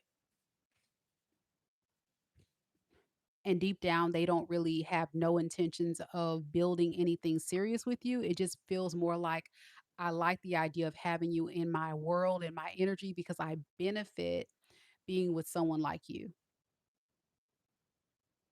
I benefit in some type of way. So it feels like this was someone very codependent off of you, and that's what you're realizing about them. But then it's like their ego gets in the way of you establishing um a serious relationship with this person because they don't make you feel too good. They don't know how to apologize, take accountability. They see themselves as an empress or an emperor, but they're really a page. They're very immature. They don't have much to offer, much to give. So that's where the toxicity comes in. I expect to be respected like an emperor or an empress, but I'm really just a page. That's why I can't really give you no serious commitment, but don't go nowhere, and then around and around you go, being strong along. So you made the right choice. All right. But they are feeling a little guilty because they're realizing that you're not playing this time, whatever that means. Your energy is speaking volumes to what you said, and they're panicking a little bit. All right. There it is. So yeah. So he ghosted you because again, he likes the thrill of the chase and he likes to again play games. So yeah, it is what it is. You reap what you sow. You look, I say you like it, I love it. You want to ghost and be for the streets? Adios. Block and delete in 2026. It is what it is. You made a choice. You chose a path. Love and light. I mean, you know what I'm saying? And I think you're there and you did the right thing. Dollymae is up next. Folks be tripping, man. Folks be tripping, y'all. It's like what Kevin Hart say, if you don't, if not going, what they say, what he say? If you didn't learn, you gonna learn today. Something like that he said. I'm so tired, y'all. I'm getting a little sleepy. So I don't think I'm gonna take any more orders for mini reads. I'm gonna go ahead and close the store. But I thank all of you that have booked. So if you didn't book by now, I'm sorry. It's over. I'm not taking any more orders. Dollymae, are you here?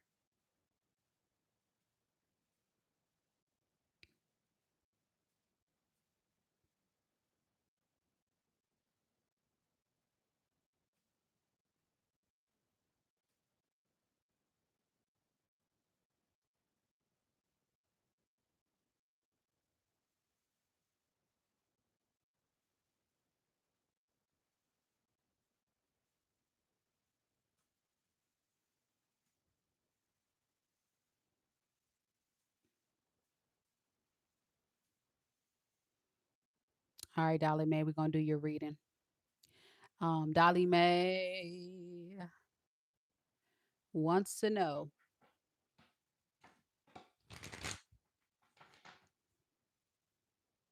I'm sorry, y'all. I had to fix it on my website to where nobody can place any more orders.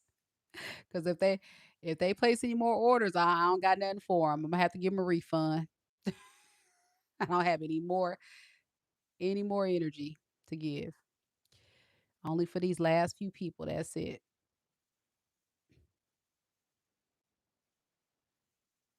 Hold on, y'all. Hold on, hold on. I gotta make sure it's closed because y'all be trying to sneak in and making orders. Gotta make sure y'all can't make no. Okay, sold out. Good. There we go. All right. Here we go.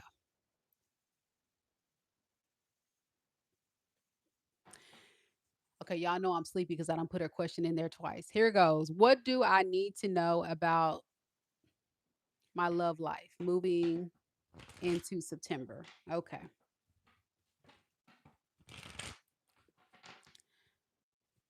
So, Spirit, tell me about Dollymae's love life moving into September. What does she need to know about her love life moving into September? We have the death card,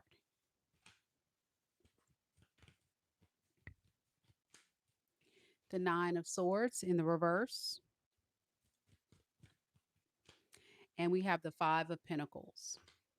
Underneath the deck, we have the Nine of Pentacles in the reverse and the Wheel of Fortune with the Six of Cups in reverse. Be careful with people who are looking for help or looking for support. Um, I don't know how to describe this energy, but you need to really be careful. And I don't know what it is about your energy. I think you just have a very supportive nature where you feel sorry for people. And that's going to get you in some trouble when it comes to your love life if you're not aware of this. So don't try to be, people's savior because people are going to be coming in, or a person that may actually feel like they need a little bit of support. It feels like it can be a past person, someone you're familiar with, or it's going to be someone new who's going to be kind of in a similar situation where they're not healed. They got a lot of stuff going on. They make a bunch of excuses why they can't commit to you or why they can't really offer much. And I don't want you to fall into the trap of, well, let me try to, show them a little support. So spirit is just kind of saying that's what you need to know about your love life, that you need to kind of detach from toxic people, people that are just not really serving you.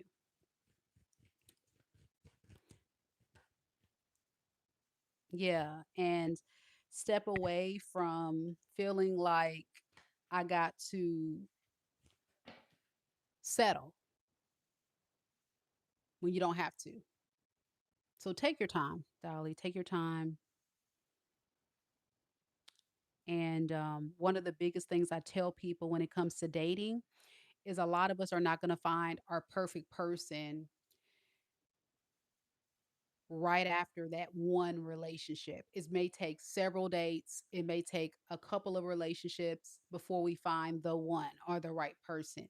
So you just have to keep putting yourself out there, and in between keep working on you, keep healing. But it just doesn't feel like your perfect match is coming in September. I just don't see that. I just feel like you're still going through some type of transformation of some sort.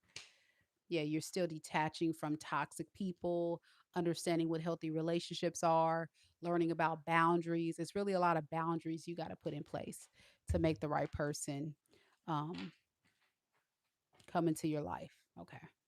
Sorry, I couldn't give you a better reading. I'm just going to read what I got. So that's what I have for you, Dollymae. Thank you so much for your support, supporting the channel, and congratulations on getting that freebie there. Frank is next.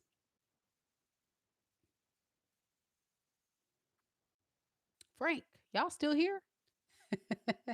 I got about 80 something people still watching. Y'all must fell asleep on the live.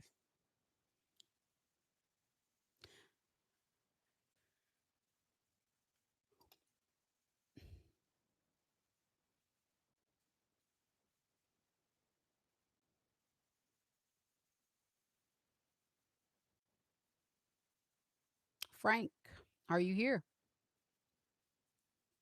All right, Frank, we're going to do your reading. After Frank, we got Deborah.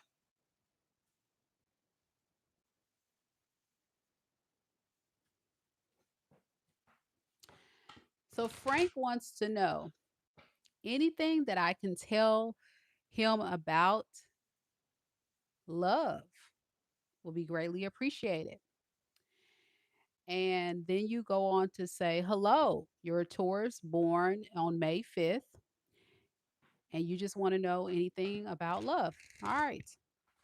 So let's see. Thank you, Marie. I appreciate it. She said it's a great live. Thank you. All right, Frank, let's see.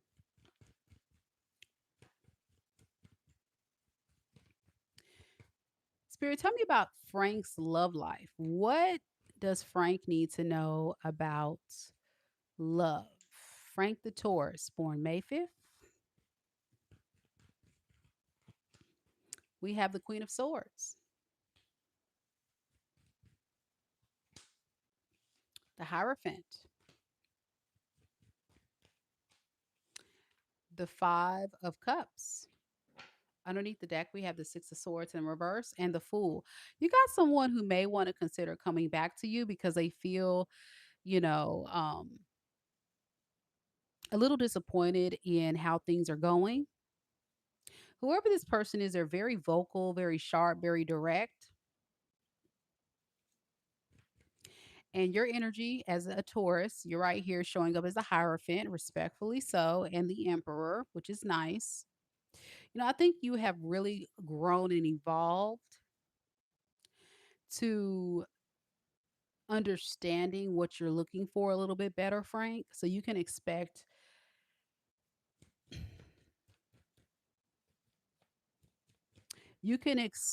your love life to kind of go to a different direction to where you're looking at love differently. Now, when it comes to this person, be prepared for them to want to try to uh, per, preserve this relationship.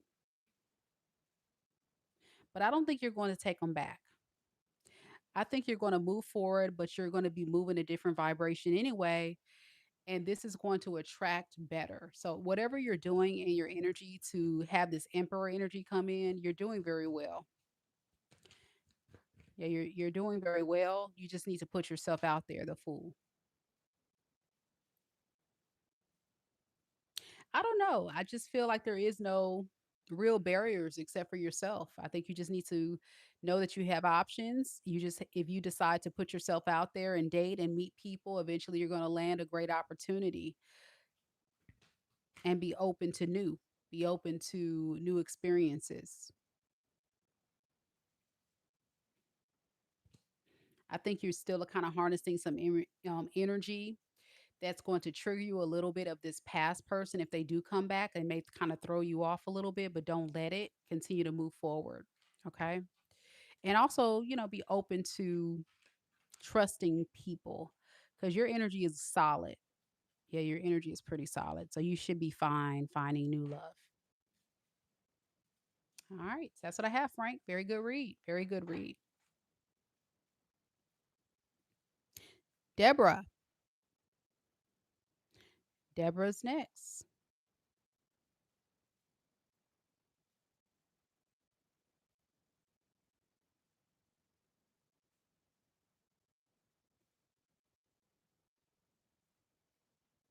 After Deborah, we have Sara.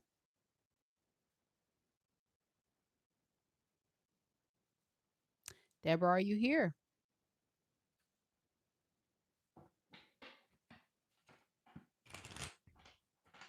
All right, Deborah. So Deborah wants to know, should I be concerned about this female named KK? You met this woman 10 years ago, but no contact with this person for 2 years. And you went no contact because of what she did to you in the past. She recently returned, and you're not sure if you should allow her back in your energy because you don't know what her motive is. So you just want to know if you should be concerned about her. Okay, so let's see. Let's see. Hey, Mike. So, Spirit, tell me a little bit about Deborah. Deborah and KK. Let's do an energy check in, Deborah, to see what's going on here with this person, KK, returning into your life. What is the current energy surrounding Deborah and KK's romantic relationship right now in this moment? We have the Chariot, the Five of Pentacles in the reverse, and the Emperor in the reverse. Underneath the deck, we have the Empress in the reverse, and the Nine of Cups in reverse, and the Three of Swords in the reverse. You know, this individual is someone that is very needy, very selfish, and very much about control and domination. When they feel like their life is out of control, when they don't feel like they have what they need, I think this is someone who can spiral.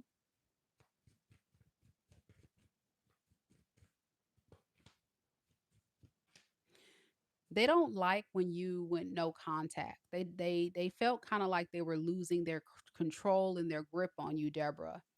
That is what really has triggered them more than anything to want to come back, is to feel like they still have access to you, like they still can um be in your energy.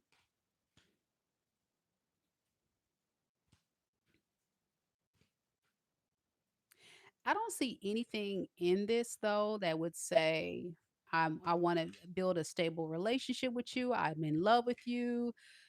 I just feel like it's all about domination and power and we'll see energy. I mean, I hate to say that, but that's all I'm getting. And then you on the other end, you're just feeling a bit lonely.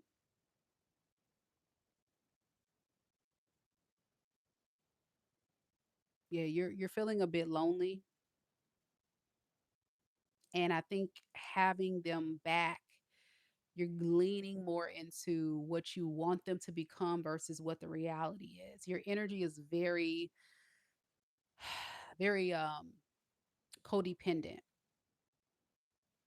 So I really want you to step back for just a second, Deborah. And this is not a bash at you or anything. This is, I want you to really be honest with yourself.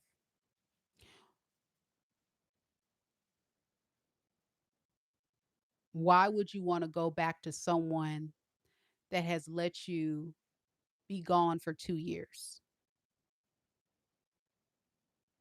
They let you get away and be gone for 2 years, and then they decide they want to come back. So they had 2 years to try to get you back, and they didn't try.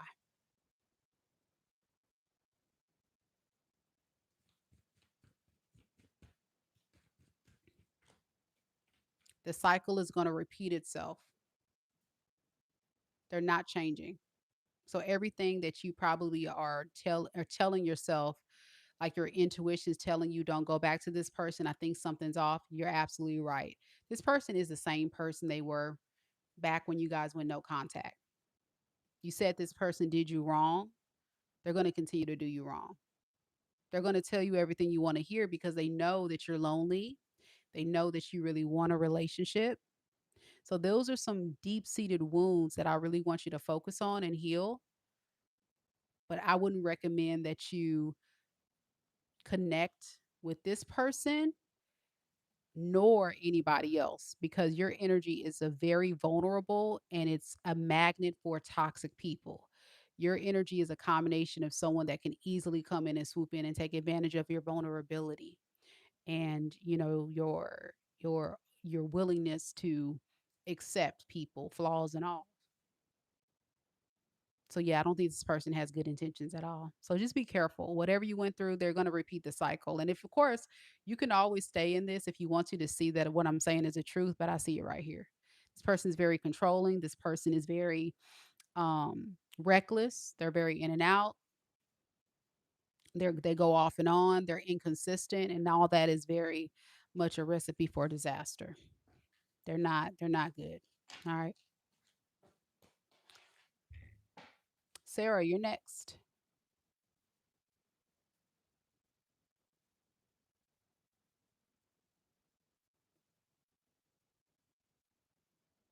If you're just now coming to the live, we are on a mission doing mini reads. We got Sara next, then we got Casandra, and then Diamond and Vanessa left. Mini reads are sold out for the evening, but if you would like a personal reading, you can always go to my website, MikaDivineSpiritualGuidance.com, to book your personal reading. All right, Sara, let's do this, girl. Sara wants to know, will her person reach out to you and try to get you back, and when? Sara is a Pisces and her person is an Aries. He's an avoidant attachment style and married with kids. You guys were in a situationship over the last 3 years. And the closer you got, the more he would need to pull away to regulate and the guilt due to his wife. But you want to know if he will step up or try to fix things as you sent him a goodbye message on July 21st.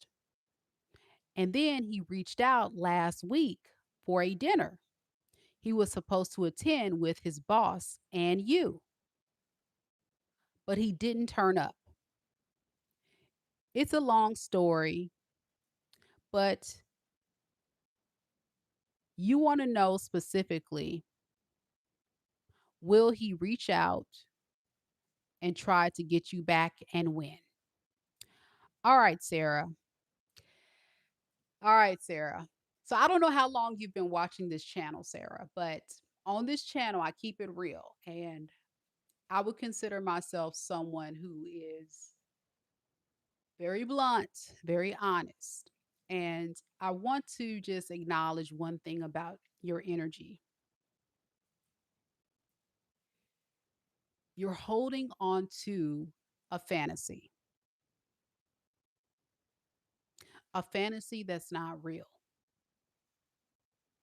And the reason why I say you're holding on to a fantasy that's not real is because you are entertaining a man that is married with children, got a whole family, and you've been entertaining him as the side piece for 3 years. Hold on, let's just let that sink in for a second. So he's been married. He never chose you. First of all, he could never choose you because he was not available. But you were holding on to the words of whatever he was telling you to believe that one day he's probably going to choose you over his wife. Ma'am,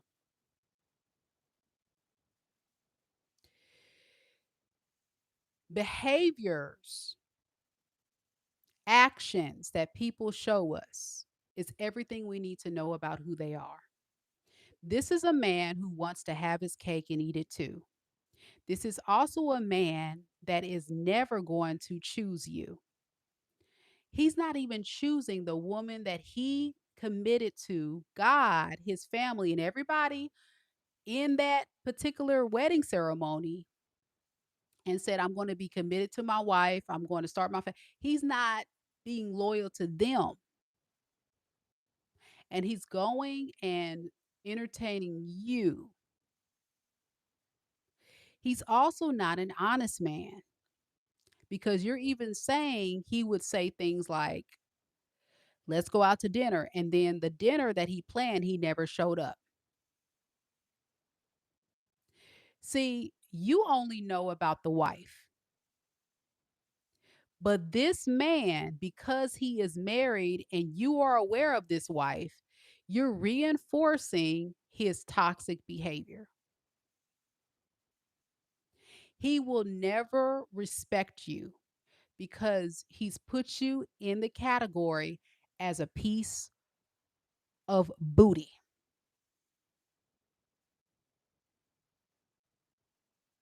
He puts you in the category as somebody to play with on the side when he feels like it.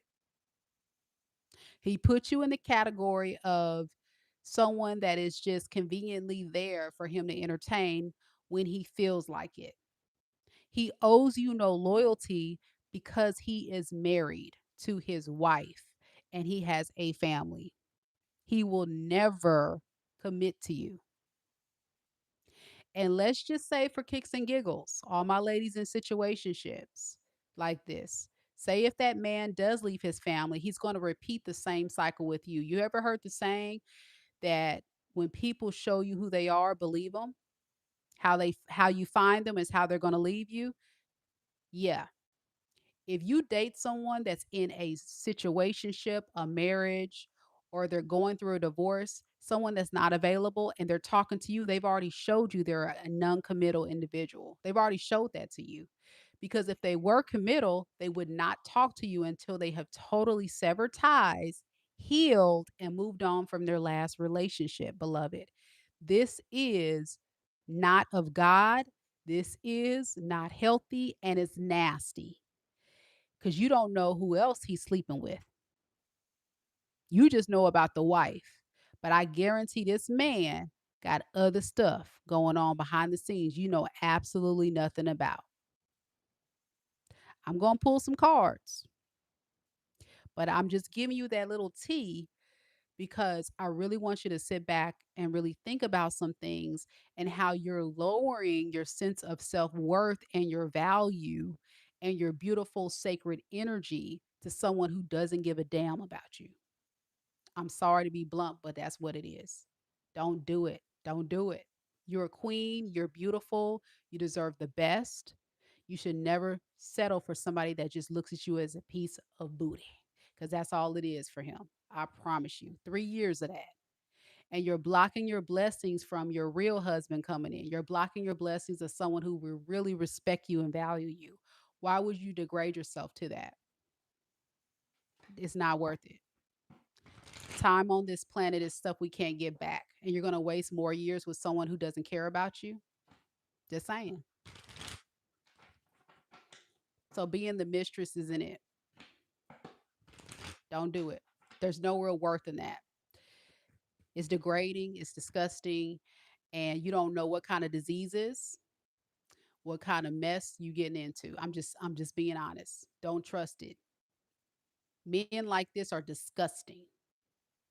Trust me, he's disgusting. He's not just doing it to you. I guarantee he got other people behind the scenes that you know absolutely nothing about.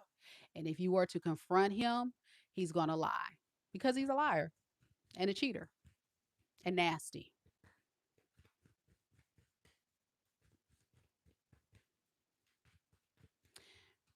So, will Sarah's person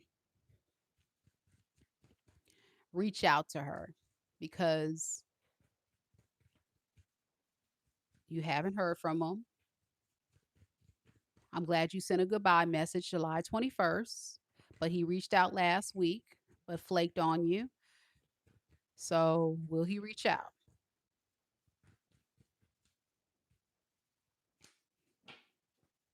We have the lovers,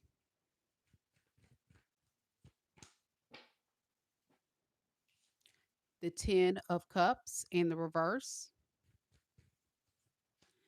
and the 2 of cups in reverse. He don't care about you.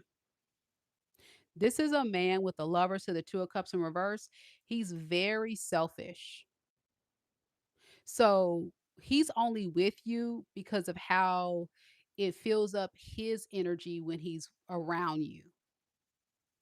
And you're definitely feeling disappointed because, like I said, you were holding on to the fantasy of what this could be. This is not real. It's a simulation of playing house.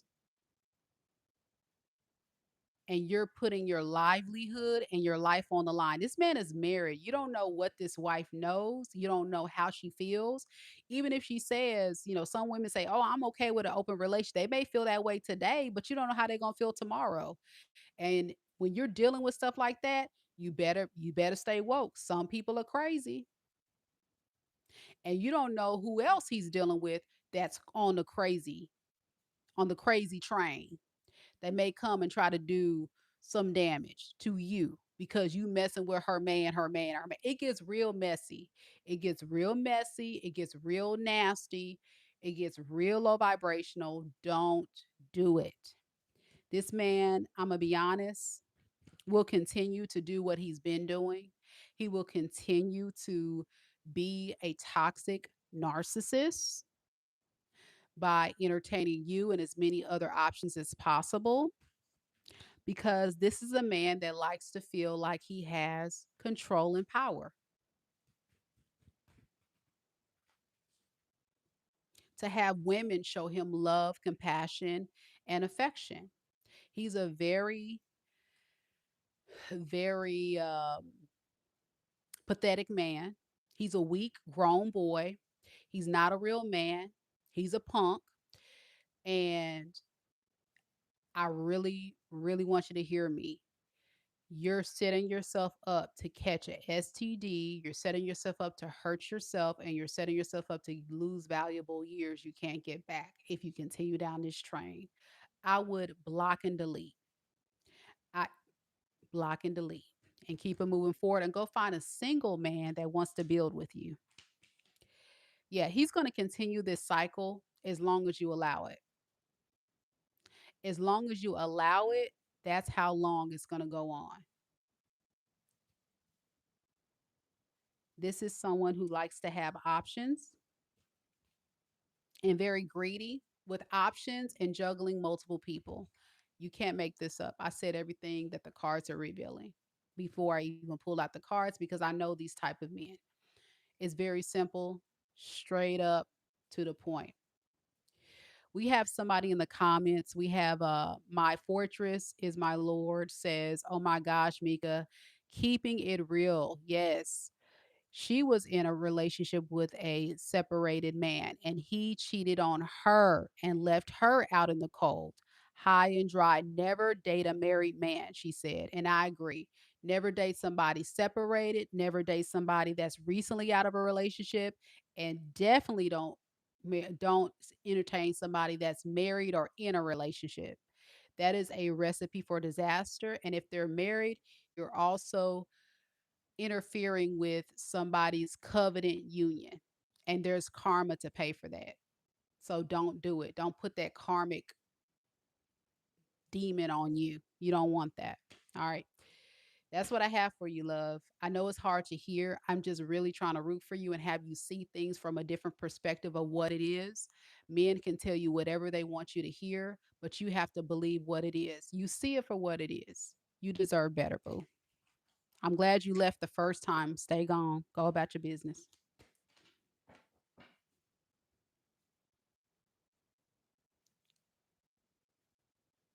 All right.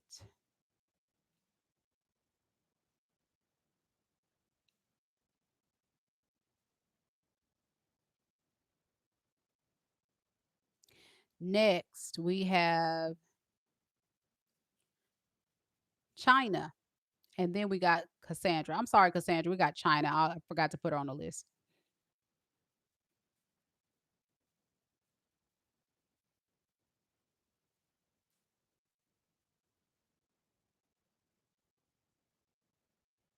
I'm trying to do it in the order of people that placed orders. I'm sorry, Cassandra. China's next.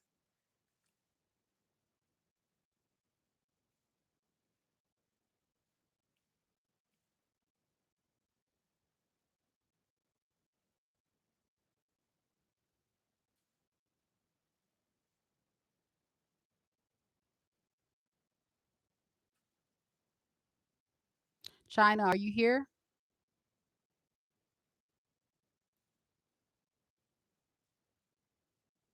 No, these are not free reads. These are people that have paid for many reads, and we currently don't have any more available.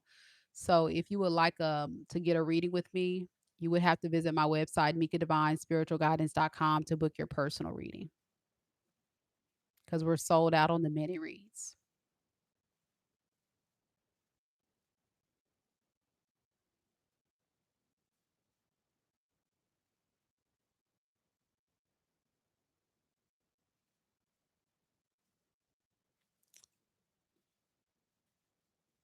You're welcome.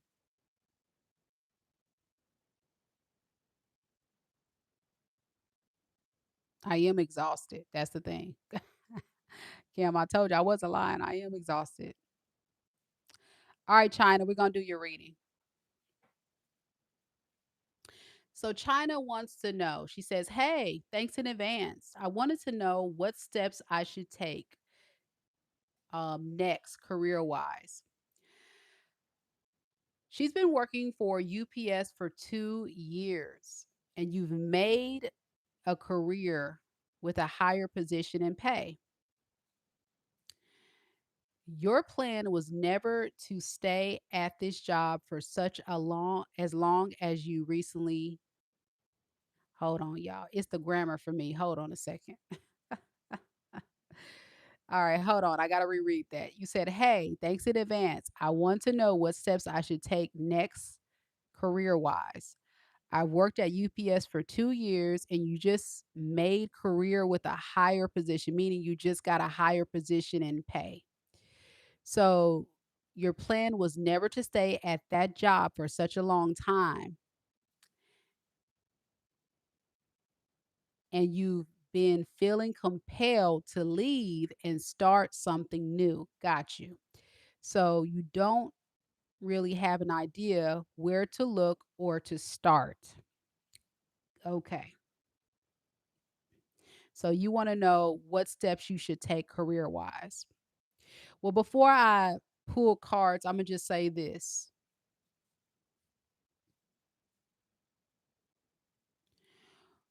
What is your skill set? What are you good at? What is your passion? What do you feel like is your calling? All of those all of those things matter because that's what's going to be the career field that you kind of need to lean into. Also, what is your experience?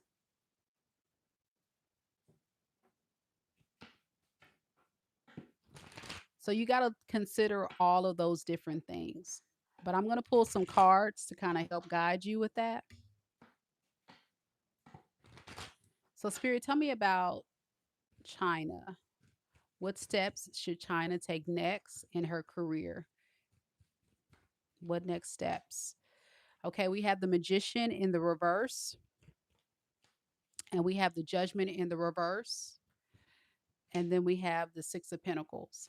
You know, you really got to work on your confidence. I think you have like a imposter syndrome thing going on. You don't feel like you're as good as you really are. So if you don't know what imposter syndrome is, go and Google it, research it.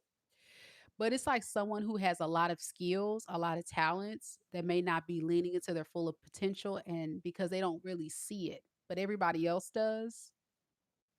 So this is causing you to kind of settle for careers or things less than where you can actually be. So you definitely need to be open up to everything that I said. I kind of spoke the truth on this about looking at your strengths, things you're good at, things you're experienced at. You may want to look at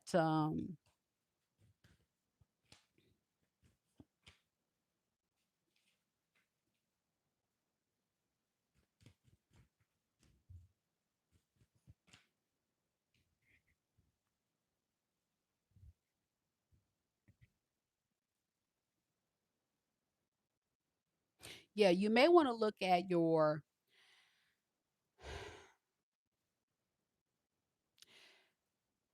biggest passion. I don't know what that is. It's kind of hard because you didn't give me a lot of information to work with of what career path you're trying to go toward. You may not even know. So go with what you're good at, go with what you know how to do, but you got to work on confidence. I don't think it's a matter of you can't find something. I think it's a matter of you just don't believe you can. So your next step is to know you can.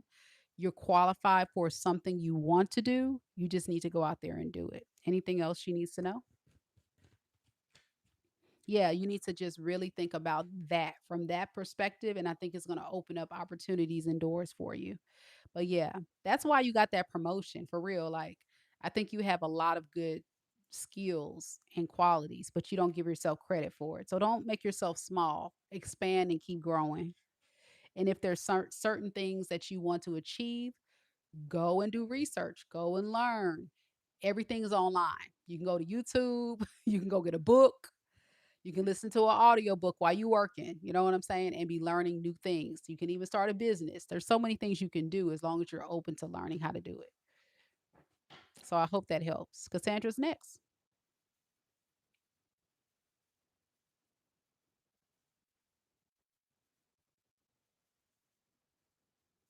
All right, Cassandra. Cassandra has two questions. So I'm gonna have two different timestamps for you, Cassandra, for question number one And question number two. You're welcome. All right. So, question number one. Hold on a second.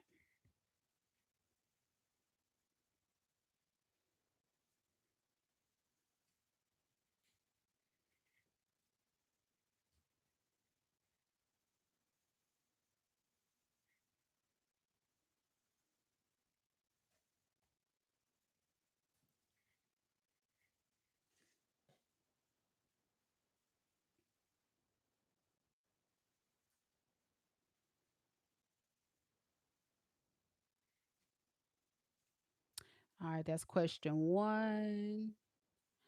And then we have question two.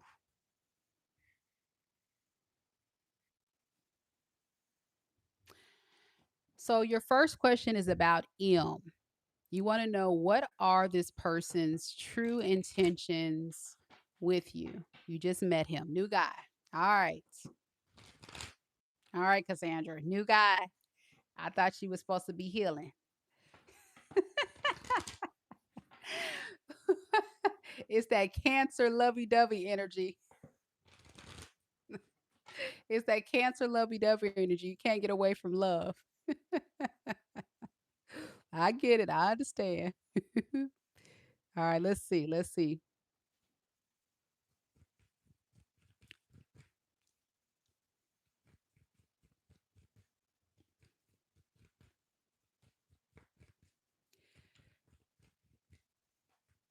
Spirit, tell me a little bit about Cassandra's person, M, this new person she's connecting to in love and romance. What are M's true and honest intentions with Cassandra? If he were to be completely honest, what would be his true intentions with Cassandra? We have the world, we have the strength, and we have the death. Ouch. This is not good. Underneath the deck, we have the justice and we have the Queen of Pentacles and the devil. Oh boy. All right. Let me pull some more cards before I say anything. Why the world? Okay. All right, Cassandra. M has somebody else that he's still entertaining behind the scenes you don't know about. This can be another relationship or someone he's trying to end things with. He's definitely not available. So he's trying to find someone else to replace this third party.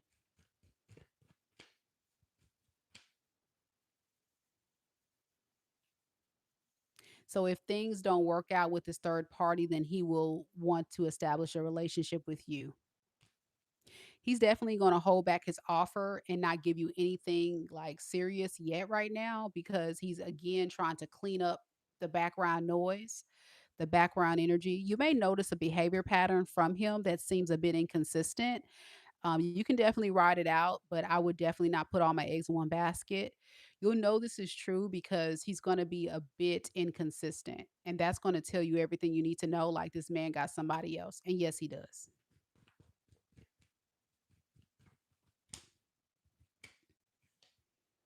So right now, he's still trying to figure out what he wants to do with this. He doesn't have no definite plan.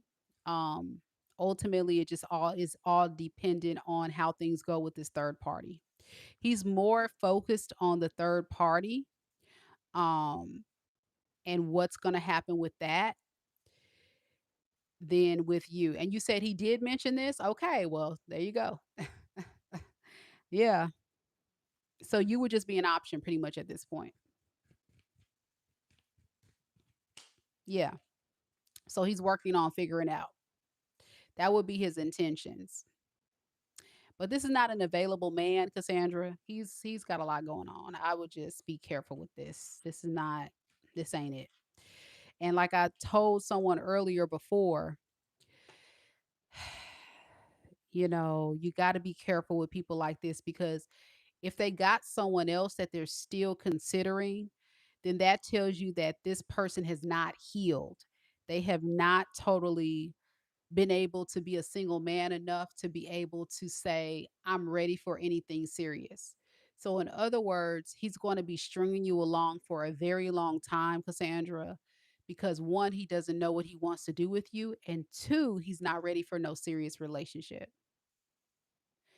And so, doing that, you are creating a blockage of the right man coming in that is ready for you. Just keep that in mind. You're wasting valuable years if you stay in this with a man that's not ready to commit to you.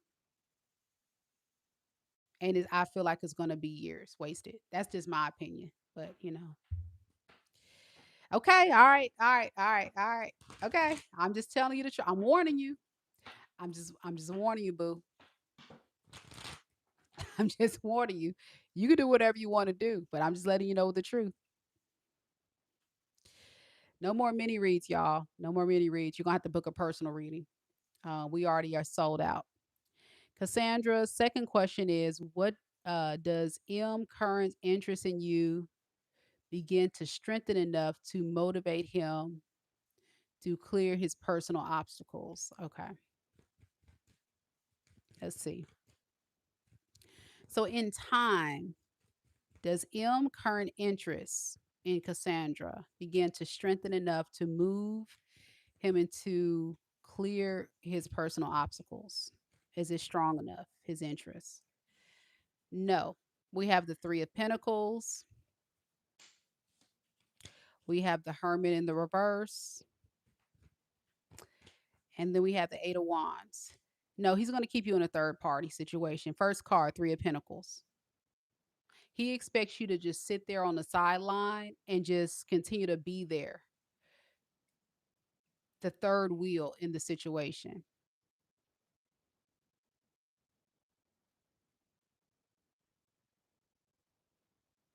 And that's not healthy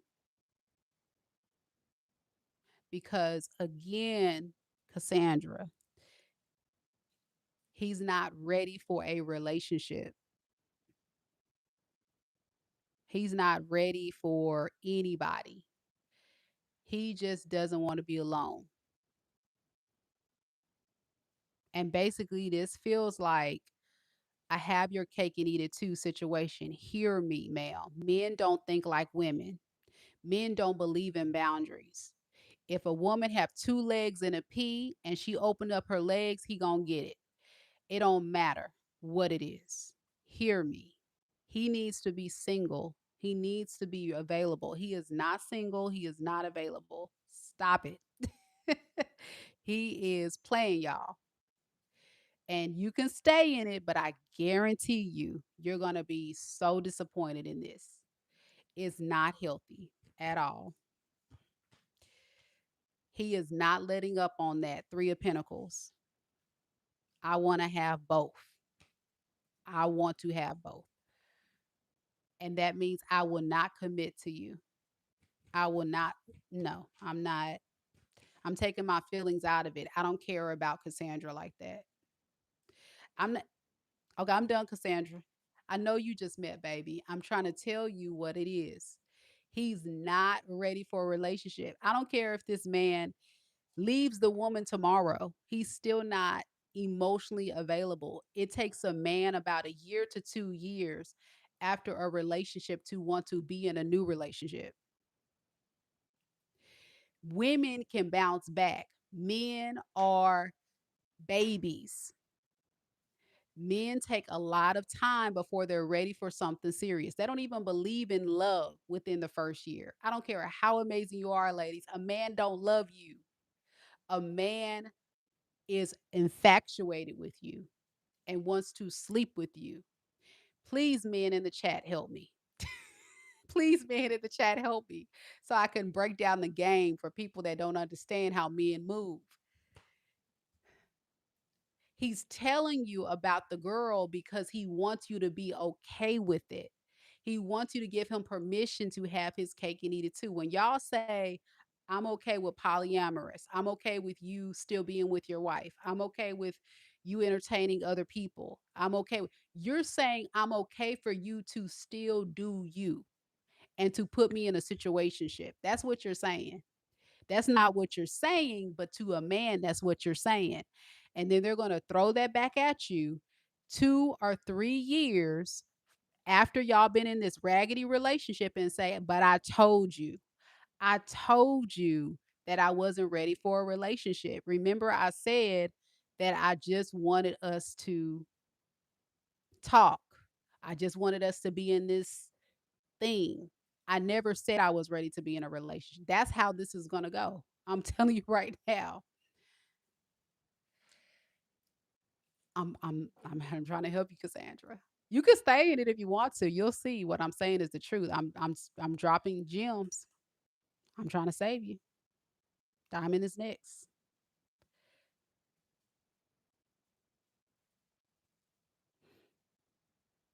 And men like this are nasty, by the way. They're very nasty. They live a life of a single man and they target vulnerable women that are desperate and that really just want somebody, because a real woman is never going to do that. A real woman is going to say, "Excuse me, block. You can either choose me or you can get lost. That's it. So if you're not choosing me, goodbye." But he told you he don't want to do that. So goodbye, block and delete. It's not, well, okay, well, you can still do it. Nah, there's nothing else to talk about. When somebody tells you what they got going on and it doesn't align to your values, you block them and you move forward. You don't say, okay, well, we'll see. Nah, we too grown for that. That's it. You already told me what it is. So goodbye.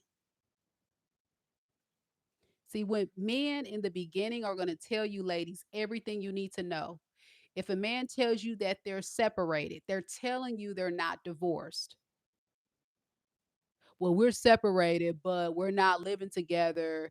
We're about to get a divorce. And y'all women still want to entertain those separated men. He just told you he's not available. When a man says, I'm separated, they're not single. They're telling you, I still got a wife. And I want you to be okay with me still being with my wife and being with you. Y'all gonna say, but he told me they're not living together. They're still husband and wife. And sometimes men will still have their cake. I'm not talking about you, Cassandra. I'm talking about a situation in general. So y'all got to understand the assignment. When a man is not available, then boom, that's it. Ladies too. Fellas, when you're talking to a lady and she's talking about, she just got out of a relationship, you don't need to talk to her. And most men won't, to be honest. I'm not talking to the men because men are not in fantasy world like women. I don't know what it is about women. A lot of women get in the fantasy world. Y'all got to step away and look at it for what it is. I don't care how fine, how attractive, how smooth, they're full of crap. Men will lie.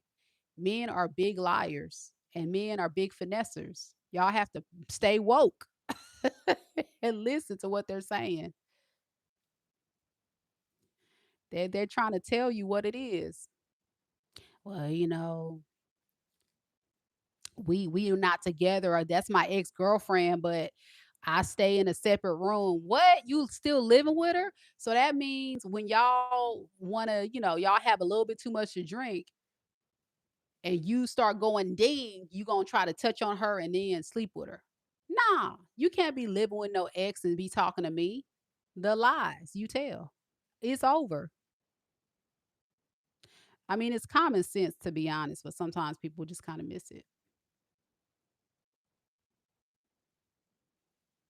Because I had, I've get a lot of, and I'm saying this because whoever's watching behind the scenes, I get a lot of clients that have similar situations. Like they may be talking to someone separated, they may be talking to someone that's recently out of a relationship, they may be talking to someone that's in between relationships, or like I get so many scenarios from clients. And when I pull the cards, it all comes out the same. But it's also because I recognize game and I know how men move. Men are going to have their cake and eat it too as much as they can, unless they choose to really settle down and want to do the right thing.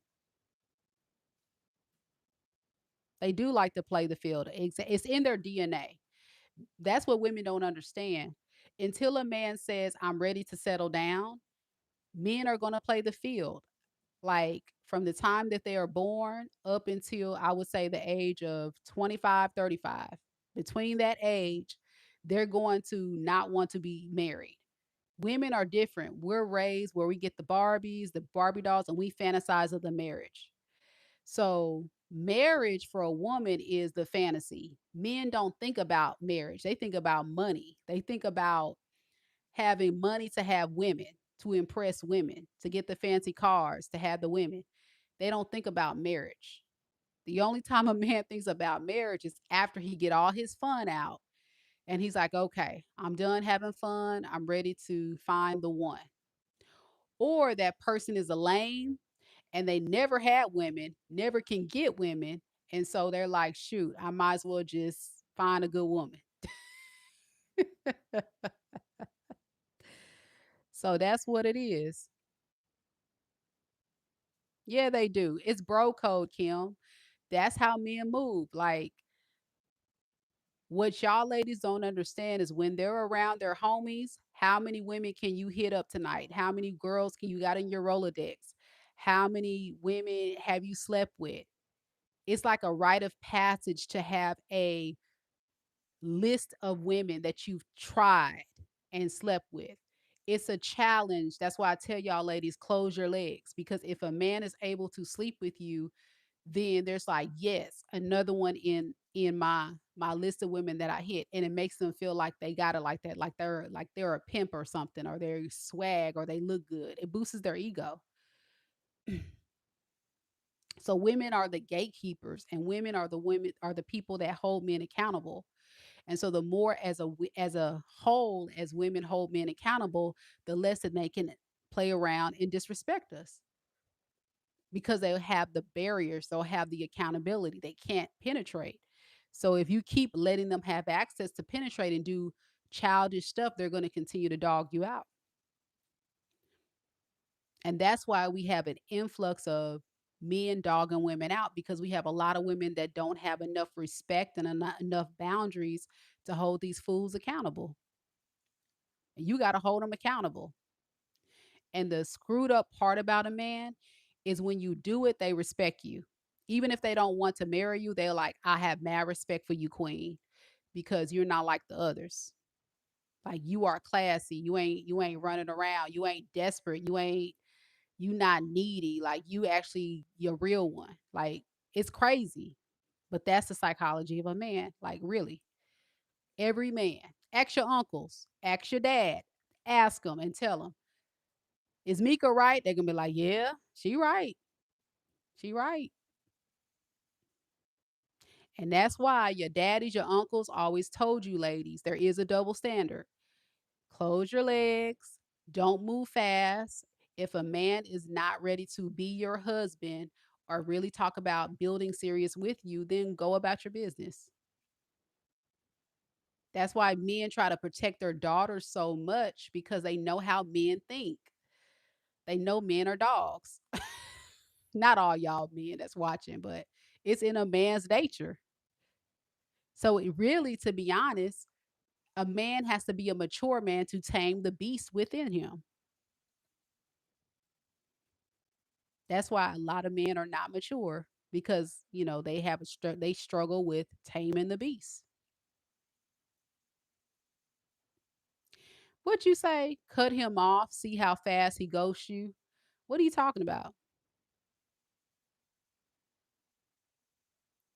Oh, you saying if you cut somebody off? Well, if you cut somebody off, how are they going to ghost you if you cut them off? What do you mean? If you cut them off, then it's over. I don't know what you're talking about, 17S Brown. You're kind of being a little contradictive with that. The point is to cut people off if they aren't going to treat you right and respect you. That's the whole point.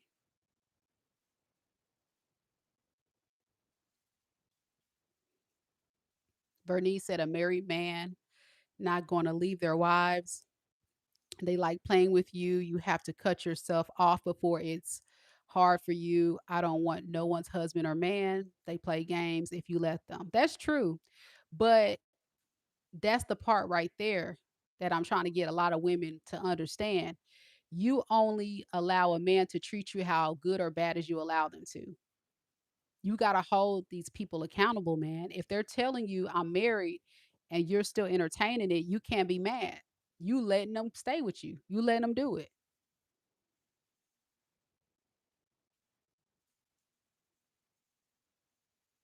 All right, we got to keep going, y'all, so I can get some sleep. It's Diamond next.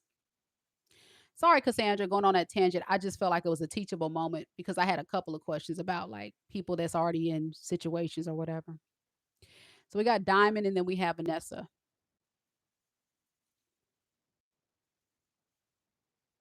Thank you. Thank you so much for the jewels. I appreciate it. Now I really do want to help people because it is confusing. Women don't think like men and men don't think like women. So in order to find the right man for you, you have to know the mind of a man and you got to know the games of a man and you got to know what men are out here doing.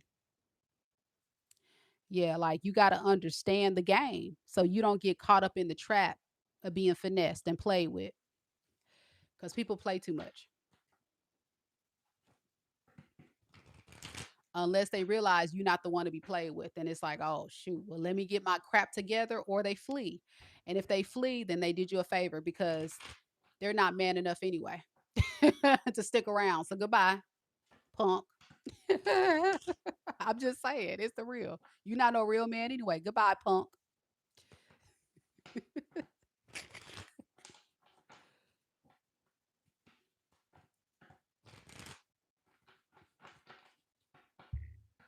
All right, Diamond. So Diamond, we're gonna timestamp it here. Diamond, and then we have one more after that. Diamond wants to know the following. You've been with your person for 8 years. The last 3 years have been in and out, and you just want to know your person's intentions. Okay. So 8 years is a very long time. And the fact the last 3 years of the eight have been in and out, that's a red flag. That's a red flag, Diamond. So I'm sorry, Diamond. Shorty, you're gonna hit the little dollar sign next to the comments. You see the little dollar sign, you hit that. That's how you send a super chat. But yeah, that's a red flag, Diamond. Be careful with that because people that go in and out, they're indirectly telling you they don't necessarily want to be with you. They are just conveniently entertaining you as a placeholder because someone that wants to be with you is going to stay committed to you. They're not going to let disagreements or little things that you guys have issues with get in the way of the relationship. They're going to stay and they're going to work on the struggles. They're going to work on the issues and they're going to say, okay, what can we do to fix this? People that don't want to put in the work are going to run and they're going to see one, if they can find a replacement for you. Two, they're going to see if what else is out there because y'all been together for a long time. Or three, they're going to see if they can just blow some steam off, go find some other women to play around with because they're irritated by you. Either way, all of it is bad. It's really bad. So I always tell my clients, Diamond, please be careful. Anytime you're dealing with someone who is in and out of your life, that is a big red flag because for it to be multiple times too, like in 3 years, they've been they don't have good intentions. Not at all. So let's see. You want to know what are their intentions? So Spirit, tell me about Diamond's person's intentions. The person that Diamond has been in a relationship for 8 years. There it is, 4 cups. Not interested. We have the Empress and the Ace of Cups. Underneath the deck, we have the Hangman in the reverse and the Five of Wands. They're bitter, they're angry. I think this person also is jealous of you. So you may have a lot more going for yourself, and they may feel like they can't measure up, which is leading to a lot of the fights, arguments, and issues. You may have had issues with this person just giving you the type of love, the type of respect, the type of care that you deserve. You've become across very healing, very supportive, but you feel like you're getting the shorter end of the stick. And these are the type of arguments that lead to two people arguing because they're unequally yoked. So you may have kind of settled for someone who's not at your level. You settle for someone who can't give you what you need. And this is definitely feeling like a karmic cycle where this person is definitely entertaining other people behind your back and kind of putting you in a situationship friendly, I'll holler at you when I holler at you situation with the Three of Cups. And they've kind of given up on giving you any kind of real solid offer, but they want to keep the relationship going as much as possible. So again, this is further confirmation of what I just said. String along situation, wasting your time. I like the idea of being with an empress. Who doesn't? Everybody loves to be with an empress or an emperor because you bring a lot of worth and value to their life. You have a lot going for yourself, but they know they can't measure up to give you what you need. And you get frustrated, call them out on their BS, and then boom, y'all fighting and they say, screw you, and they go off. So they're going to tell you everything you want to hear every single time about let's start over. I'm going to change. And you see their actions tell you they do the same crap every time. You have to be the one to walk away if you want to end this toxic cycle because outcome, no change. Intentions, not good.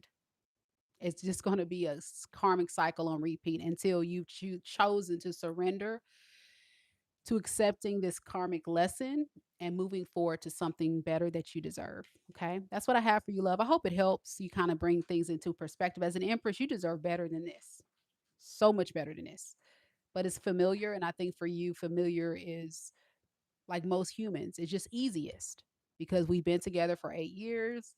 I'm scared to have to start over, all that jazz. You just gotta find the strength whenever you're ready. Otherwise, karmic cycle is going to continue. All right, Diamond. I hope that helps. Thank you so much for purchasing that mini reading. Hey, Drivy. How you doing? Vanessa is up. Don't forget, guys, we're doing mini reads at this time. We've already done all of our individual signs. We've already done all of our mini reads except for one more left. So if you did miss anything, like say if you purchase a mini reading and you miss your mini reading, don't worry. After I do this last mini reading, I'll timestamp everything for you so you guys can come back and watch your reading later.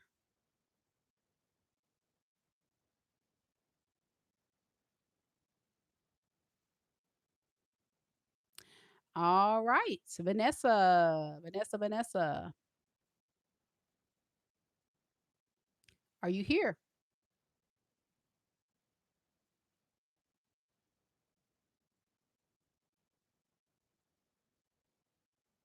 All right, she's here. One of few. I think it's late, so a lot of people had to sign off, but we had Casandra here. We got Vanessa here. Thank you so much, Vanessa, for hanging out with us, even though you're the last one of the night. So, you want to know about your love life. So, you said reading on love in your life, including likelihood of success with your ex and his true intentions and next actions. What are the likely outcome and timing? Girl, you trying to get the 5 for 1 special. The 5 questions for one special. That's a lot of questions, love. I can only answer one. So you tell me in the chat, what's the one question you want to know? It's $22 per question. So just give me one question you want to know, honey. The most important part.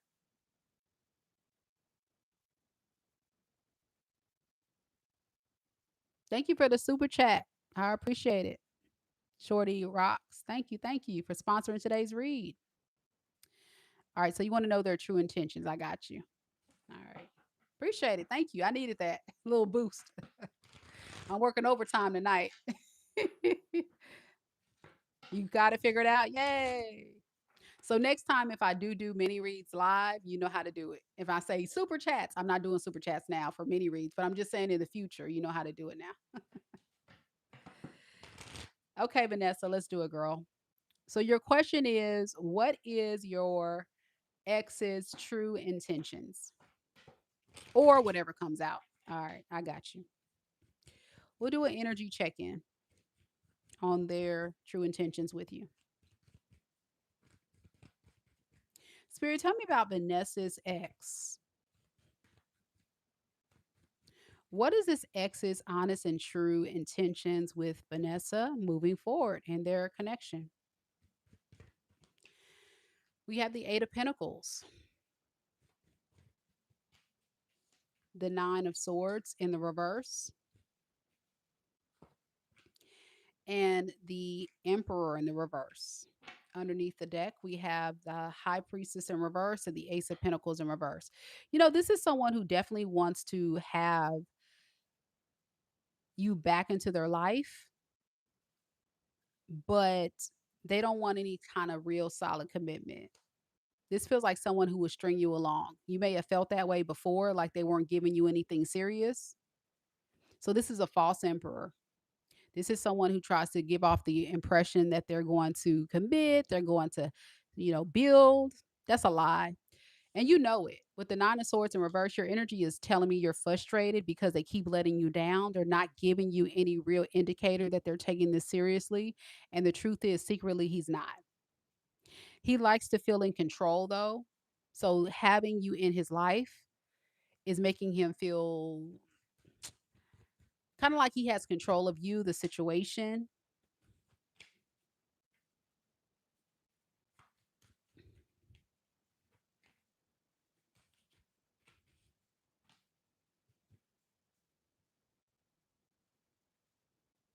But he's very selfish. I think he's more focused on stability and what he can get out of the deal with you versus love. I don't see any real emotion here for him. I see more like practical, like being with you, I get X, Y, and Z. Being with you, I benefit in this type of way. What does that mean? Yeah. So I just need you to open up. His focus is just getting you to open up to him again, talking to him again, so he can have access to you and whatever you bring to the table. I mean, you're trying to open up to the new perspective of him possibly wanting to change and do anything different, but you're going to be painfully mistaken by this person being highly manipulative. This is someone who's not who they say they are.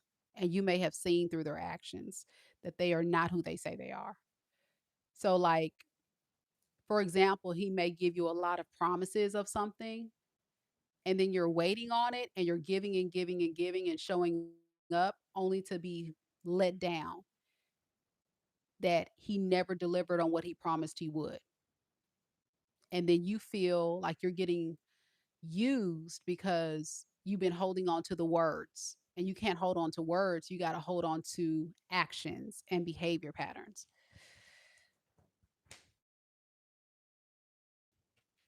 This is a disaster waiting to happen if you let this person back. It's going to lead to a breakup either way, whether if you decide to move away from it today or if you decide to go back into this cycle again later on, it's not going to um, work out. This person is not changing, not changing their ways. They just kind of want to have access to you. I hope that makes sense. You got real quiet in the chat. I know this is a painful thing to understand, but not everybody kind of has the same type of mentality, intentions, or generous spirit that you may have. And so I just want you to be self aware of like boundaries that you may need to put in place moving forward in your love life, not only with him, but others, and have people earn all that you give and all that you do. Because, you have some people that study, women and study men, and they use what they know about this person, their weakness, their vulnerability against them. And I think this is what this person does in order to have control over getting what they need out of the relationship. And I don't want that for you, Vanessa. So I hope that makes sense. You may have noticed that this person perceives himself to be bigger and better than what they are, but you found out that they don't really got much going on. They don't really bring much to the relationship, but a bunch of words.